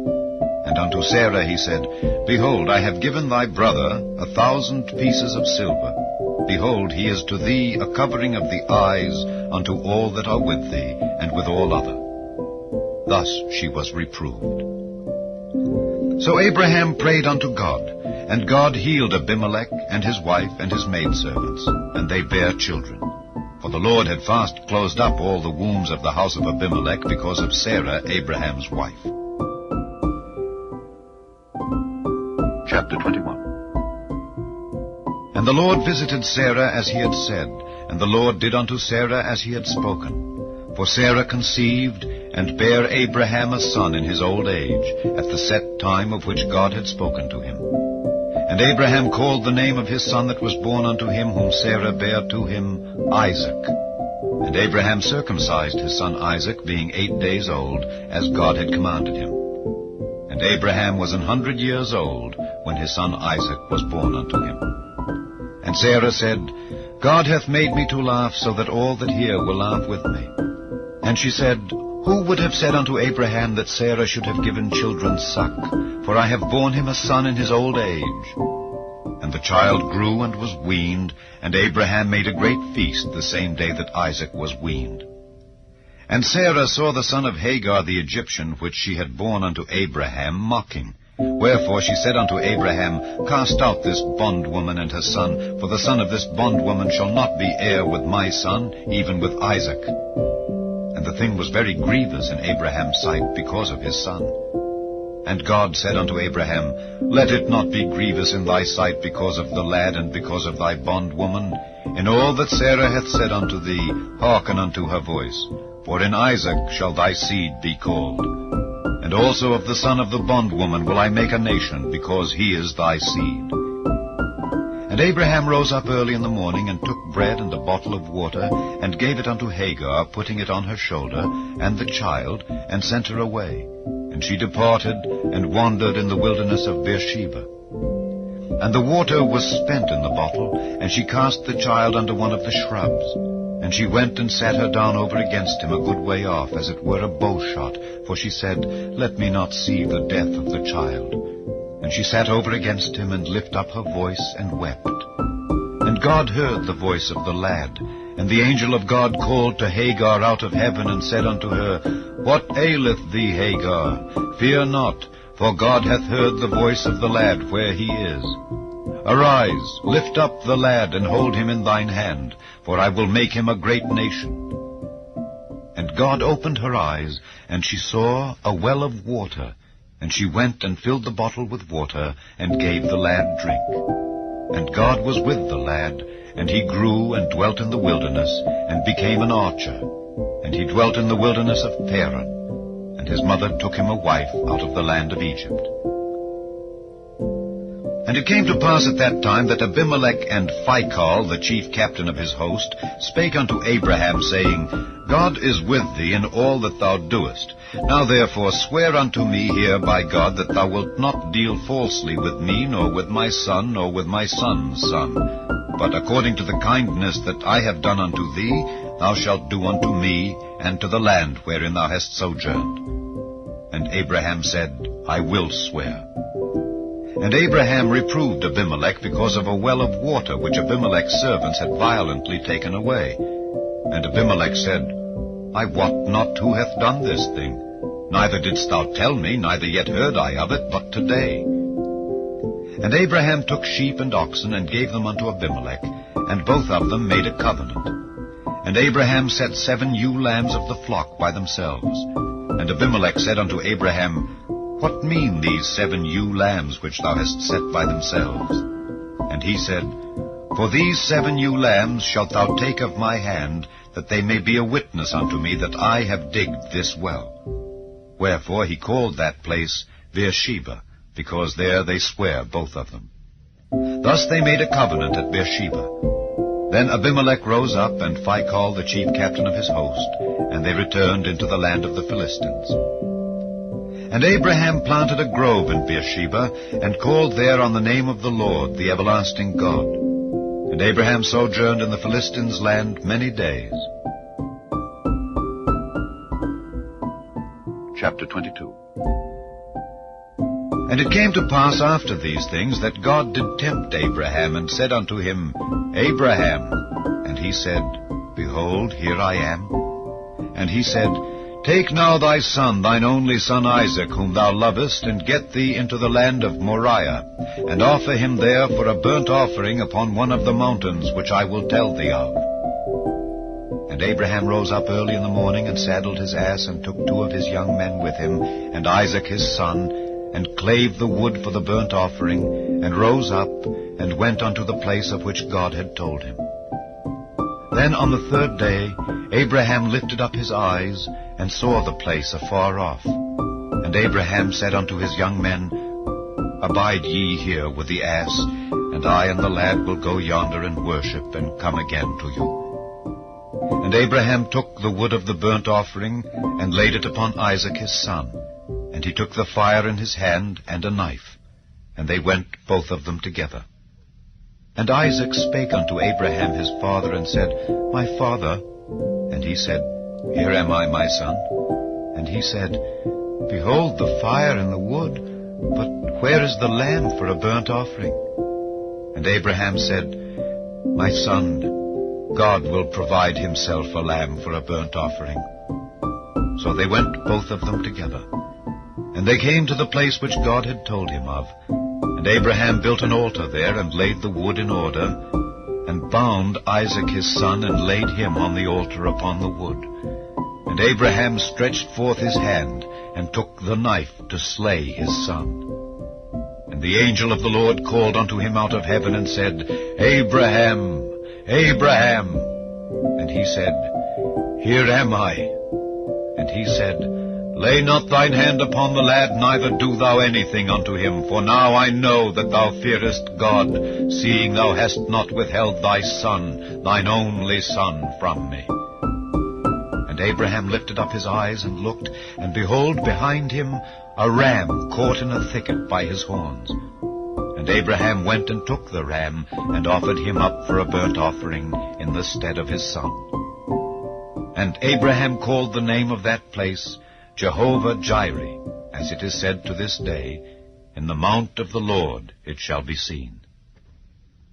And the angel of the Lord called unto Abraham out of heaven the 2nd time, and said, By myself have I sworn, saith the Lord, for because thou hast done this thing, and hast not withheld thy son, thine only son, that in blessing I will bless thee, and in multiplying I will multiply thy seed as the stars of the heaven, and as the sand which is upon the seashore, and thy seed shall possess the gate of his enemies.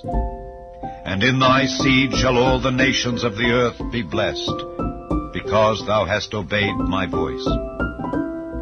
So Abraham returned unto his young men, and they rose up and went together to Beersheba, and Abraham dwelt at Beersheba.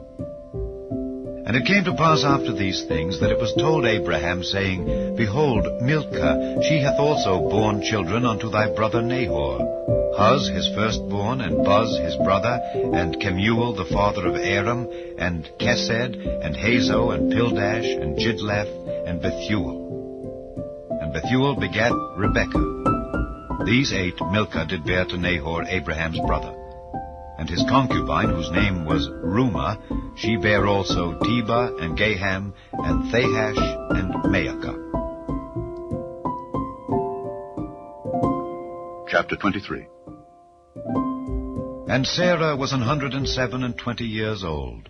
These were the years of the life of Sarah. And Sarah died in Kirjath Arba, the same as Hebron in the land of Canaan. And Abraham came to mourn for Sarah, and to weep for her.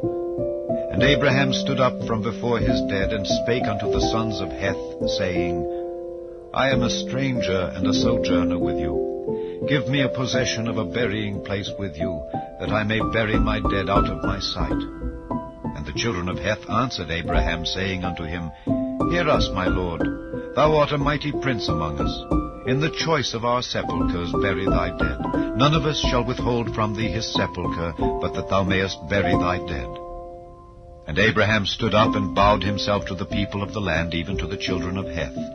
And he communed with them, saying, If it be your mind that I should bury my dead out of my sight, hear me, and entreat for me to Ephron the son of Zohar, that he may give me the cave of Machpelah, which he hath, which is in the end of his field.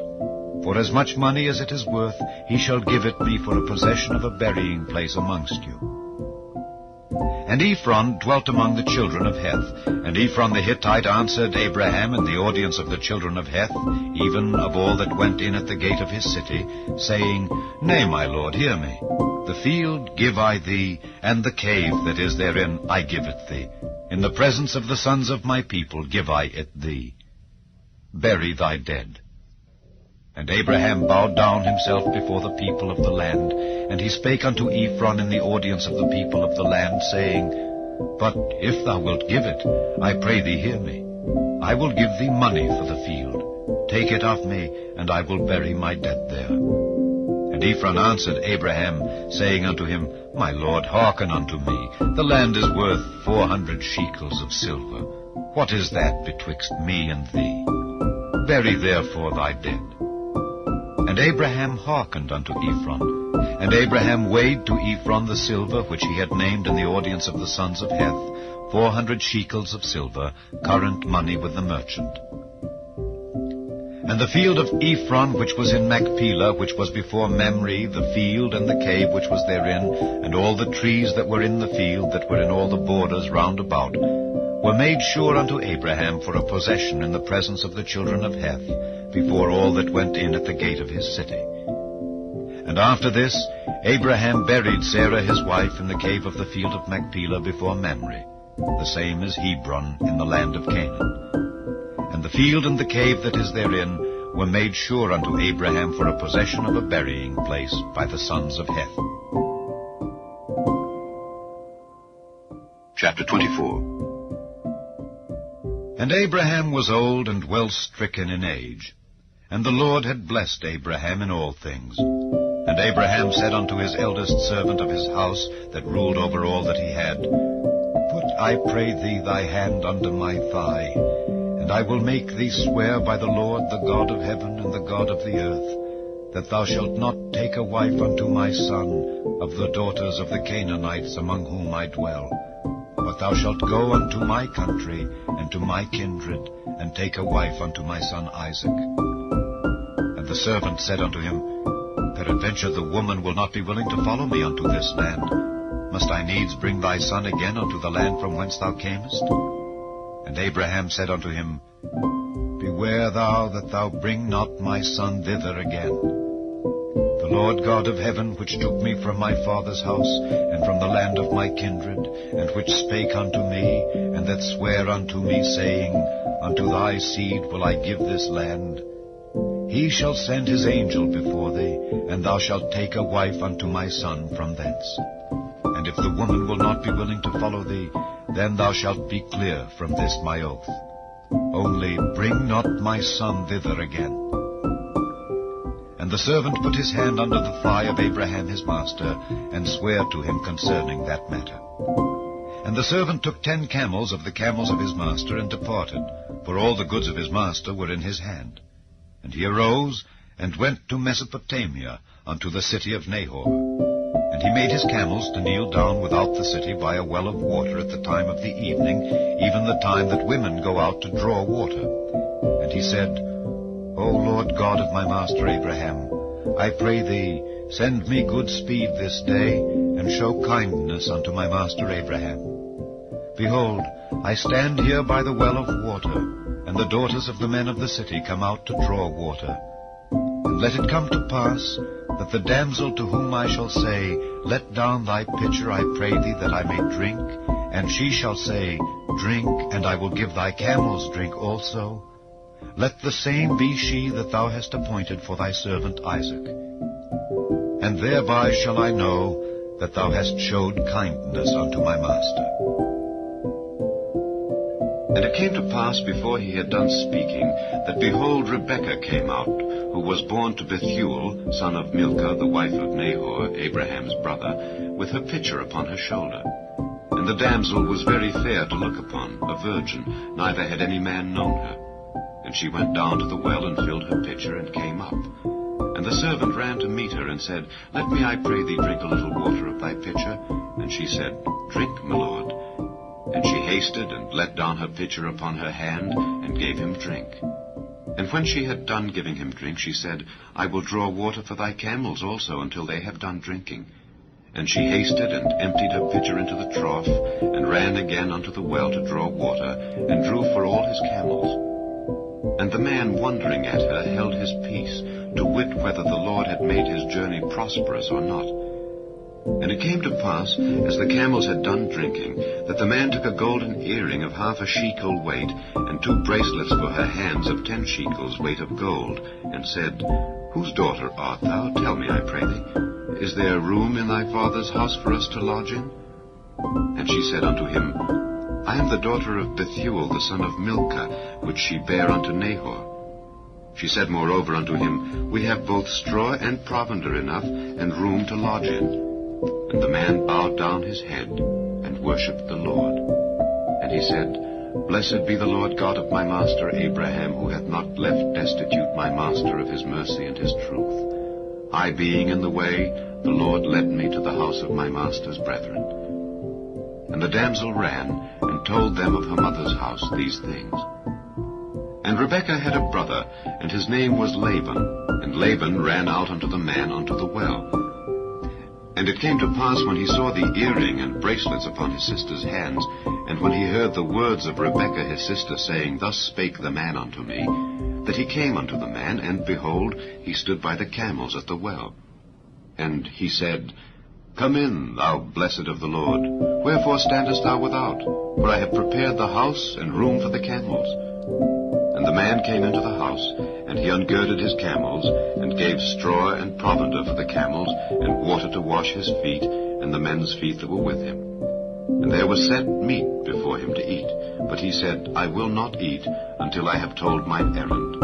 And he said, Speak on. And he said, I am Abraham's servant, and the Lord hath blessed my master greatly, and he is become great. And he hath given him flocks and herds, and silver and gold, and men servants, and maid servants, and camels and asses. And Sarah, my master's wife, bare a son to my master when she was old, and unto him hath he given all that he hath. And my master made me swear, saying, Thou shalt not take a wife to my son of the daughters of the Canaanites, in whose land I dwell, but thou shalt go unto my father's house, and to my kindred, and take a wife unto my son.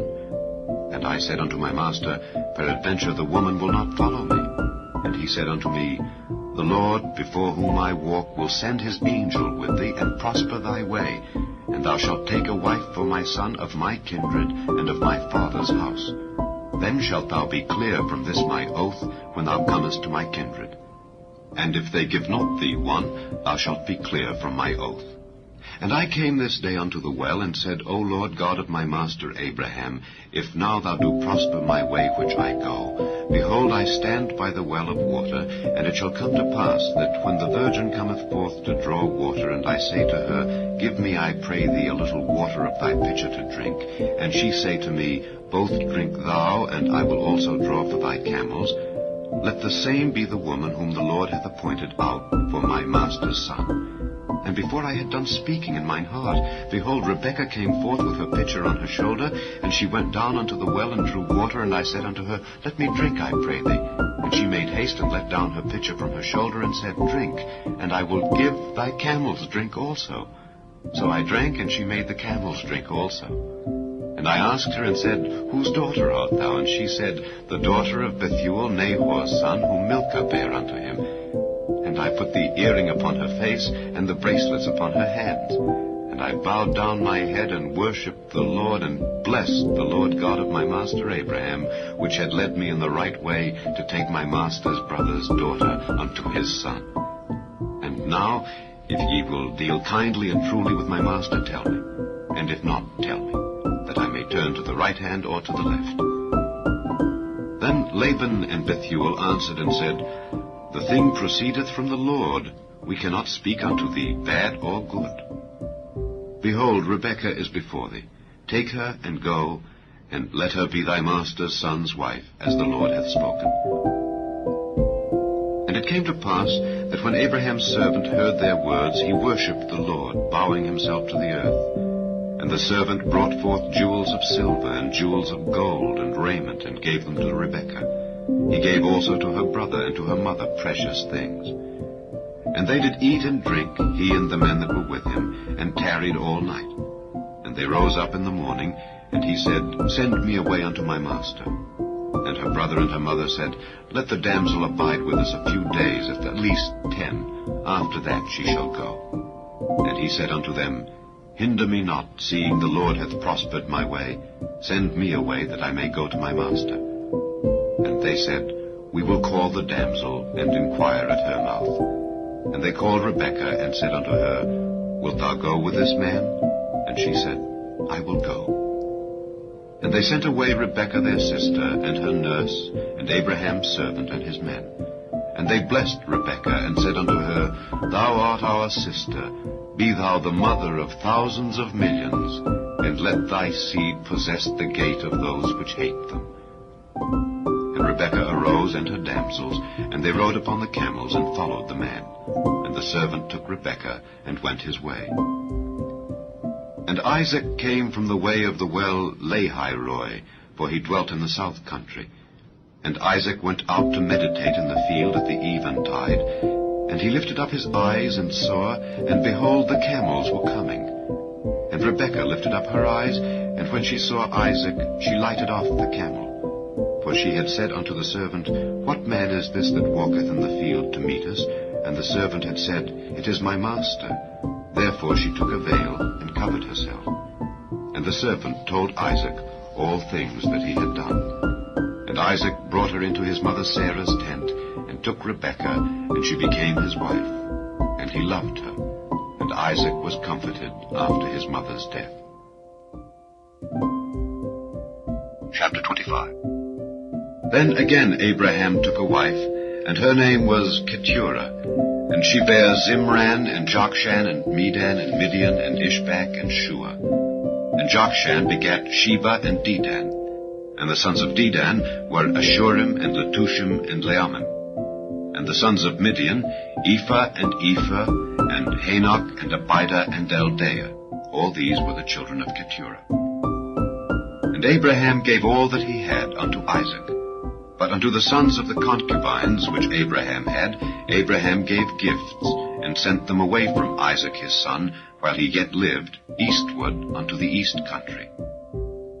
And these are the days of the years of Abraham's life which he lived, 160 years. Then Abraham gave up the ghost, and died in a good old age, an old man and full of years, and was gathered to his people.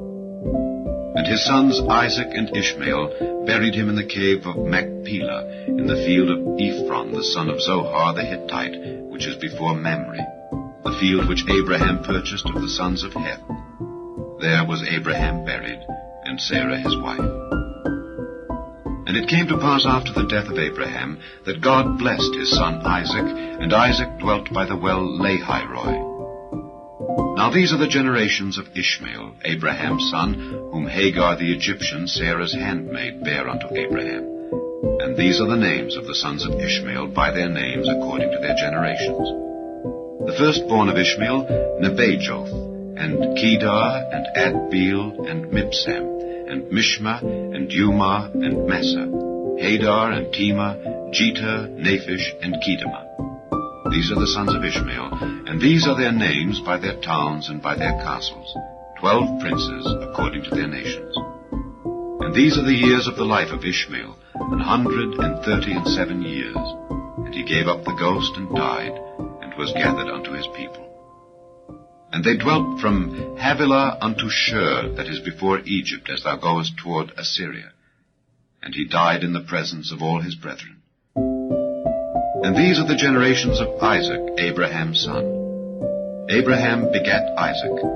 And Isaac was 40 years old when he took Rebekah to wife, the daughter of Bethuel the Syrian of Padan Aram, the sister to Laban the Syrian. And Isaac entreated the Lord for his wife, because she was barren. And the Lord was entreated of him, and Rebekah his wife conceived. And the children struggled together within her, and she said, If it be so, why am I thus? And she went to inquire of the Lord. And the Lord said unto her, 2 nations are in thy womb, and 2 manner of people shall be separated from thy bowels. And the one people shall be stronger than the other people, and the elder shall serve the younger. And when her days to be delivered were fulfilled, behold, there were twins in her womb. And the first came out red, all over like an hairy garment, and they called his name Esau. And after that came his brother out, and his hand took hold on Esau's heel, and his name was called Jacob. And Isaac was 80 years old when she bare them. And the boys grew, and Esau was a cunning hunter, a man of the field, and Jacob was a plain man, dwelling in tents. And Isaac loved Esau because he did eat of his venison, but Rebekah loved Jacob. And Jacob sod pottage, and Esau came from the field, and he was faint. And Esau said to Jacob, Feed me, I pray thee, with that same red pottage, for I am faint. Therefore was his name called Edom.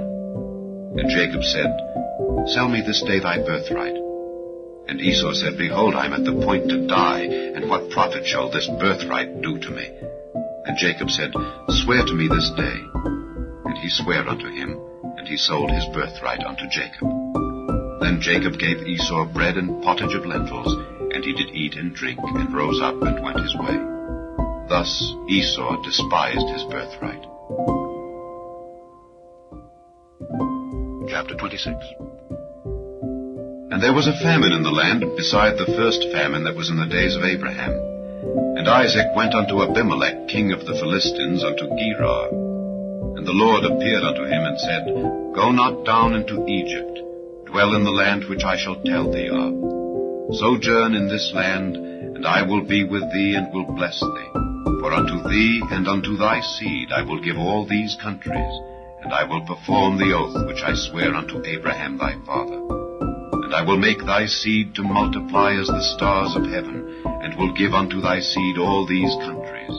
And in thy seed shall all the nations of the earth be blessed, because that Abraham obeyed my voice, and kept my charge, my commandments, my statutes, and my laws. And Isaac dwelt in Gerar. And the men of the place asked him of his wife, and he said, She is my sister. For he feared to say, She is my wife, lest, said he, the men of the place should kill me for Rebekah, because she was fair to look upon.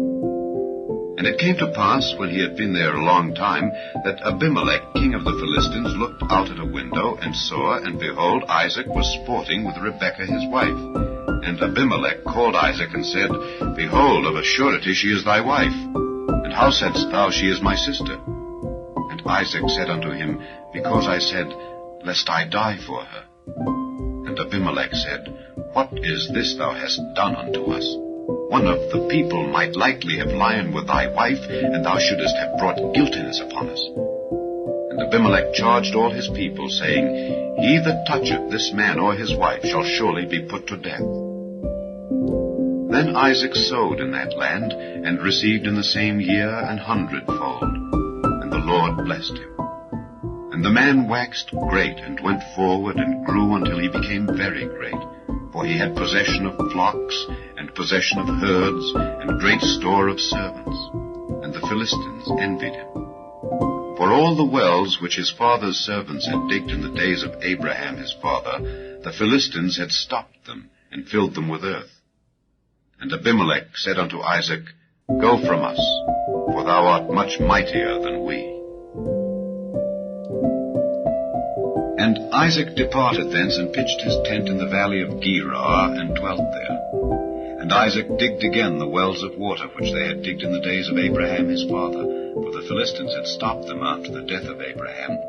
And he called their names after the names by which his father had called them. And Isaac's servants digged in the valley, and found there a well of springing water. And the herdmen of Gerar did strive with Isaac's herdmen, saying, The water is ours. And he called the name of the well Esek, because they strove with him.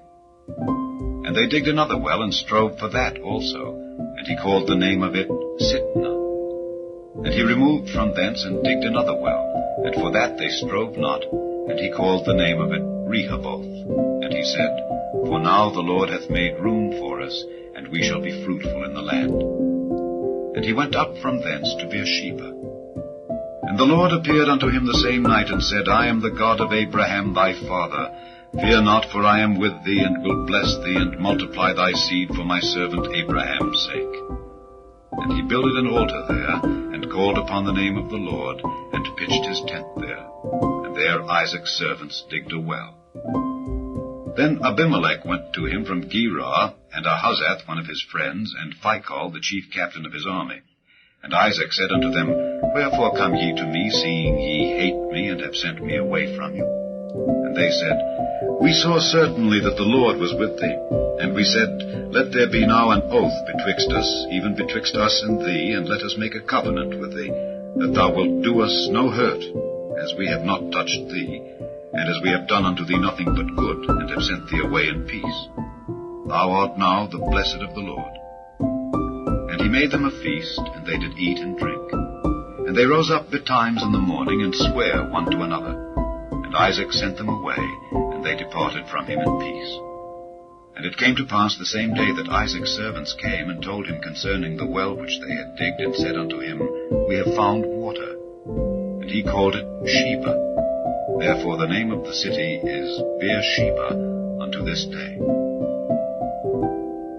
And Esau was 40 years old, when he took to wife Judith the daughter of Beeri the Hittite, and Bashemath the daughter of Elon the Hittite, which were a grief of mind unto Isaac and to Rebekah.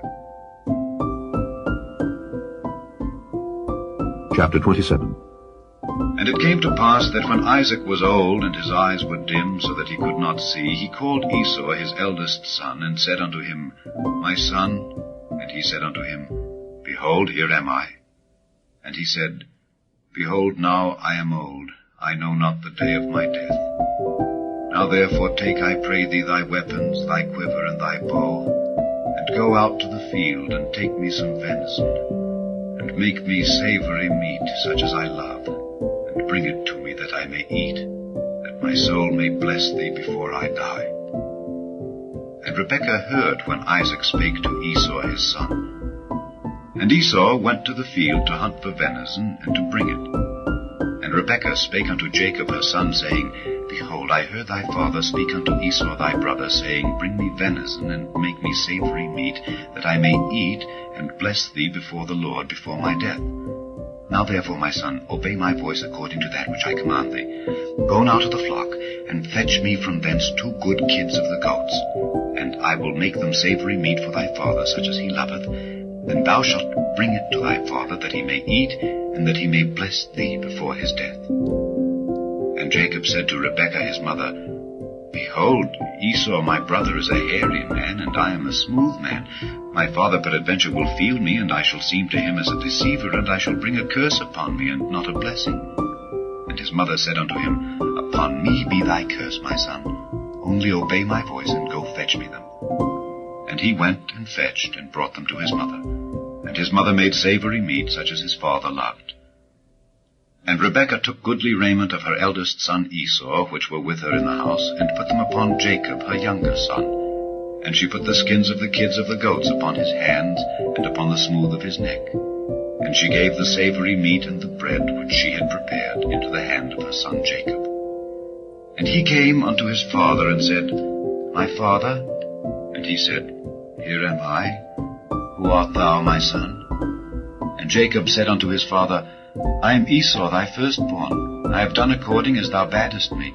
Arise, I pray thee, sit and eat of my venison, that thy soul may bless me. And Isaac said unto his son, How is it that thou hast found it so quickly, my son? And he said, Because the Lord thy God brought it to me. And Isaac said unto Jacob, Come near, I pray thee, that I may feel thee, my son, whether thou be my very son Esau or not. And Jacob went near unto Isaac his father, and he felt him, and said, The voice is Jacob's voice, but the hands are the hands of Esau. And he discerned him not, because his hands were hairy, as his brother Esau's hands. So he blessed him. And he said, Art thou my very son Esau? And he said, I am. And he said, Bring it near to me, and I will eat of my son's venison, that my soul may bless thee. And he brought it near to him, and he did eat. And he brought him wine, and he drank. And his father Isaac said unto him, Come near now, and kiss me, my son. And he came near and kissed him. And he smelled the smell of his raiment, and blessed him, and said, See, the smell of my son is as the smell of a field which the Lord hath blessed. Therefore God give thee of the dew of heaven, and the fatness of the earth, and plenty of corn and wine. Let people serve thee, and nations bow down to thee.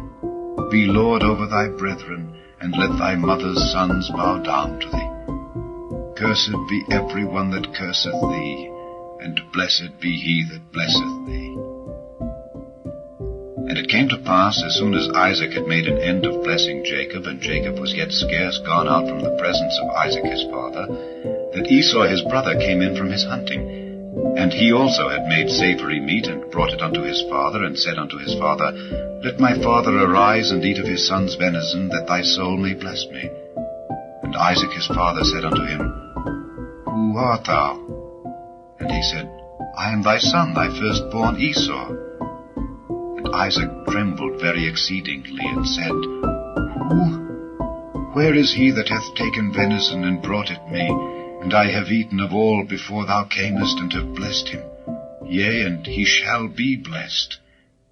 And when Esau heard the words of his father, he cried with a great and exceeding bitter cry, and said unto his father, Bless me, even me also, O my father. And he said, Thy brother came with subtlety, and hath taken away thy blessing. And he said, Is not he rightly named Jacob? For he hath supplanted me these 2 times. He took away my birthright, and behold, now he hath taken away my blessing. And he said, Hast thou not reserved a blessing for me? And Isaac answered and said unto Esau, Behold, I have made him thy lord, and all his brethren have I given to him for servants, and with corn and wine have I sustained him. And what shall I do now unto thee, my son?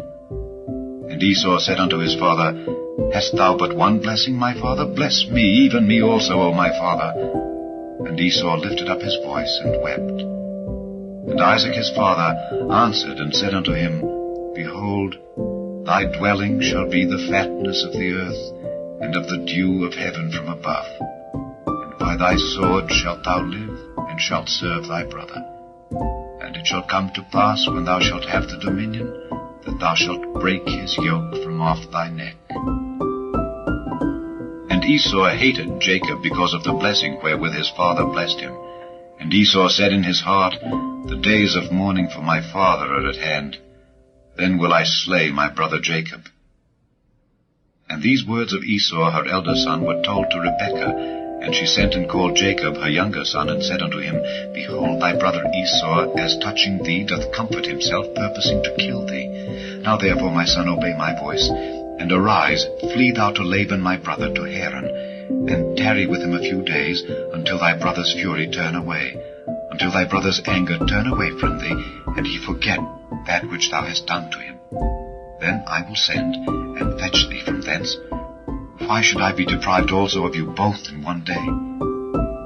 And Rebekah said to Isaac, I am weary of my life because of the daughters of Heth. If Jacob take a wife of the daughters of Heth, such as these which are of the daughters of the land, what good shall my life do me? Chapter 28.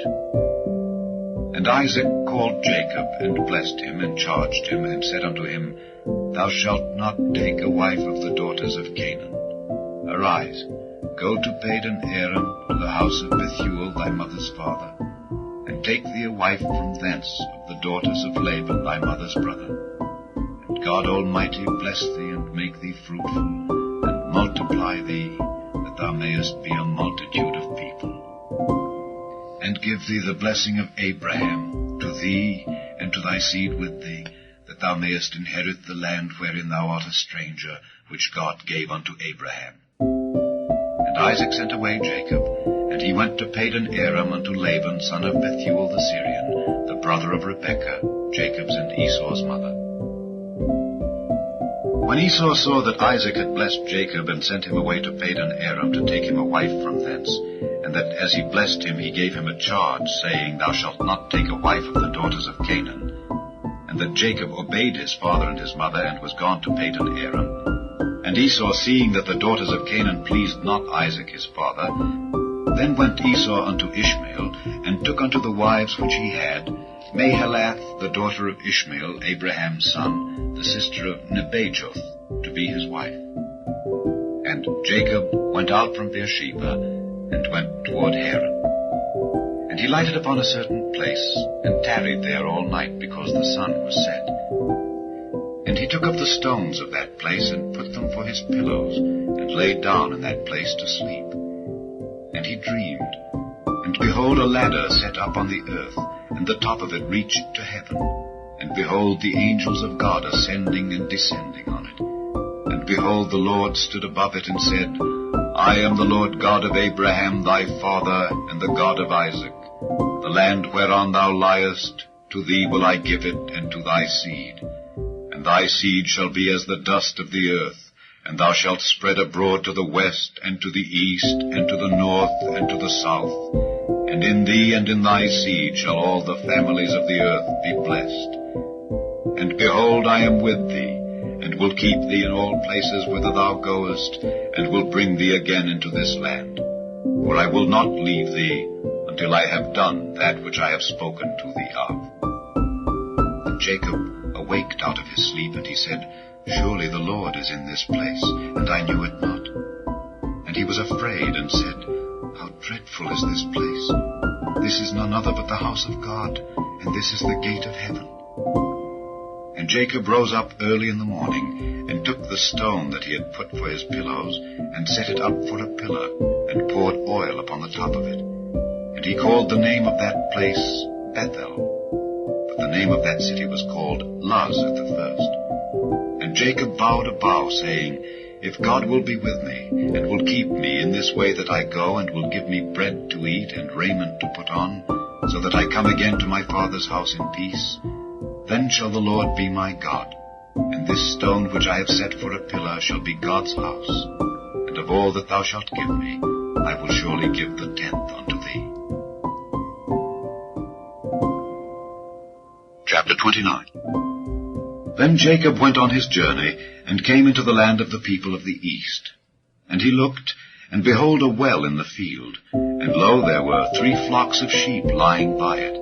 For out of that well they watered the flocks. And a great stone was upon the well's mouth.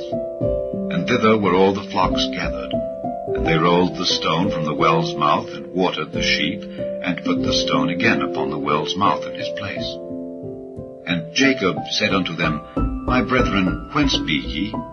And they said, Of Haran are we. And he said unto them, Know ye Laban the son of Nahor? And they said, We know him. And he said unto them, Is he well? And they said, He is well. And behold, Rachel his daughter cometh with the sheep. And he said, Lo, it is yet high day, neither is it time that the cattle should be gathered together. Water ye the sheep, and go and feed them. And they said, We cannot until all the flocks be gathered together, and till they roll the stone from the well's mouth, then we water the sheep. And while he yet spake with them, Rachel came with her father's sheep, for she kept them. And it came to pass, when Jacob saw Rachel the daughter of Laban his mother's brother, and the sheep of Laban his mother's brother, that Jacob went near, and rolled the stone from the well's mouth, and watered the flock of Laban his mother's brother. And Jacob kissed Rachel, and lifted up his voice, and wept. And Jacob told Rachel that he was her father's brother, and that he was Rebekah's son. And she ran and told her father. And it came to pass, when Laban heard the tidings of Jacob his sister's son, that he ran to meet him, and embraced him, and kissed him, and brought him to his house. And he told Laban all these things. And Laban said to him, Surely thou art my bone and my flesh. And he abode with him the space of a month. And Laban said unto Jacob, Because thou art my brother, shouldest thou therefore serve me for naught? Tell me, what shall thy wages be? And Laban had 2 daughters. The name of the elder was Leah, and the name of the younger was Rachel. Leah was tender-eyed, but Rachel was beautiful and well-favored. And Jacob loved Rachel, and said, I will serve thee 7 years for Rachel thy younger daughter. And Laban said, It is better that I give her to thee than that I should give her to another man. Abide with me. And Jacob served 7 years for Rachel. they seemed unto him but a few days for the love he had to her. And Jacob said unto Laban, Give me my wife, for my days are fulfilled, that I may go in unto her. And Laban gathered together all the men of the place, and made a feast. And it came to pass in the evening, that he took Leah his daughter, and brought her to him, and he went in unto her. And Laban gave unto his daughter Leah Zilpah his maid for an handmaid. And it came to pass that in the morning, behold, it was Leah. And he said to Laban, What is this thou hast done unto me? Did not I serve with thee for Rachel? Wherefore then hast thou beguiled me? And Laban said, It must not be so done in our country to give the younger before the firstborn. Fulfill her week, and we will give thee this also for the service which thou shalt serve with me yet 7 other years. And Jacob did so, and fulfilled her week, and he gave him Rachel his daughter to wife also. And Laban gave to Rachel his daughter Bilhah his handmaid to be her maid. And he went in also unto Rachel, and he loved also Rachel more than Leah, and served with him yet 7 other years. And when the Lord saw that Leah was hated, he opened her womb, but Rachel was barren. And Leah conceived and bare a son, and she called his name Reuben, for she said, Surely the Lord hath looked upon my affliction, now therefore my husband will love me. And she conceived again, and bare a son, and said, Because the Lord hath heard that I was hated, he hath therefore given me this son also. And she called his name Simeon. And she conceived again, and bare a son, and said, Now this time will my husband be joined unto me, because I have borne him 3 sons. Therefore was his name called Levi. And she conceived again, and bare a son, and she said, Now will I praise the Lord. Therefore she called his name Judah, and left bearing. Chapter 30. And when Rachel saw that she bare Jacob no children, Rachel envied her sister, and said unto Jacob, Give me children, or else I die. And Jacob's anger was kindled against Rachel, and he said, Am I in God's stead, who hath withheld from thee the fruit of the womb? And she said, Behold my maid Bilhah, go in unto her, and she shall bear upon my knees, that I may also have children by her. And she gave him Bilhah her handmaid to wife, and Jacob went in unto her. And Bilhah conceived, and bare Jacob a son. And Rachel said, God hath judged me, and hath also heard my voice, and hath given me a son. Therefore called she his name Dan. And Bilhah Rachel's maid conceived again, and bare Jacob a second son. And Rachel said, With great wrestlings have I wrestled with my sister, and I have prevailed. And she called his name Naphtali. When Leah saw that she had left bearing, she took Zilpah her maid, and gave her Jacob to wife. And Zilpah, Leah's maid, bare Jacob a son. And Leah said, A troop cometh. And she called his name Gad. And Zilpah, Leah's maid, bare Jacob a second son. And Leah said, Happy am I, for the daughters will call me blessed. And she called his name Asher. And Reuben went in the days of wheat harvest, and found mandrakes in the field, and brought them unto his mother Leah. Then Rachel said to Leah, Give me, I pray thee, of thy son's mandrakes.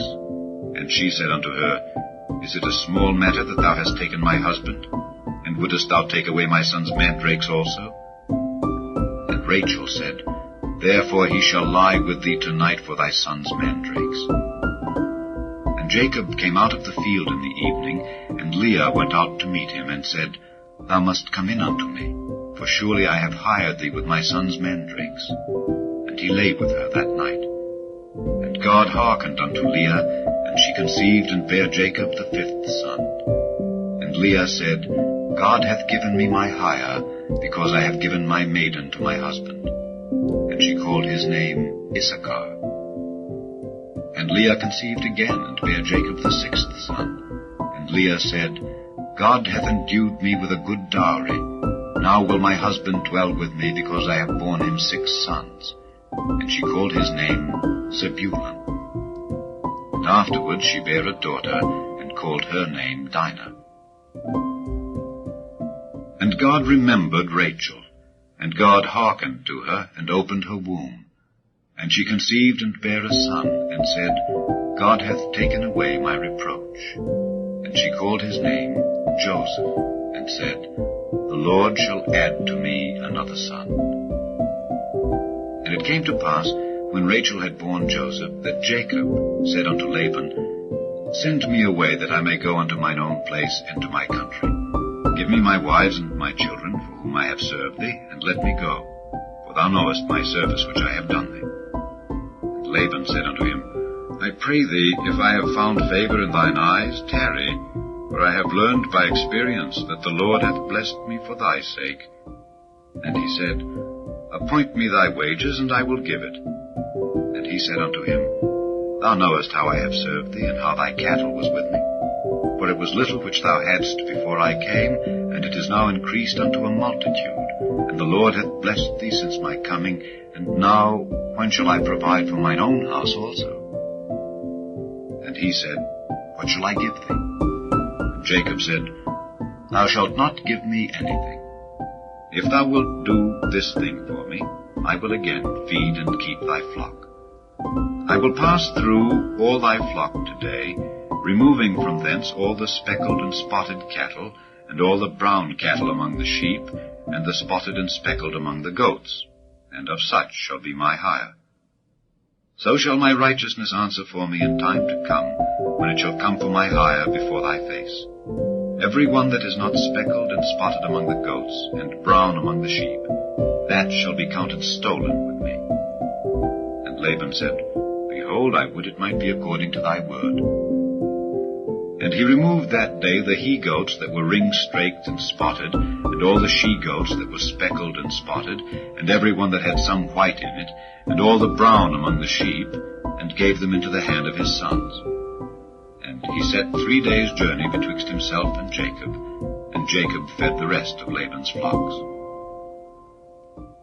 And Jacob took him rods of green poplar, and of the hazel and chestnut tree, and filled white strakes in them, and made the white appear which was in the rods. And he set the rods which he had pilled before the flocks in the gutters and the watering troughs when the flocks came to drink, that they should conceive when they came to drink. And the flocks conceived before the rods, and brought forth cattle ring-straked, speckled, and spotted. And Jacob did separate the lambs, and set the faces of the flocks toward the ring-straked, and all the brown in the flock of Laban. And he put his own flocks by themselves, and put them not unto Laban's cattle. And it came to pass, whensoever the stronger cattle did conceive, that Jacob laid the rods before the eyes of the cattle in the gutters, that they might conceive among the rods. But when the cattle were feeble, he put them not in, so the feebler were Laban's, and the stronger Jacob's. And the man increased exceedingly, and had much cattle, and maidservants and menservants, and camels and asses. Chapter 31. And he heard the words of Laban's sons, saying, Jacob hath taken away all that was our father's, and of that which was our father's hath he gotten all this glory. And Jacob beheld the countenance of Laban, and behold, it was not toward him as before. And the Lord said unto Jacob, Return unto the land of thy fathers, and to thy kindred, and I will be with thee. And Jacob sent and called Rachel and Leah to the field unto his flock, and said unto them, I see your father's countenance, that it is not toward me as before, but the God of my father hath been with me.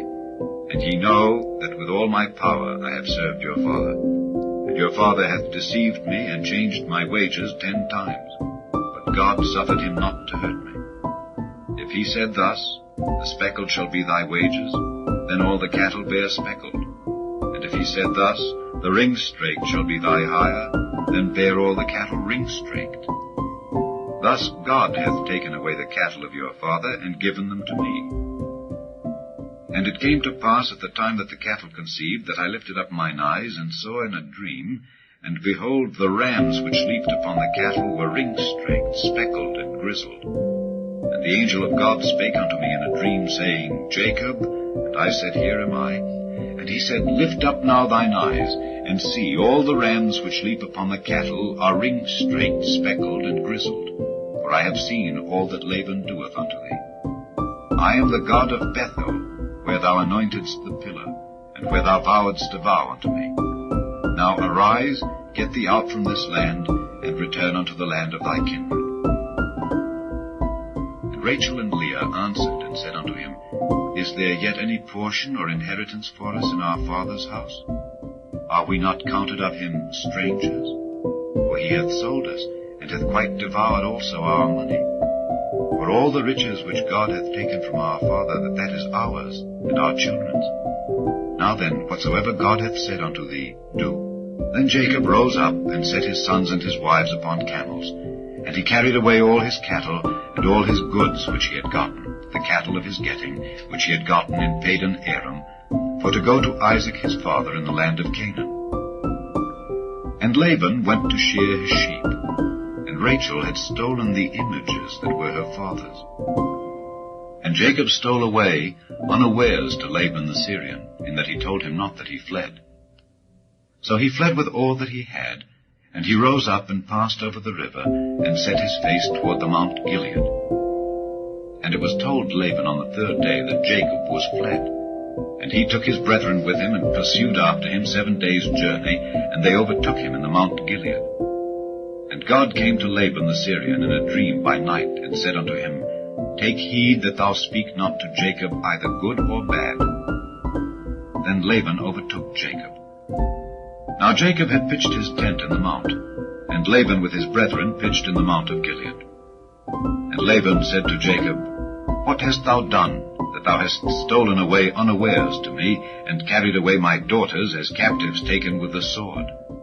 Wherefore didst thou flee away secretly, and steal away from me, and didst not tell me, that I might have sent thee away with mirth, and with songs, with tabret, and with harp, and hast not suffered me to kiss my sons and my daughters? Thou hast now done foolishly in so doing.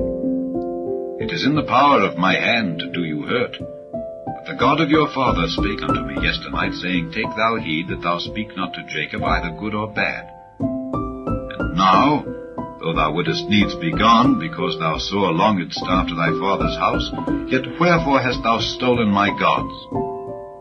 And Jacob answered and said to Laban, Because I was afraid. For I said, Peradventure thou wouldest take by force thy daughters from me. With whomsoever thou findest thy gods, let him not live. Before our brethren discern thou what is thine with me, and take it to thee. For Jacob knew not that Rachel had stolen them. And Laban went into Jacob's tent, and into Leah's tent, and into the 2 maidservants' tents, but he found them not. Then went he out of Leah's tent, and entered into Rachel's tent. Now Rachel had taken the images, and put them in the camel's furniture, and sat upon them. And Laban searched all the tent, but found them not. And she said to her father, Let it not displease my lord that I cannot rise up before thee, for the custom of women is upon me. And he searched, but found not the images. And Jacob was wroth, and chode with Laban. And Jacob answered and said to Laban, What is my trespass? What is my sin, that thou hast so hotly pursued after me? Whereas thou hast searched all my stuff, what hast thou found of all thy household stuff? Set it here before my brethren and thy brethren, that they may judge betwixt us both. This 20 years have I been with thee. Thy ewes and thy she-goats have not cast their young, and the rams of thy flock have I not eaten. That which was torn of beasts I brought not unto thee, I bear the loss of it. Of my hand didst thou require it, whether stolen by day or stolen by night. Thus I was, in the day the drought consumed me, and the frost by night, and my sleep departed from mine eyes. Thus have I been 20 years in thy house. I served thee 14 years for thy 2 daughters, and 6 years for thy cattle, and thou hast changed my wages 10 times.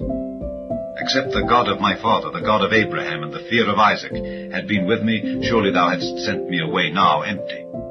God hath seen mine affliction, and the labor of my hands, and rebuked thee yesternight. And Laban answered and said unto Jacob, These daughters are my daughters, and these children are my children, and these cattle are my cattle, and all that thou seest is mine. And what can I do this day unto these my daughters, or unto their children which they have borne?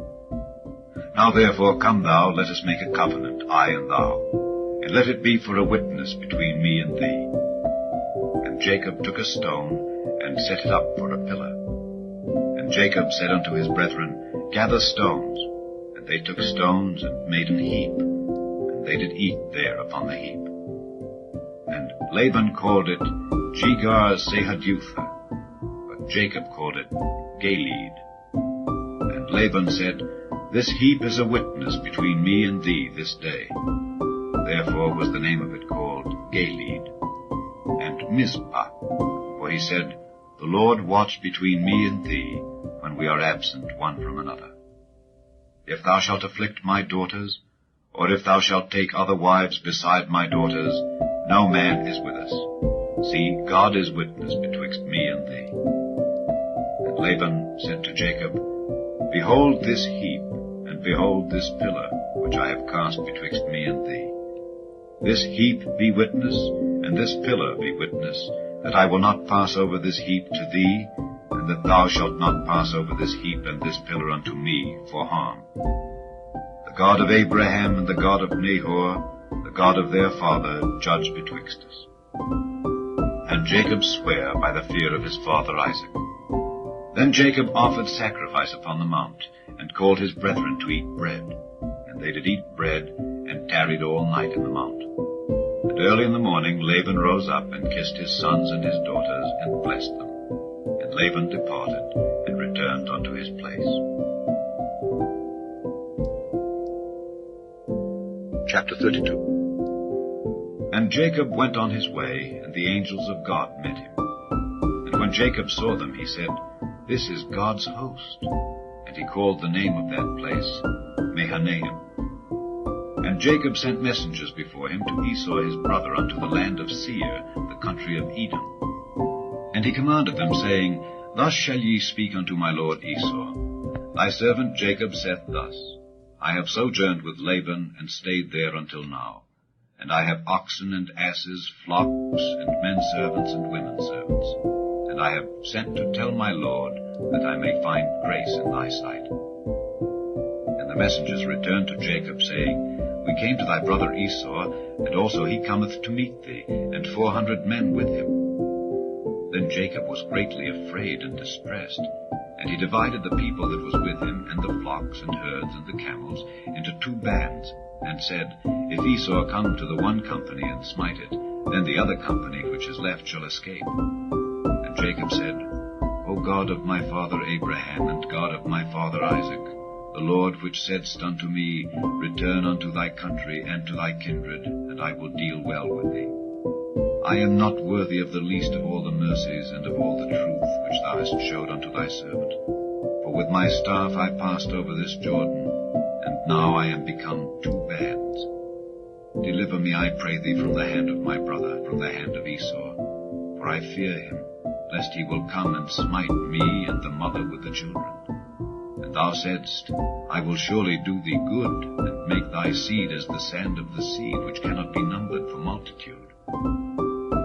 And he lodged there that same night, and took of that which came to his hand a present for Esau his brother, 200 she-goats and 20 he-goats, 200 ewes and 20 rams, 30 milch camels with their colts, 40 kine, and 10 bulls, 20 she-asses, and 10 foals. And he delivered them into the hand of his servants, every drove by themselves, and said unto his servants, Pass over before me, and put a space betwixt drove and drove. And he commanded the foremost, saying, When Esau my brother meeteth thee, and asketh thee, saying, Whose art thou, and whither goest thou, and whose are these before thee? Then thou shalt say, They be thy servant Jacob's. It is a present sent unto my lord Esau. And behold, also he is behind us. And so commanded he the second and the third, and all that followed the drove, saying, On this manner shall ye speak unto Esau when ye find him. And say ye moreover, Behold, thy servant Jacob is behind us. For he said, I will appease him with the present that goeth before me, and afterward I will see his face. Peradventure he will accept of me.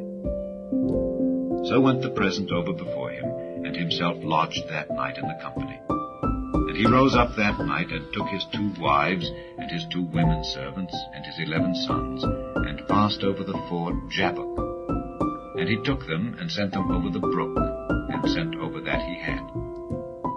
And Jacob was left alone. And there wrestled a man with him until the breaking of the day. And when he saw that he prevailed not against him, he touched the hollow of his thigh, and the hollow of Jacob's thigh was out of joint as he wrestled with him. And he said, Let me go, for the day breaketh. And he said, I will not let thee go, except thou bless me. And he said unto him, What is thy name? And he said, Jacob. And he said, Thy name shall be called no more Jacob, but Israel. For as a prince hast thou power with God and with men, and hast prevailed. And Jacob asked him and said, Tell me, I pray thee, thy name. And he said, Wherefore is it that thou dost ask after my name? And he blessed him there. And Jacob called the name of the place Peniel, for I have seen God face to face, and my life is preserved. And as he passed over Peniel, the sun rose upon him, and he halted upon his thigh. Therefore the children of Israel eat not of the sinew which shrank, which is upon the hollow of the thigh unto this day, because he touched the hollow of Jacob's thigh in the sinew that shrank. Chapter 33. And Jacob lifted up his eyes and looked, and behold, Esau came, and with him 400 men. And he divided the children unto Leah and unto Rachel, and unto the 2 handmaids. And he put the handmaids and their children foremost, and Leah and her children after, and Rachel and Joseph hindermost. And he passed over before them, and bowed himself to the ground 7 times, until he came near to his brother. And Esau ran to meet him, and embraced him, and fell on his neck, and kissed him, and they wept. And he lifted up his eyes, and saw the women and the children, and said, Who are those with thee? And he said, The children which God hath graciously given thy servant. Then the handmaidens came near, they and their children, and they bowed themselves. And Leah also with her children came near, and bowed themselves. And after came Joseph near, and Rachel, and they bowed themselves. And he said, What meanest thou by all this drove which I met? And he said, These are to find grace in the sight of my Lord. And Esau said, I have enough, my brother. Keep that thou hast unto thyself. And Jacob said, Nay, I pray thee, if now I have found grace in thy sight, then receive my present at my hand. For therefore I have seen thy face, as though I had seen the face of God, and thou wast pleased with me. Take, I pray thee, my blessing that is brought to thee, because God hath dealt graciously with me, and because I have enough. And he urged him, and he took him. And he said, Let us take our journey, and let us go, and I will go before thee.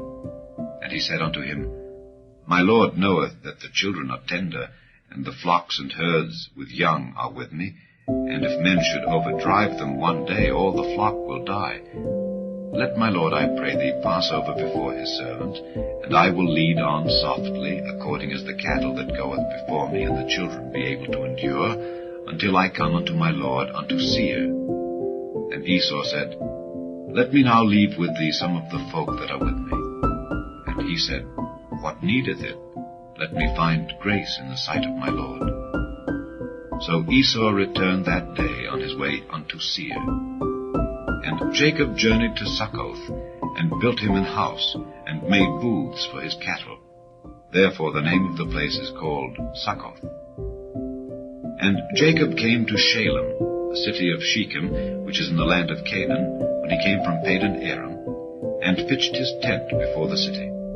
And he bought a parcel of a field, where he had spread his tent, at the hand of the children of Hamor, Shechem's father, for 100 pieces of money. And he erected there an altar, and called it El Elohi Israel. Chapter 34. And Dinah the daughter of Leah, which she bare unto Jacob, went out to see the daughters of the land. And when Shechem the son of Hamor the Hivite, prince of the country, saw her, he took her, and lay with her, and defiled her. And his soul clave unto Dinah the daughter of Jacob, and he loved the damsel, and spake kindly unto the damsel. And Shechem spake unto his father Hamor, saying, Get me this damsel to wife. And Jacob heard that he had defiled Dinah his daughter. Now his sons were with his cattle in the field. And Jacob held his peace until they were come. And Hamor the father of Shechem went out unto Jacob to commune with him. And the sons of Jacob came out of the field when they heard it, and the men were grieved, and they were very wroth, because he had wrought folly in Israel in lying with Jacob's daughter, which thing ought not to be done. And Hamor communed with them, saying, The soul of my son Shechem longeth for your daughter. I pray you give her him to wife.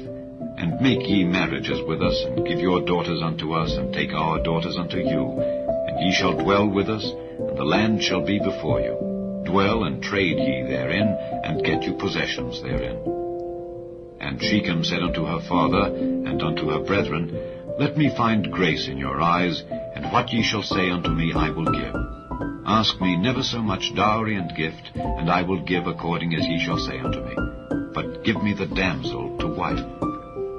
And the sons of Jacob answered Shechem and Hamor his father deceitfully, and said, because he had defiled Dinah their sister, and they said unto them, We cannot do this thing, to give our sister to one that is uncircumcised, for that were a reproach unto us. But in this will we consent unto you, if ye will be as we be, that every male of you be circumcised. Then will we give our daughters unto you, and we will take your daughters to us, and we will dwell with you, and we will become one people. But if ye will not hearken unto us to be circumcised, then will we take our daughter, and we will be gone. And their words pleased Hamor, and Shechem Hamor's son. And the young man deferred not to do the thing, because he had delight in Jacob's daughter, and he was more honorable than all the house of his father. And Hamor and Shechem his son came unto the gate of their city, and communed with the men of their city, saying, These men are peaceable with us, therefore let them dwell in the land, and trade therein. For the land, behold, it is large enough for them. Let us take their daughters to us for wives, and let us give them our daughters. Only herein will the men consent unto us, for to dwell with us, to be one people. If every male among us be circumcised, as they are circumcised, shall not their cattle and their substance and every beast of theirs be ours? Only let us consent unto them, and they will dwell with us. And unto Hamor and unto Shechem his son hearkened all that went out of the gate of his city, and every male was circumcised, all that went out of the gate of his city. And it came to pass on the third day, when they were sore, that two of the sons of Jacob, Simeon and Levi, Dinah's brethren, took each man his sword, and came upon the city boldly, and slew all the males. And they slew Hamor and Shechem his son with the edge of the sword, and took Dinah out of Shechem's house, and went out. The sons of Jacob came upon the slain, and spoiled the city, because they had defiled their sister. They took their sheep, and their oxen, and their asses, and that which was in the city, and that which was in the field, and all their wealth. And all their little ones and their wives took they captive, and spoiled even all that was in the house. And Jacob said to Simeon and Levi, Ye have troubled me, to make me to stink among the inhabitants of the land, among the Canaanites and the Perizzites. And I, being few in number, they shall gather themselves together against me, and slay me, and I shall be destroyed, I and my house. And they said, Should he deal with our sister as with an harlot? Chapter 35. And God said unto Jacob, Arise, go up to Bethel, and dwell there, and make there an altar unto God that appeared unto thee when thou fleddest from the face of Esau thy brother. Then Jacob said unto his household, and to all that were with him, Put away the strange gods that are among you, and be clean, and change your garments. And let us arise and go up to Bethel, and I will make there an altar unto God, who answered me in the day of my distress, and was with me in the way which I went. And they gave unto Jacob all the strange gods which were in their hand, and all their earrings which were in their ears, and Jacob hid them under the oak which was by Shechem. And they journeyed, And the terror of God was upon the cities that were round about them, and they did not pursue after the sons of Jacob. So Jacob came to Luz, which is in the land of Canaan, that is, Bethel, he and all the people that were with him. And he built there an altar, and called the place El Bethel, because there God appeared unto him when he fled from the face of his brother. But Deborah, Rebekah's nurse, died, and she was buried beneath Bethel under an oak, and the name of it was called Allon Bacuth. And God appeared unto Jacob again when he came out of Padan Aram, and blessed him. And God said unto him, Thy name is Jacob. Thy name shall not be called any more Jacob, but Israel shall be thy name. And he called his name Israel. And God said unto him, I am God Almighty. Be fruitful and multiply. A nation and a company of nations shall be of thee, and kings shall come out of thy loins. And the land which I gave Abraham and Isaac, to thee I will give it, and to thy seed after thee will I give the land. And God went up from him in the place where he talked with him. And Jacob set up a pillar in the place where he talked with him, even a pillar of stone. And he poured a drink offering thereon, and he poured oil thereon. And Jacob called the name of the place where God spake with him, Bethel. And they journeyed from Bethel, and there was but a little way to come to Ephrath. And Rachel travailed, and she had hard labor. And it came to pass, when she was in hard labor, that the midwife said unto her, Fear not, thou shalt have this son also. And it came to pass, as her soul was in departing, for she died, that she called his name Benoni, but his father called him Benjamin. And Rachel died, and was buried in the way to Ephrath, which is Bethlehem. And Jacob set a pillar upon her grave, that is the pillar of Rachel's grave unto this day.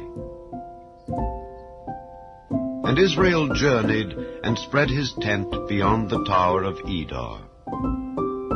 And it came to pass, when Israel dwelt in that land, that Reuben went and lay with Bilhah his father's concubine, and Israel heard it. Now the sons of Jacob were 12. The sons of Leah, Reuben, Jacob's firstborn, and Simeon, and Levi, and Judah, and Issachar, and Zebulun. The sons of Rachel, Joseph, and Benjamin. And the sons of Bilhah, Rachel's handmaid, Dan and Naphtali. And the sons of Zilpah, Leah's handmaid, Gad and Asher. These are the sons of Jacob, which were born to him in Padan Aram. And Jacob came unto Isaac his father, unto Mamre, unto the city of Arba, which is Hebron, where Abraham and Isaac sojourned. And the days of Isaac were 180 years. And Isaac gave up the ghost, and died, and was gathered unto his people, being old and full of days. And his sons Esau and Jacob buried him.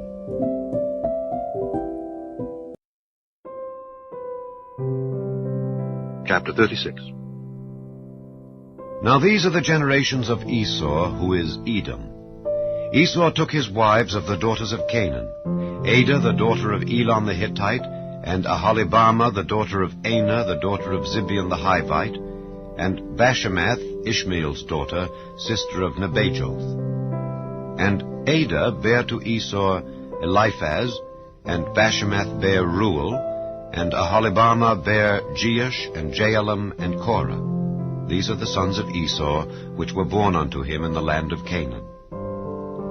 And Esau took his wives, and his sons, and his daughters, and all the persons of his house, and his cattle, and all his beasts, and all his substance, which he had got in the land of Canaan, and went into the country from the face of his brother Jacob. For their riches were more than that they might dwell together, and the land wherein they were strangers could not bear them because of their cattle. Thus dwelt Esau in Mount Seir. Esau is Edom. And these are the generations of Esau, the father of the Edomites in Mount Seir. These are the names of Esau's sons: Eliphaz the son of Adah, the wife of Esau; Reuel the son of Bashemath, the wife of Esau. And the sons of Eliphaz were Teman, Omar, Zepho, and Gatam, and Kenaz. And Timnah was concubine to Eliphaz, Esau's son, and she bare to Eliphaz Amalek. These were the sons of Ada, Esau's wife. And these are the sons of Reuel, Nahath, and Zerah, Shammah, and Mizah. These were the sons of Bashemath, Esau's wife. And these were the sons of Aholibamah, the daughter of Anah, the daughter of Zibeon, Esau's wife. And she bare to Esau Jeush, and Jaalam, and Korah. These were dukes of the sons of Esau. The sons of Eliphaz, the firstborn son of Esau, Duke Teman, Duke Omar, Duke Zepho, Duke Kenaz, Duke Korah, Duke Gatam, and Duke Amalek. These are the dukes that came of Eliphaz in the land of Edom. These were the sons of Ada. And these are the sons of Reuel, Esau's son, Duke Nahath, Duke Zerah, Duke Shammah, Duke Mizah.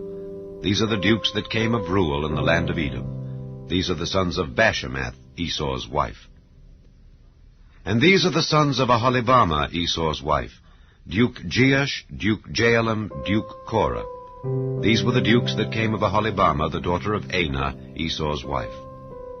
These are the sons of Esau, who is Edom, and these are their dukes. These are the sons of Seir the Horite, who inhabited the land, Lotan, and Shobal, and Zibeon, and Anah, and Dishon, and Ezer, and Dishan. These are the dukes of the Horites, the children of Seir, in the land of Edom. And the children of Lotan were Hori and Hemam, and Lotan's sister was Timnah. And the children of Shobal were these, Alvan, and Manahath, and Ebal, Shepho, and Onam. And these are the children of Zibeon, both Ajah and Anah. This was that Anah that found the mules in the wilderness as he fed the asses of Zibeon his father.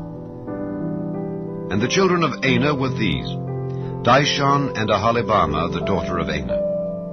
And these are the children of Dishon, Hemdan, and Eshban, and Ithran, and Kiran. The children of Ezer are these, Bilhan, and Zaavan, and Achan. The children of Dishan are these, Uz, and Aaron. These are the dukes that came of the Horites, Duke Lotan, Duke Shobal, Duke Zibeon, Duke Anah, Duke Dishon, Duke Ezer, Duke Dishan. These are the dukes that came of Hori among their dukes in the land of Seir. And these are the kings that reigned in the land of Edom before there reigned any king over the children of Israel. And Bela the son of Beor reigned in Edom, and the name of his city was Dinhabah. And Bela died, and Jobab the son of Zerah of Bozrah reigned in his stead. And Jobab died, and Husham of the land of Temani reigned in his stead. And Husham died, and Hadad the son of Bedad, who smote Midian in the field of Moab, reigned in his stead. And the name of his city was Avith. And Hadad died, and Samlah of Masrekah reigned in his stead. And Samlah died, and Saul of Rehoboth by the river reigned in his stead. And Saul died, and Baal-Hanan the son of Achbor reigned in his stead. And Baal-Hanan the son of Achbor died, and Hadar reigned in his stead. And the name of his city was Payu. And his wife's name was Mehetabel, the daughter of Matred, the daughter of Mezahab. And these are the names of the dukes that came of Esau according to their families after their places by their names. Duke Timnah, Duke Alva, Duke Jetheth, Duke Aholibamah, Duke Elah, Duke Pinon, Duke Kenaz, Duke Teman, Duke Mibzar, Duke Magdiel, Duke Iram. These be the dukes of Edom, according to their habitations in the land of their possession. He is Esau, the father of the Edomites. Chapter 37. And Jacob dwelt in the land wherein his father was a stranger, in the land of Canaan. These are the generations of Jacob. Joseph, being 17 years old, was feeding the flock with his brethren, and the lad was with the sons of Bilhah and with the sons of Zilpah, his father's wives. And Joseph brought unto his father their evil report. Now Israel loved Joseph more than all his children, because he was the son of his old age, and he made him a coat of many colors. And when his brethren saw that their father loved him more than all his brethren, they hated him, and could not speak peaceably unto him. And Joseph dreamed a dream, and he told it his brethren, and they hated him yet the more. And he said unto them, Hear, I pray you, this dream which I have dreamed. For behold, we were binding sheaves in the field, and lo, my sheaf arose, and also stood upright, and behold, your sheaves stood round about, and made obeisance to my sheaf. And his brethren said to him, Shalt thou indeed reign over us? Or shalt thou indeed have dominion over us? And they hated him yet the more for his dreams and for his words. And he dreamed yet another dream, and told it his brethren, and said, Behold, I have dreamed a dream more. And behold, the sun and the moon and the 11 stars made obeisance to me. And he told it to his father and to his brethren. And his father rebuked him, and said unto him, What is this dream that thou hast dreamed? Shall I and thy mother and thy brethren indeed come to bow down ourselves to thee to the earth? And his brethren envied him, but his father observed the saying. And his brethren went to feed their father's flock in Shechem. And Israel said unto Joseph, Do not thy brethren feed the flock in Shechem? Come, and I will send thee unto them. And he said to him, Here am I. And he said to him, Go, I pray thee, see whether it be well with thy brethren, and well with the flocks, and bring me word again. So he sent him out of the vale of Hebron, and he came to Shechem. And a certain man found him, and behold, he was wandering in the field. And the man asked him, saying, What seekest thou? And he said, I seek my brethren. Tell me, I pray thee, where they feed their flocks. And the man said, They are departed hence, for I heard them say, Let us go to Dothan. And Joseph went after his brethren, and found them in Dothan. And when they saw him afar off, even before he came near unto them, they conspired against him to slay him. And they said one to another, Behold, this dreamer cometh. Come now, therefore, and let us slay him, and cast him into some pit, and we will say, Some evil beast hath devoured him, and we shall see what will become of his dreams. And Reuben heard it, and he delivered him out of their hands, and said, Let us not kill him. And Reuben said unto them, Shed no blood, but cast him into this pit that is in the wilderness, and lay no hand upon him, that he might rid him out of their hands, to deliver him to his father again. And it came to pass, when Joseph was come unto his brethren, that they stripped Joseph out of his coat of many colors that was on him, and they took him and cast him into a pit. And the pit was empty, there was no water in it. And they sat down to eat bread. And they lifted up their eyes, and looked, and behold, a company of Ishmaelites came from Gilead, with their camels bearing spicery and balm and myrrh, going to carry it down to Egypt. And Judah said unto his brethren, What profit is it, if we slay our brother and conceal his blood? Come, and let us sell him to the Ishmaelites, and let not our hand be upon him, for he is our brethren and our flesh. And his brethren were content. Then there passed by Midianites merchantmen, and they drew and lifted up Joseph out of the pit, and sold Joseph to the Ishmaelites for 20 pieces of silver. And they brought Joseph into Egypt. And Reuben returned unto the pit, and behold, Joseph was not in the pit, and he rent his clothes. And he returned unto his brethren, and said, The child is not, and I, whither shall I go? And they took Joseph's coat, and killed a kid of the goats, and dipped the coat in the blood. And they sent the coat of many colors, and they brought it to their father, and said, This have we found. Know now whether it be thy son's coat or no. And he knew it, and said, It is my son's coat. An evil beast hath devoured him. Joseph is without doubt rent in pieces. And Jacob rent his clothes, and put sackcloth upon his loins, and mourned for his son many days. And all his sons and all his daughters rose up to comfort him, but he refused to be comforted, and he said, For I will go down into the grave unto my son mourning. Thus his father wept for him. And the Midianites sold him into Egypt unto Potiphar, an officer of Pharaoh's, and captain of the guard. Chapter 38. And it came to pass at that time that Judah went down from his brethren and turned into a certain Adullamite whose name was Hira. And Judah saw there a daughter of a certain Canaanite whose name was Shua. And he took her and went in unto her. And she conceived and bare a son, and he called his name And she conceived again and bare a son, and she called his name Onan. And she yet again conceived and bare a son, and called his name Shelah. And he was at Kezib when she bare him. And Judah took a wife for his firstborn, whose name was Tamar. And Judah's firstborn, was wicked in the sight of the Lord, and the Lord slew him.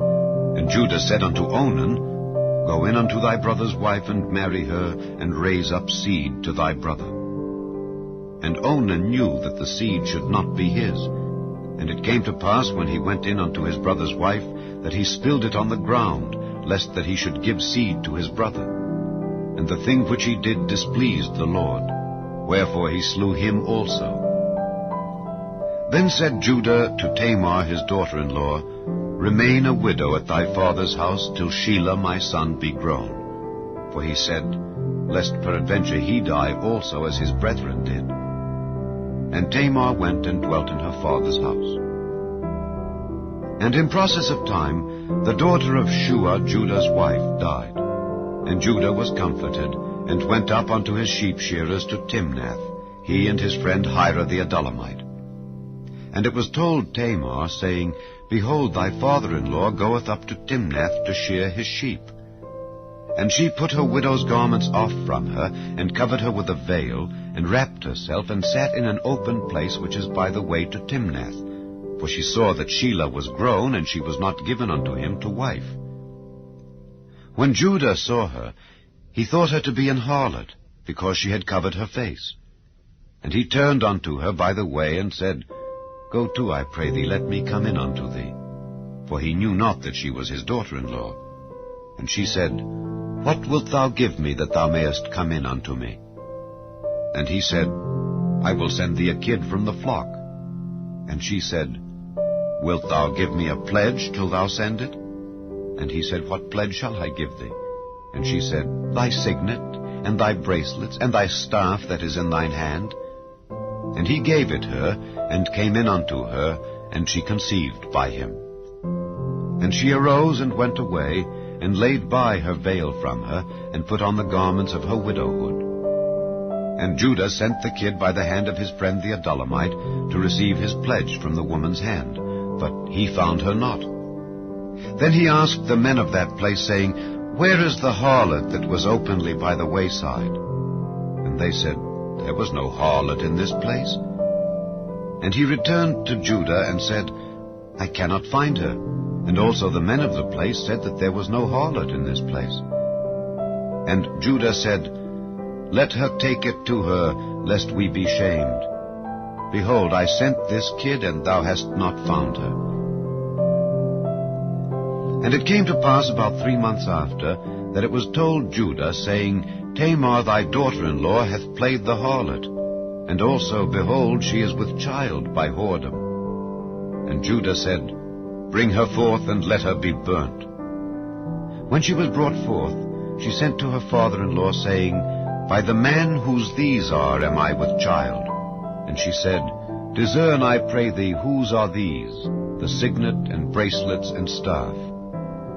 And Judah acknowledged them, and said, She hath been more righteous than I, because that I gave her not to Shelah my son. And he knew her again no more.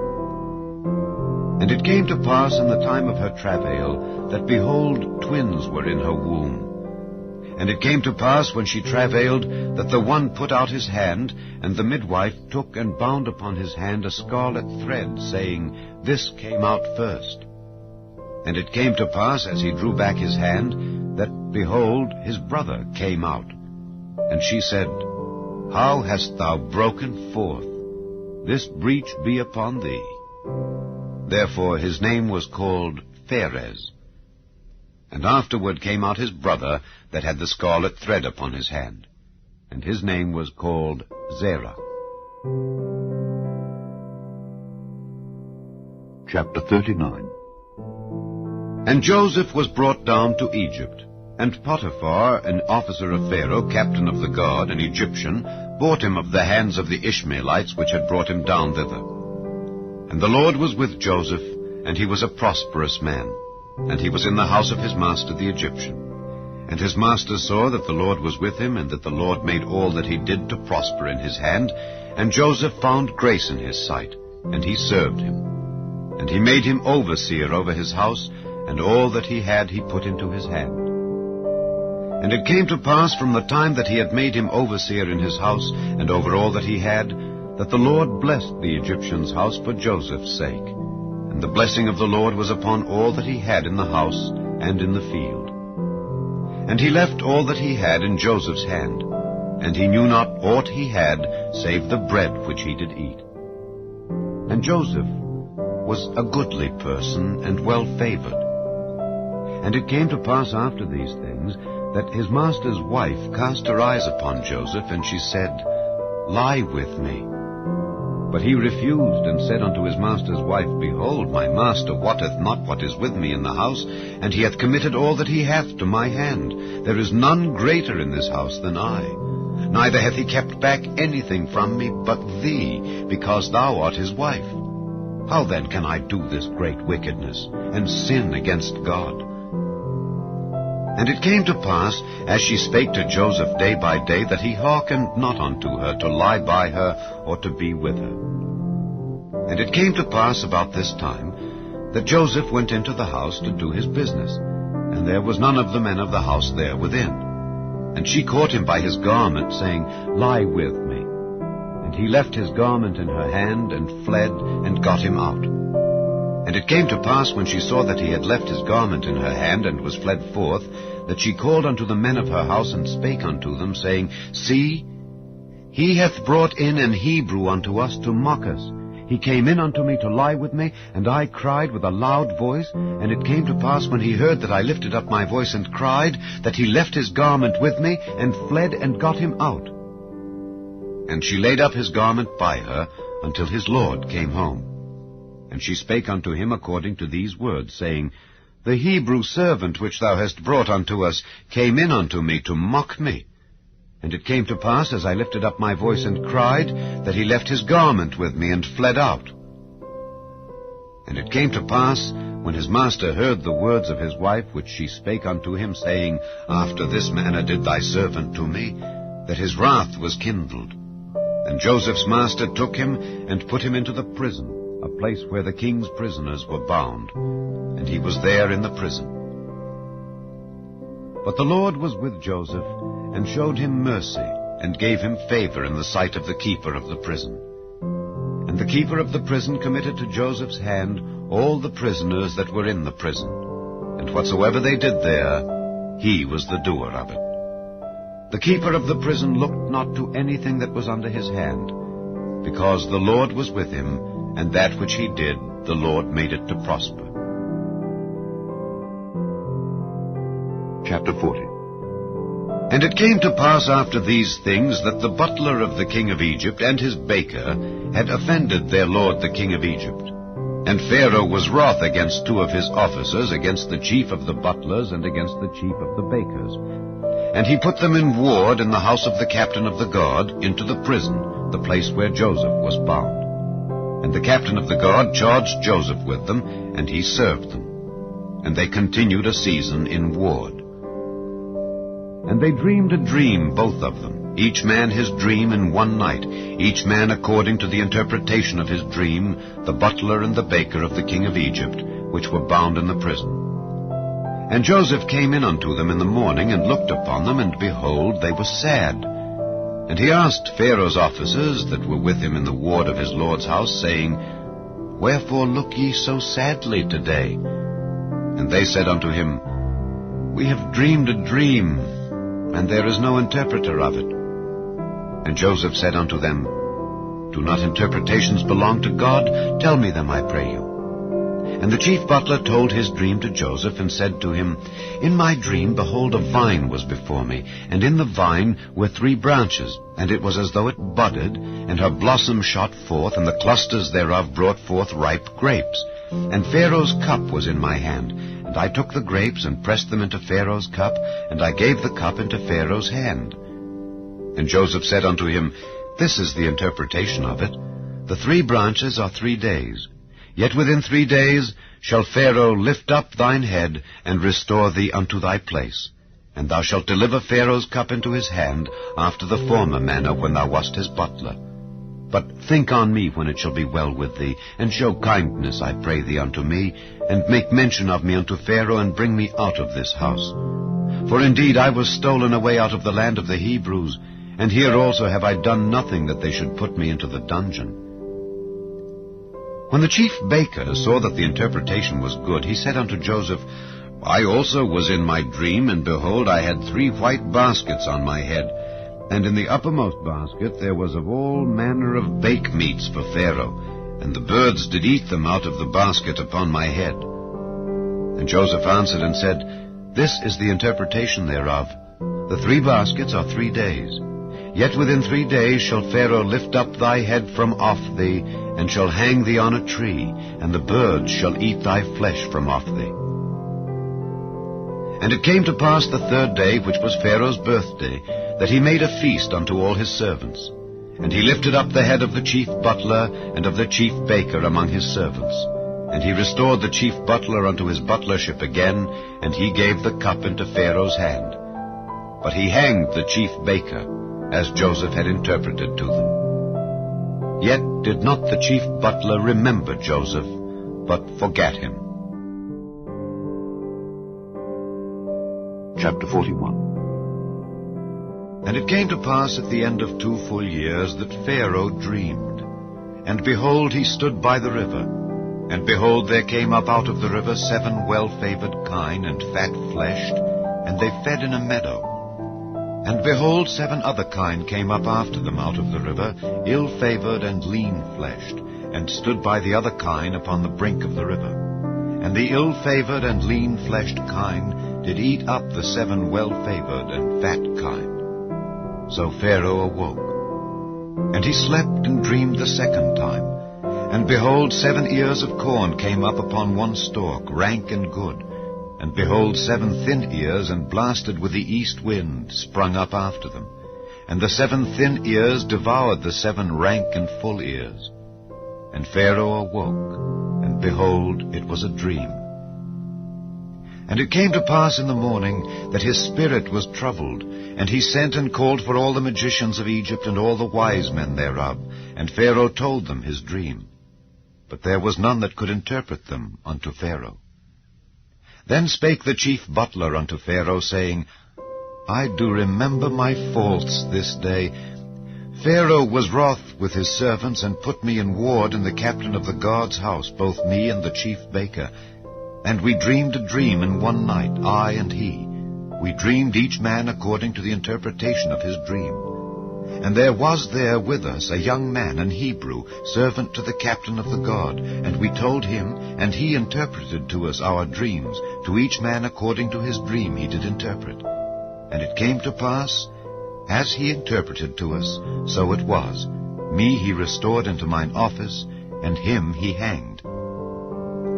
Then Pharaoh sent and called Joseph, and they brought him hastily out of the dungeon, and he shaved himself, and changed his raiment, and came in unto Pharaoh. And Pharaoh said unto Joseph, I have dreamed a dream, and there is none that can interpret it.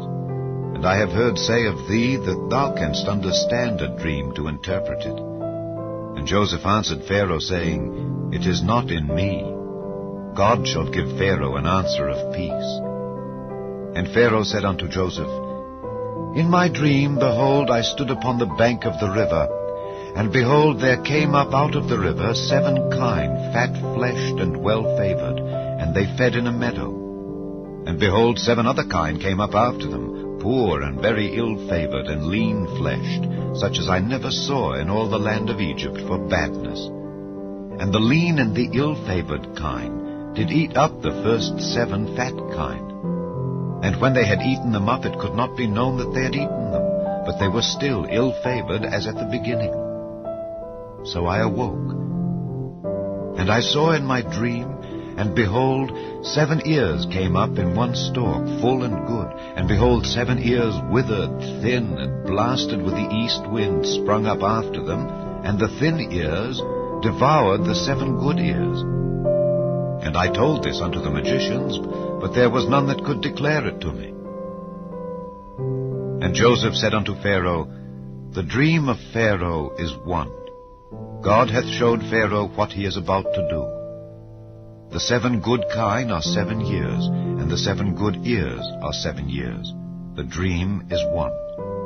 And the 7 thin and ill-favored kine that came up after them are 7 years, and the 7 empty ears blasted with the east wind shall be 7 years of famine. This is the thing which I have spoken unto Pharaoh. What God is about to do, he showeth unto Pharaoh. Behold, there come 7 years of great plenty throughout all the land of Egypt. And there shall arise after them 7 years of famine, and all the plenty shall be forgotten in the land of Egypt, and the famine shall consume the land. And the plenty shall not be known in the land by reason of that famine following, for it shall be very grievous. And for that the dream was doubled unto Pharaoh twice, it is because the thing is established by God, and God will shortly bring it to pass. Now therefore, let Pharaoh look out a man discreet and wise, and set him over the land of Egypt. Let Pharaoh do this, and let him appoint officers over the land, and take up the 5th part of the land of Egypt in the 7 plenteous years, and let them gather all the food of those good years that come, and lay up corn under the hand of Pharaoh, and let them keep food in the cities. And that food shall be for store to the land against the 7 years of famine which shall be in the land of Egypt, that the land perish not through the famine. And the thing was good in the eyes of Pharaoh and in the eyes of all his servants. And Pharaoh said unto his servants, Can we find such a one as this is, a man in whom the Spirit of God is?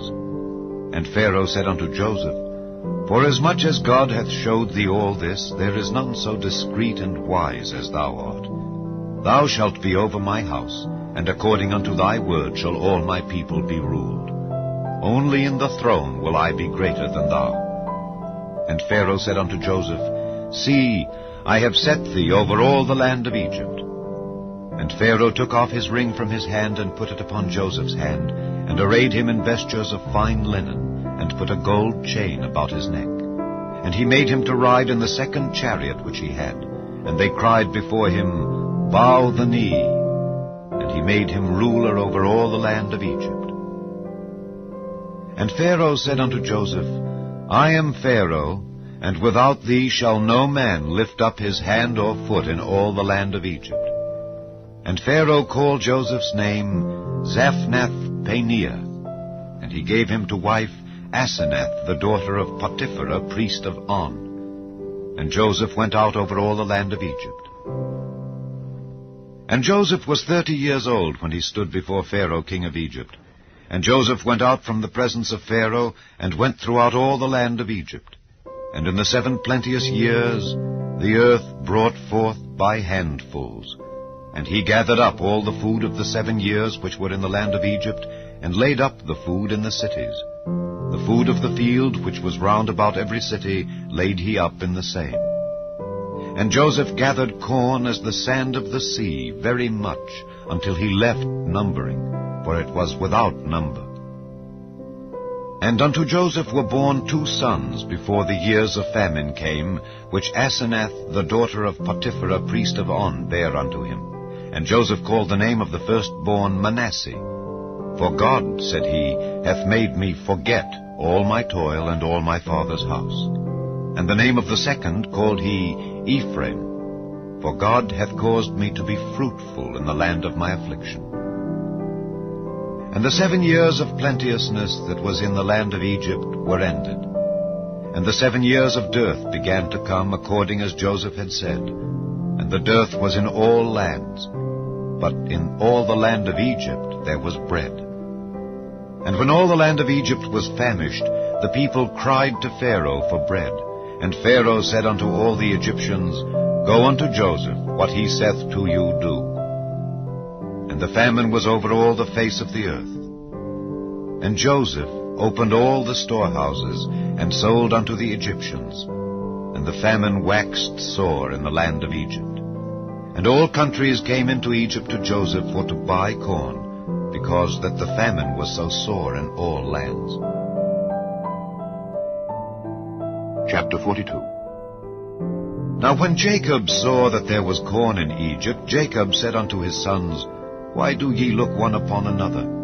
And he said, Behold, I have heard that there is corn in Egypt. Get you down thither, and buy for us from thence, that we may live and not die. And Joseph's 10 brethren went down to buy corn in Egypt. But Benjamin, Joseph's brother, Jacob sent not with his brethren, for he said, Lest peradventure mischief befall him. And the sons of Israel came to buy corn among those that came, for the famine was in the land of Canaan. And Joseph was the governor over the land, and he it was that sold to all the people of the land. And Joseph's brethren came and bowed down themselves before him with their faces to the earth. And Joseph saw his brethren, and he knew them, but made himself strange unto them, and spake roughly unto them. And he said unto them, Whence come ye? And they said, From the land of Canaan, to buy food. And Joseph knew his brethren, but they knew not him. And Joseph remembered the dreams which he dreamed of them, and said unto them, Ye are spies, to see the nakedness of the land ye are come. And they said unto him, Nay, my lord, but to buy food are thy servants come. We are all one man's sons. We are true men. Thy servants are no spies. And he said unto them, Nay, but to see the nakedness of the land ye are come. And they said, Thy servants are 12 brethren, the sons of one man in the land of Canaan. And behold, the youngest is this day with our father, and one is not. And Joseph said unto them, That is it that I spake unto you, saying, Ye are spies. Hereby ye shall be proved. By the life of Pharaoh ye shall not go forth hence, except your youngest brother come hither. Send one of you, and let him fetch your brother, and ye shall be kept in prison, that your words may be proved, whether there be any truth in you. Or else by the life of Pharaoh surely ye are spies. And he put them all together into ward 3 days. And Joseph said unto them the 3rd day, This do and live, for I fear God. If ye be true men, let one of your brethren be bound in the house of your prison. Go ye, carry corn for the famine of your houses, but bring your youngest brother unto me. So shall your words be verified, and ye shall not die. And they did so. And they said one to another, We are verily guilty concerning our brother, in that we saw the anguish of his soul when he besought us, and we would not hear. Therefore is this distress come upon us.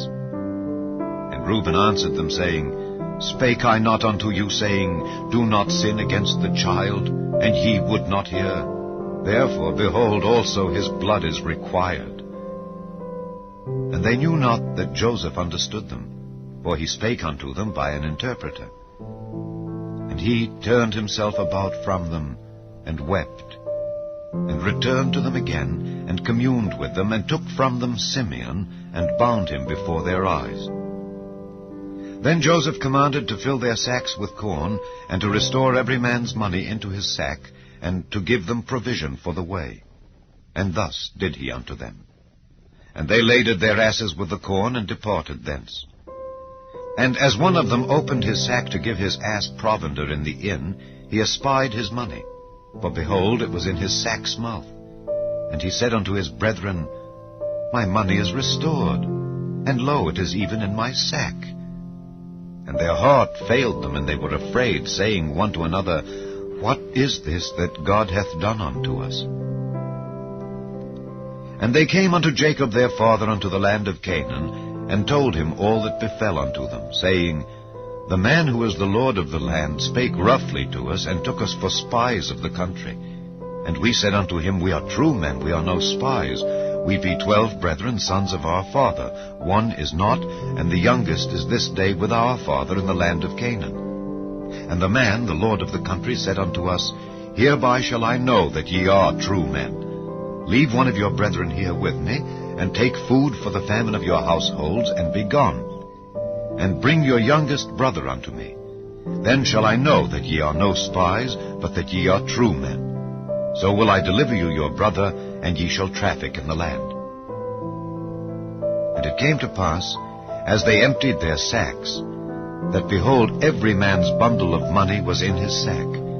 And when both they and their father saw the bundles of money, they were afraid. And Jacob their father said unto them, Me have ye bereaved of my children. Joseph is not, and Simeon is not, and ye will take Benjamin away.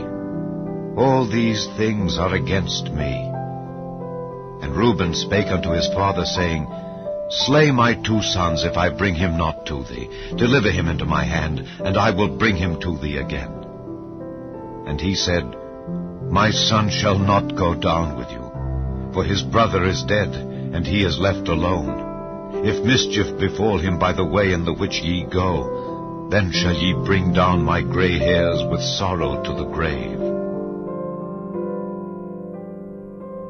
Chapter 43. And the famine was sore in the land. And it came to pass, when they had eaten up the corn which they had brought out of Egypt, their father said unto them, Go again, buy us a little food. And Judah spake unto him, saying, The man did solemnly protest unto us, saying, Ye shall not see my face, except your brother be with you. If thou wilt send our brother with us, we will go down and buy thee food. But if thou wilt not send him, we will not go down. For the man said unto us, Ye shall not see my face, except your brother be with you. And Israel said, Wherefore dealt ye so ill with me as to tell the man whether ye had yet a brother? And they said, The man asked us straitly of our estate and of our kindred, saying, Is your father yet alive? Have ye another brother? And we told him according to the tenor of these words.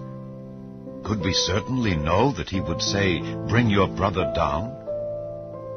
And Judah said unto Israel his father, Send the lad with me, and we will arise and go, that we may live and not die, both we and thou, and also our little ones.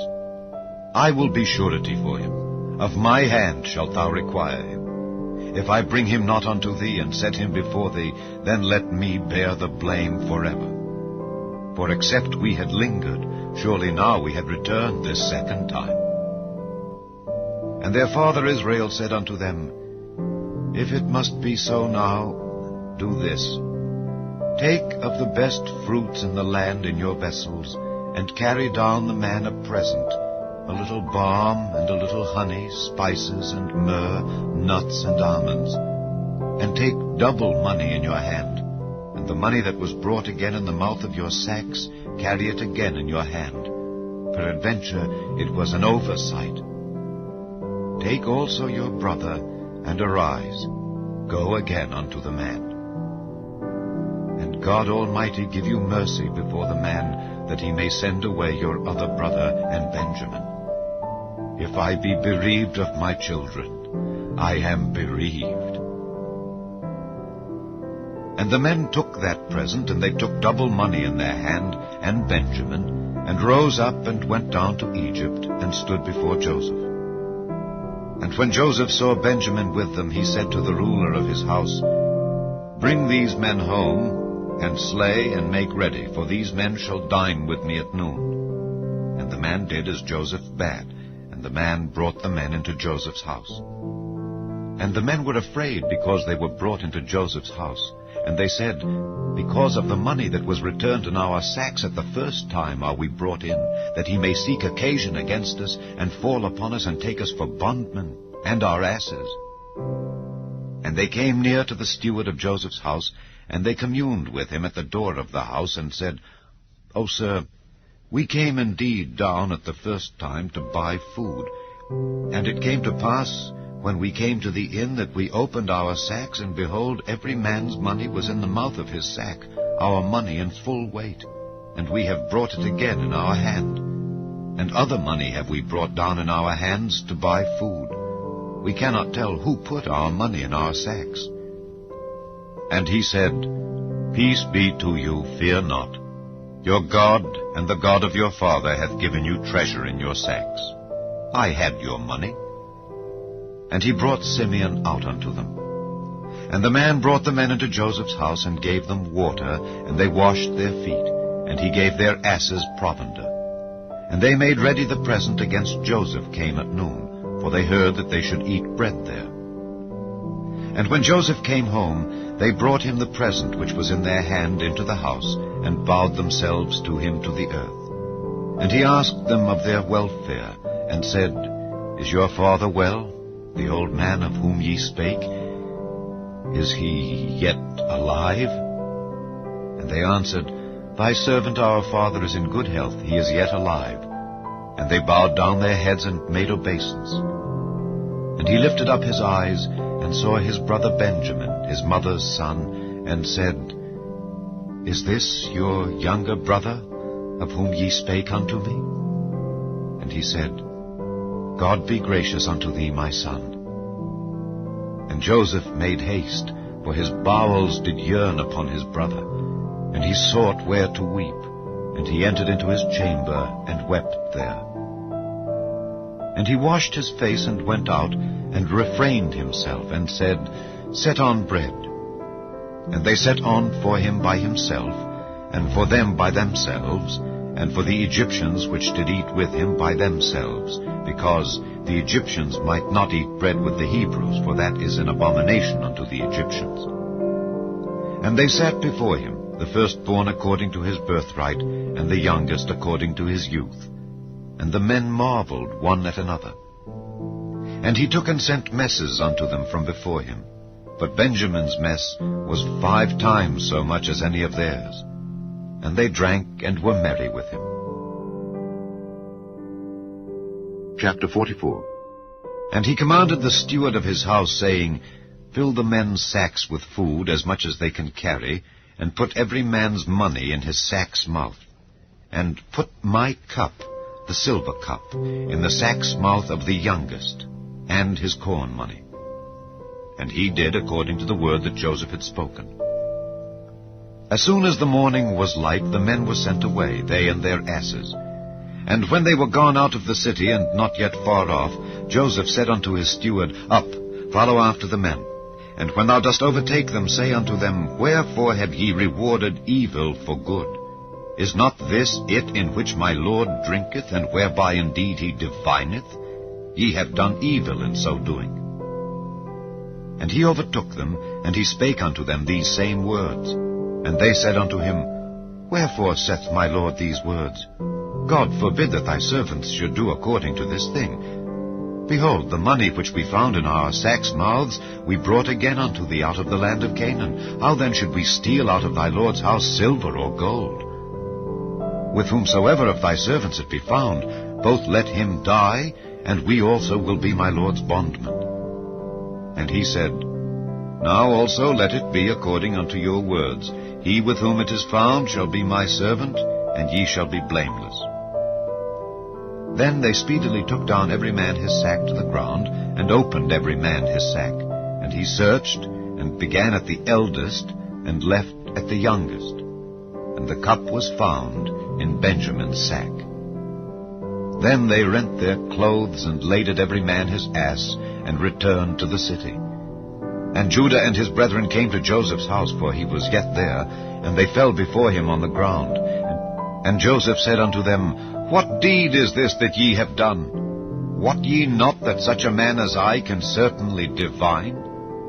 And Judah said, What shall we say unto my Lord? What shall we speak? Or how shall we clear ourselves? God hath found out the iniquity of thy servants. Behold, we are my Lord's servants, both we, and he also with whom the cup is found. And he said, God forbid that I should do so. But the man in whose hand the cup is found, he shall be my servant. And as for you, get you up in peace unto your father. Then Judah came near unto him, and said, O my Lord, let thy servant, I pray thee, speak a word in my Lord's ears, and let not thine anger burn against thy servant. For thou art even as Pharaoh. My Lord asked his servants, saying, Have ye a father or a brother? And we said unto my lord, We have a father, an old man, and a child of his old age, a little one. And his brother is dead, and he alone is left of his mother, and his father loveth him. And thou saidst unto thy servants, Bring him down unto me, that I may set mine eyes upon him. And we said unto my lord, The lad cannot leave his father, for if he should leave his father would die. And thou saidst unto thy servants, Except your youngest brother come down with you, ye shall see my face no more. And it came to pass, when we came up unto thy servant my father, we told him the words of my lord. And our father said, Go again and buy us a little food. And we said, We cannot go down. If our youngest brother be with us, then will we go down, for we may not see the man's face, except our youngest brother be with us. And thy servant my father said unto us, Ye know that my wife bare me 2 sons, and the one went out from me. And I said, Surely he is torn in pieces, and I saw him not since. And if ye take this also from me, and mischief befall him, ye shall bring down my gray hairs with sorrow to the grave.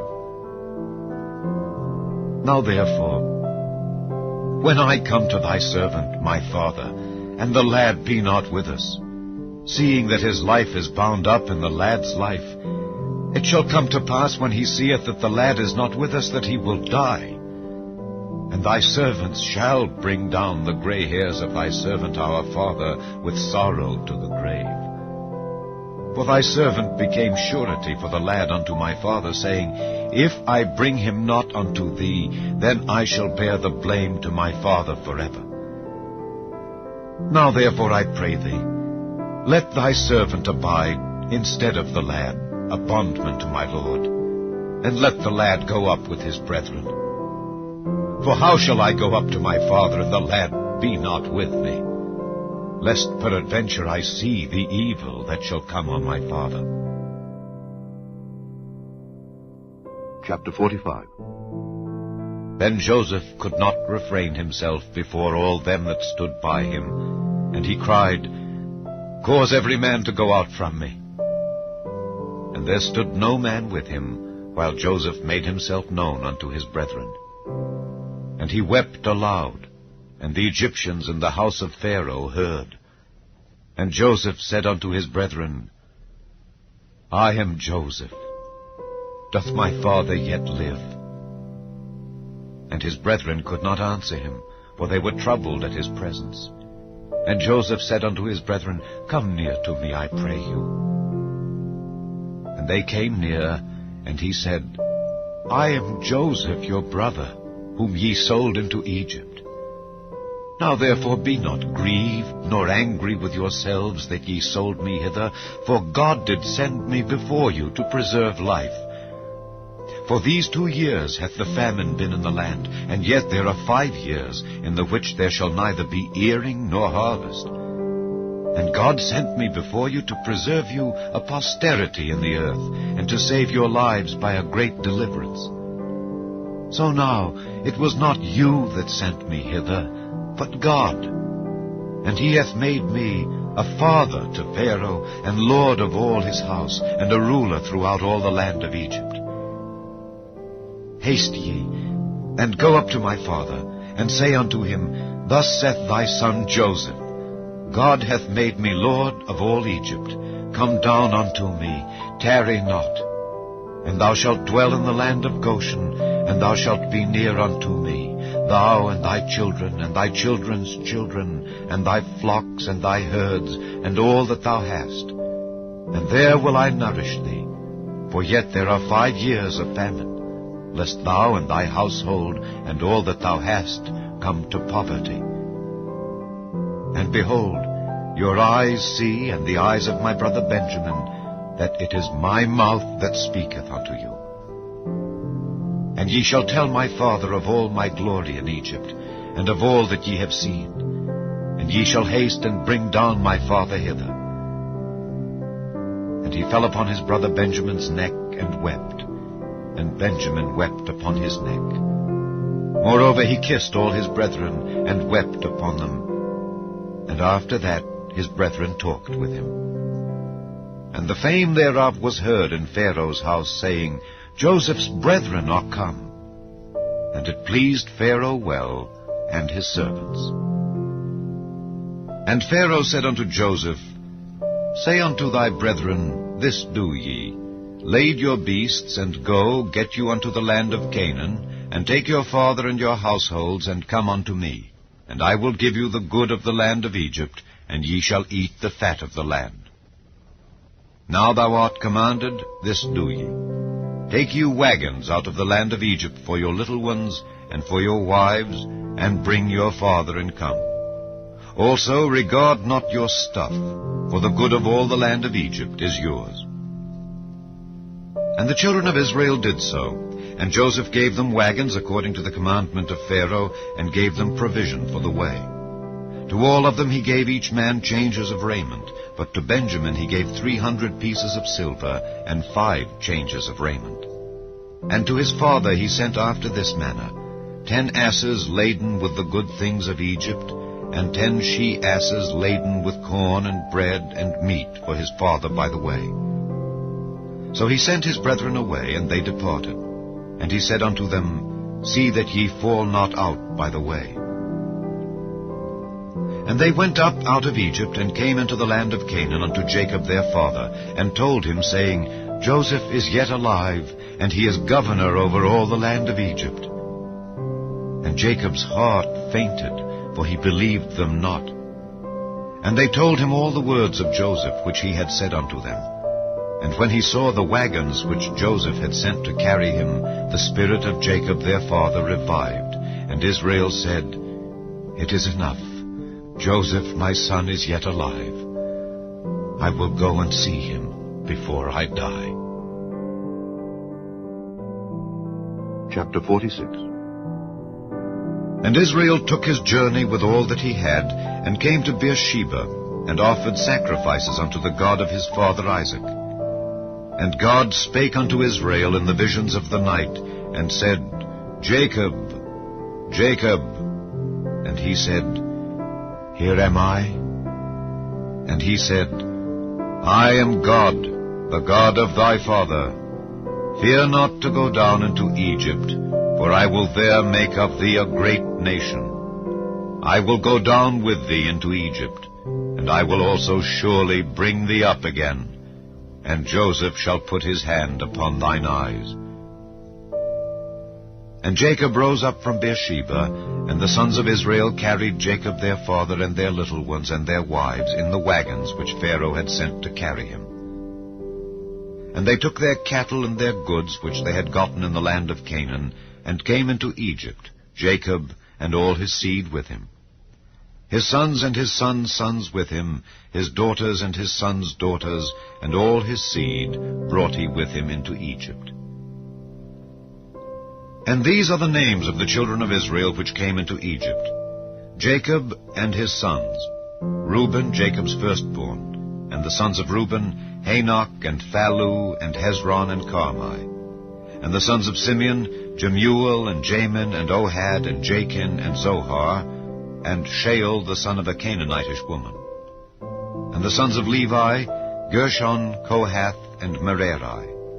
And the sons of Judah, and Onan, and Shelah, and Pharez, and Zerah. But and Onan died in the land of Canaan. And the sons of Pharez were Hezron and Hamel. And the sons of Issachar, Tola, and Phuvah, and Job, and Shimron. And the sons of Zebulun, Sered, and Elon, and Jaleel. These be the sons of Leah, which she bare unto Jacob in Padan Aram with his daughter Dinah. All the souls of his sons and his daughters were 33. And the sons of Gad, Ziphion, and Haggai, Shunai, and Esbon, Eri, and Arodi, and Areli. And the sons of Asher, Jimnah, and Ishua, and Isui, and Beriah, and Serah their sister. And the sons of Beriah, Heber, and Malchiel. These are the sons of Zilpah, whom Laban gave to Leah his daughter, and these she bare unto Jacob, even 16 souls. The sons of Rachel, Jacob's wife, Joseph and Benjamin. And unto Joseph in the land of Egypt were born Manasseh and Ephraim, which Asenath the daughter of Potipherah priest of On bare unto him. And the sons of Benjamin were Bela and Becher and Ashbel, Gera and Naaman, Ehi and Rosh, Muppim and Huppim and Ard. These are the sons of Rachel, which were born to Jacob. All the souls were 14. And the sons of Dan, Hushim. And the sons of Naphtali, Jaziel and Guni and Jezer and Shillem. These are the sons of Bilhah, which Laban gave unto Rachel his daughter, and she bare these unto Jacob. All the souls were 7. All the souls that came with Jacob into Egypt, which came out of his loins, besides Jacob's sons' wives, all the souls were 66. And the sons of Joseph, which were born him in Egypt, were 2 souls. All the souls of the house of Jacob, which came into Egypt, were 70. And he sent Judah before him unto Joseph, to direct his face unto Goshen. And they came into the land of Goshen. And Joseph made ready his chariot, and went up to meet Israel his father to Goshen, and presented himself unto him. And he fell on his neck, and wept on his neck a good while. And Israel said unto Joseph, Now let me die, since I have seen thy face, because thou art yet alive. And Joseph said unto his brethren, and unto his father's house, I will go up and show Pharaoh, and say unto him, My brethren and my father's house, which were in the land of Canaan, are come unto me. And the men are shepherds, for their trade hath been to feed cattle. And they have brought their flocks and their herds, and all that they have. And it shall come to pass, when Pharaoh shall call you, and shall say, What is your occupation? That ye shall say, Thy servant's trade hath been about cattle from our youth even until now, both we and also our fathers, that ye may dwell in the land of Goshen, for every shepherd is an abomination unto the Egyptians. Chapter 47. Then Joseph came and told Pharaoh, and said, My father and my brethren and their flocks and their herds and all that they have are come out of the land of Canaan, and behold, they are in the land of Goshen. And he took some of his brethren, even 5 men, and presented them unto Pharaoh. And Pharaoh said unto his brethren, What is your occupation? And they said unto Pharaoh, Thy servants are shepherds, both we and also our fathers. They said moreover unto Pharaoh, For to sojourn in the land are we come. For thy servants have no pasture for their flocks, for the famine is sore in the land of Canaan. Now therefore, we pray thee, let thy servants dwell in the land of Goshen.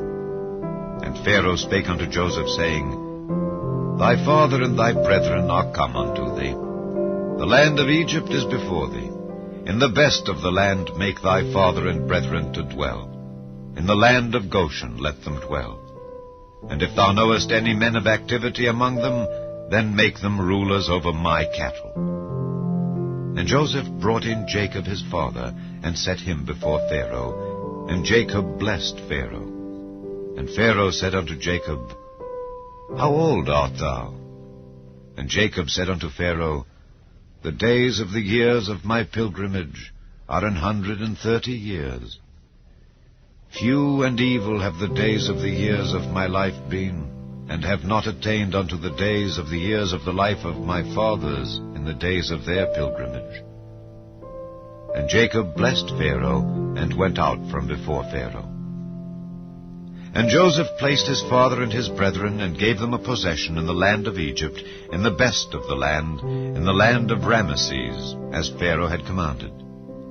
And Joseph nourished his father and his brethren, and all his father's household, with bread, according to their families.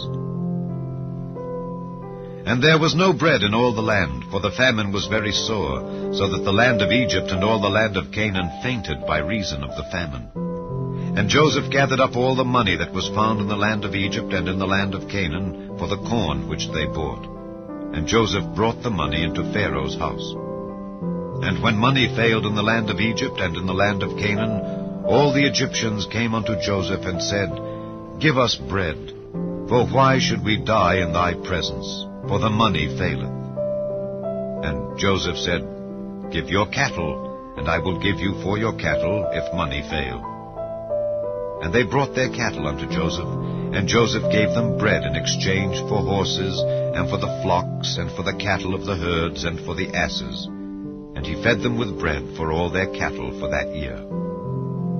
When that year was ended, they came unto him the second year, and said unto him, We will not hide it from my lord, how that our money is spent. My lord also hath our herds of cattle.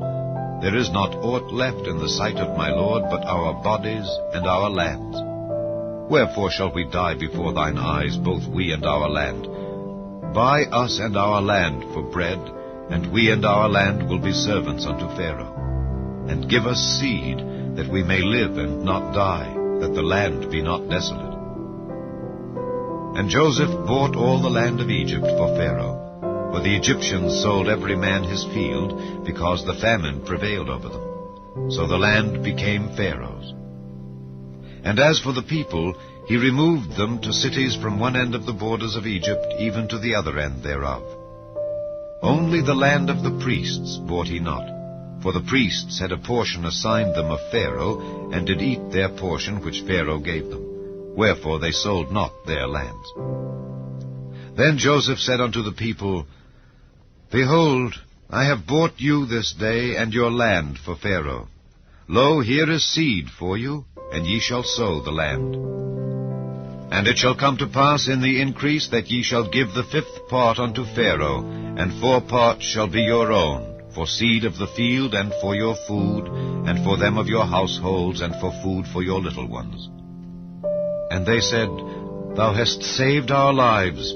Let us find grace in the sight of my Lord, and we will be Pharaoh's servants. And Joseph made it a law over the land of Egypt unto this day, that Pharaoh should have the 5th part, except the land of the priests only, which became not Pharaoh's. And Israel dwelt in the land of Egypt in the country of Goshen, and they had possessions therein, and grew and multiplied exceedingly.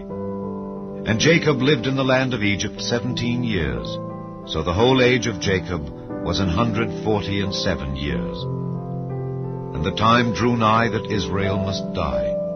And he called his son Joseph, and said unto him, If now I have found grace in thy sight, put, I pray thee, thy hand under my thigh, and deal kindly and truly with me. Bury me not, I pray thee, in Egypt, but I will lie with my fathers, and thou shalt carry me out of Egypt, and bury me in their burying place. And he said, I will do as thou hast said. And he said, Swear unto me.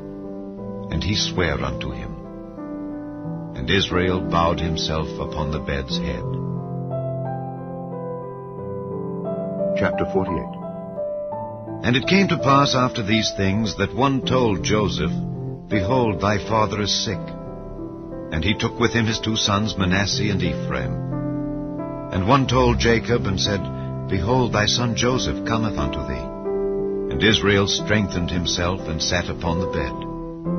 And Jacob said unto Joseph, God Almighty appeared unto me at Luz in the land of Canaan, and blessed me, and said unto me, Behold, I will make thee fruitful, and multiply thee, and I will make of thee a multitude of people, and will give this land to thy seed after thee for an everlasting possession. And now thy 2 sons, Ephraim and Manasseh, which were born unto thee in the land of Egypt, before I came unto thee into Egypt, are mine. As Reuben and Simeon they shall be mine. And thy issue, which thou begettest after them, shall be thine, and shall be called after the name of their brethren in their inheritance. And as for me, when I came from Padan, Rachel died by me in the land of Canaan in the way, when yet there was but a little way to come unto Ephrath. And I buried her there in the way of Ephrath. The same is Bethlehem. And Israel beheld Joseph's sons, and said, Who are these? And Joseph said unto his father, They are my sons, whom God hath given me in this place. And he said, Bring them, I pray thee, unto me, and I will bless them. Now the eyes of Israel were dim for age, so that he could not see. And he brought them near unto him, and he kissed them and embraced them. And Israel said unto Joseph, I had not thought to see thy face, and lo, God hath showed me also thy seed. And Joseph brought them out from between his knees, and he bowed himself with his face to the earth.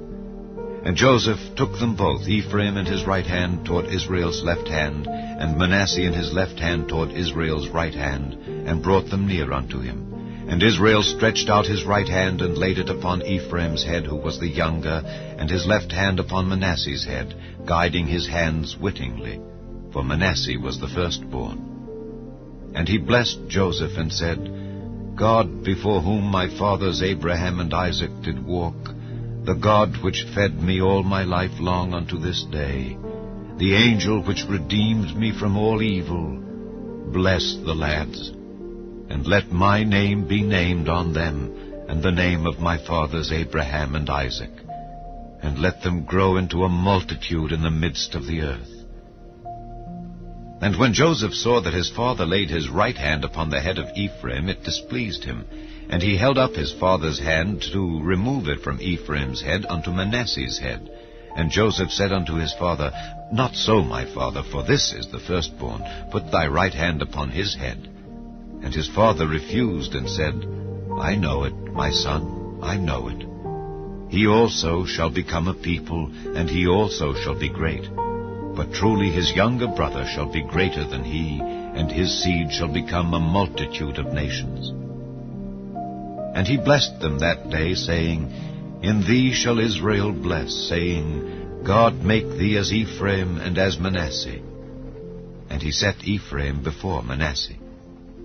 And Israel said unto Joseph, Behold, I die, but God shall be with you, and bring you again unto the land of your fathers. Moreover, I have given to thee one portion above thy brethren, which I took out of the hand of the Amorite with my sword and with my bow. Chapter 49. And Jacob called unto his sons, and said, Gather yourselves together, that I may tell you that which shall befall you in the last days. Gather yourselves together, and hear, ye sons of Jacob, and hearken unto Israel your father. Reuben, thou art my firstborn, my might and the beginning of my strength, the excellency of dignity and the excellency of power. Unstable as water, thou shalt not excel, because thou wentest up to thy father's bed. Then defiledst thou it. He went up to my couch. Simeon and Levi are brethren. Instruments of cruelty are in their habitations. O my soul, come not thou into their secret. Unto their assembly mine honor be not thou united. For in their anger they slew a man, and in their self-will they digged down a wall. Cursed be their anger, for it was fierce, and their wrath, for it was cruel. I will divide them in Jacob, and scatter them in Israel. Judah, thou art he whom thy brethren shall praise. Thy hand shall be in the neck of thine enemies. Thy father's children shall bow down before thee. Judah is a lion's whelp. From the prey, my son, thou art gone up. He stooped down, he couched as a lion, and as an old lion. Who shall rouse him up? The scepter shall not depart from Judah, nor a lawgiver from between his feet, until Shiloh come. And unto him shall the gathering of the people be. Binding his foal unto the vine, and his ass's colt unto the choice vine, he washed his garments in wine, and his clothes in the blood of grapes. His eyes shall be red with wine, and his teeth white with milk. Zebulun shall dwell at the haven of the sea, and he shall be for an haven of ships, and his border shall be unto Zidon. Issachar is a strong ass couching down between two burdens. And he saw that rest was good, and the land that it was pleasant, and bowed his shoulder to bear, and became a servant unto tribute. Dan shall judge his people, as one of the tribes of Israel. Dan shall be a serpent by the way, an adder in the path. that biteth the horse heels, so that his rider shall fall backward. I have waited for thy salvation, O Lord. Gad, a troop shall overcome him, but he shall overcome at the last. Out of Asher his bread shall be fat, and he shall yield royal dainties. Naphtali is a hind let loose, he giveth goodly words. Joseph is a fruitful bough, even a fruitful bough by a well, whose branches run over the wall. The archers have sorely grieved him, and shot at him, and hated him. But his bow abode in strength, and the arms of his hands were made strong by the hands of the mighty God of Jacob. From thence is the shepherd, the stone of Israel. Even by the God of thy father, who shall help thee, and by the Almighty, who shall bless thee with blessings of heaven above, blessings of the deep that lieth under, blessings of the breasts and of the womb. The blessings of thy father have prevailed above the blessings of my progenitors unto the utmost bound of the everlasting hills. They shall be on the head of Joseph, and on the crown of the head of him that was separate from his brethren. Benjamin shall ravin as a wolf. In the morning he shall devour the prey, and at night he shall divide the spoil. All these are the 12 tribes of Israel, and this is it that their father spake unto them, and blessed them. Every one according to his blessing he blessed them. And he charged them, and said unto them, I am to be gathered unto my people. Bury me with my fathers in the cave that is in the field of Ephron the Hittite, in the cave that is in the field of Machpelah, which is before Mamre in the land of Canaan, which Abraham bought with the field of Ephron the Hittite for a possession of a burying place. There they buried Abraham and Sarah his wife. There they buried Isaac and Rebekah his wife. And there I buried Leah. The purchase of the field and of the cave that is therein was from the children of Heth. And when Jacob had made an end of commanding his sons, he gathered up his feet into the bed, and yielded up the ghost, and was gathered unto his people.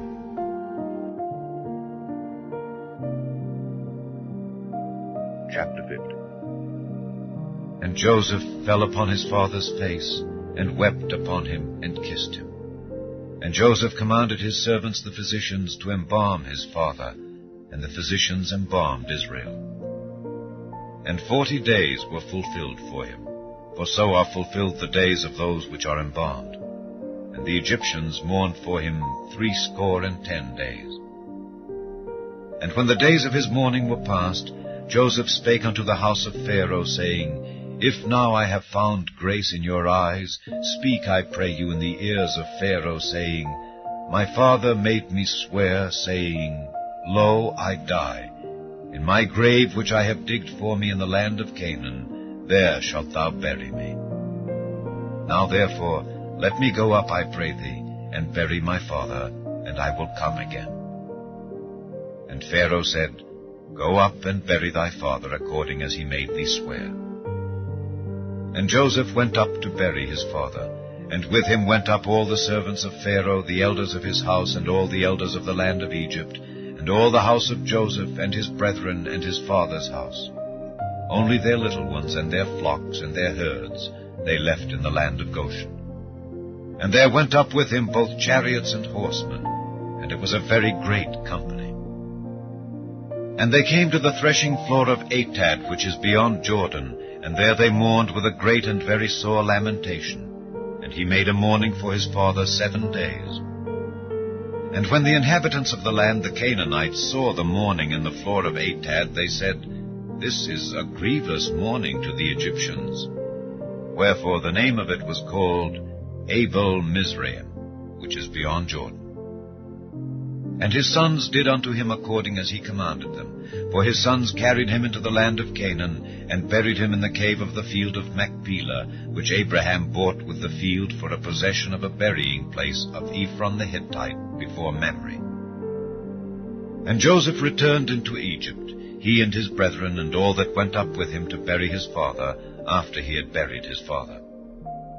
And when Joseph's brethren saw that their father was dead, they said, Joseph will peradventure hate us, and will certainly requite us all the evil which we did unto him.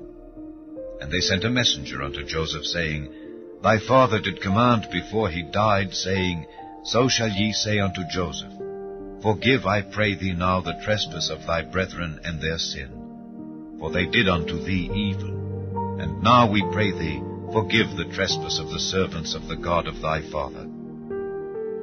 And Joseph wept when they spake unto him.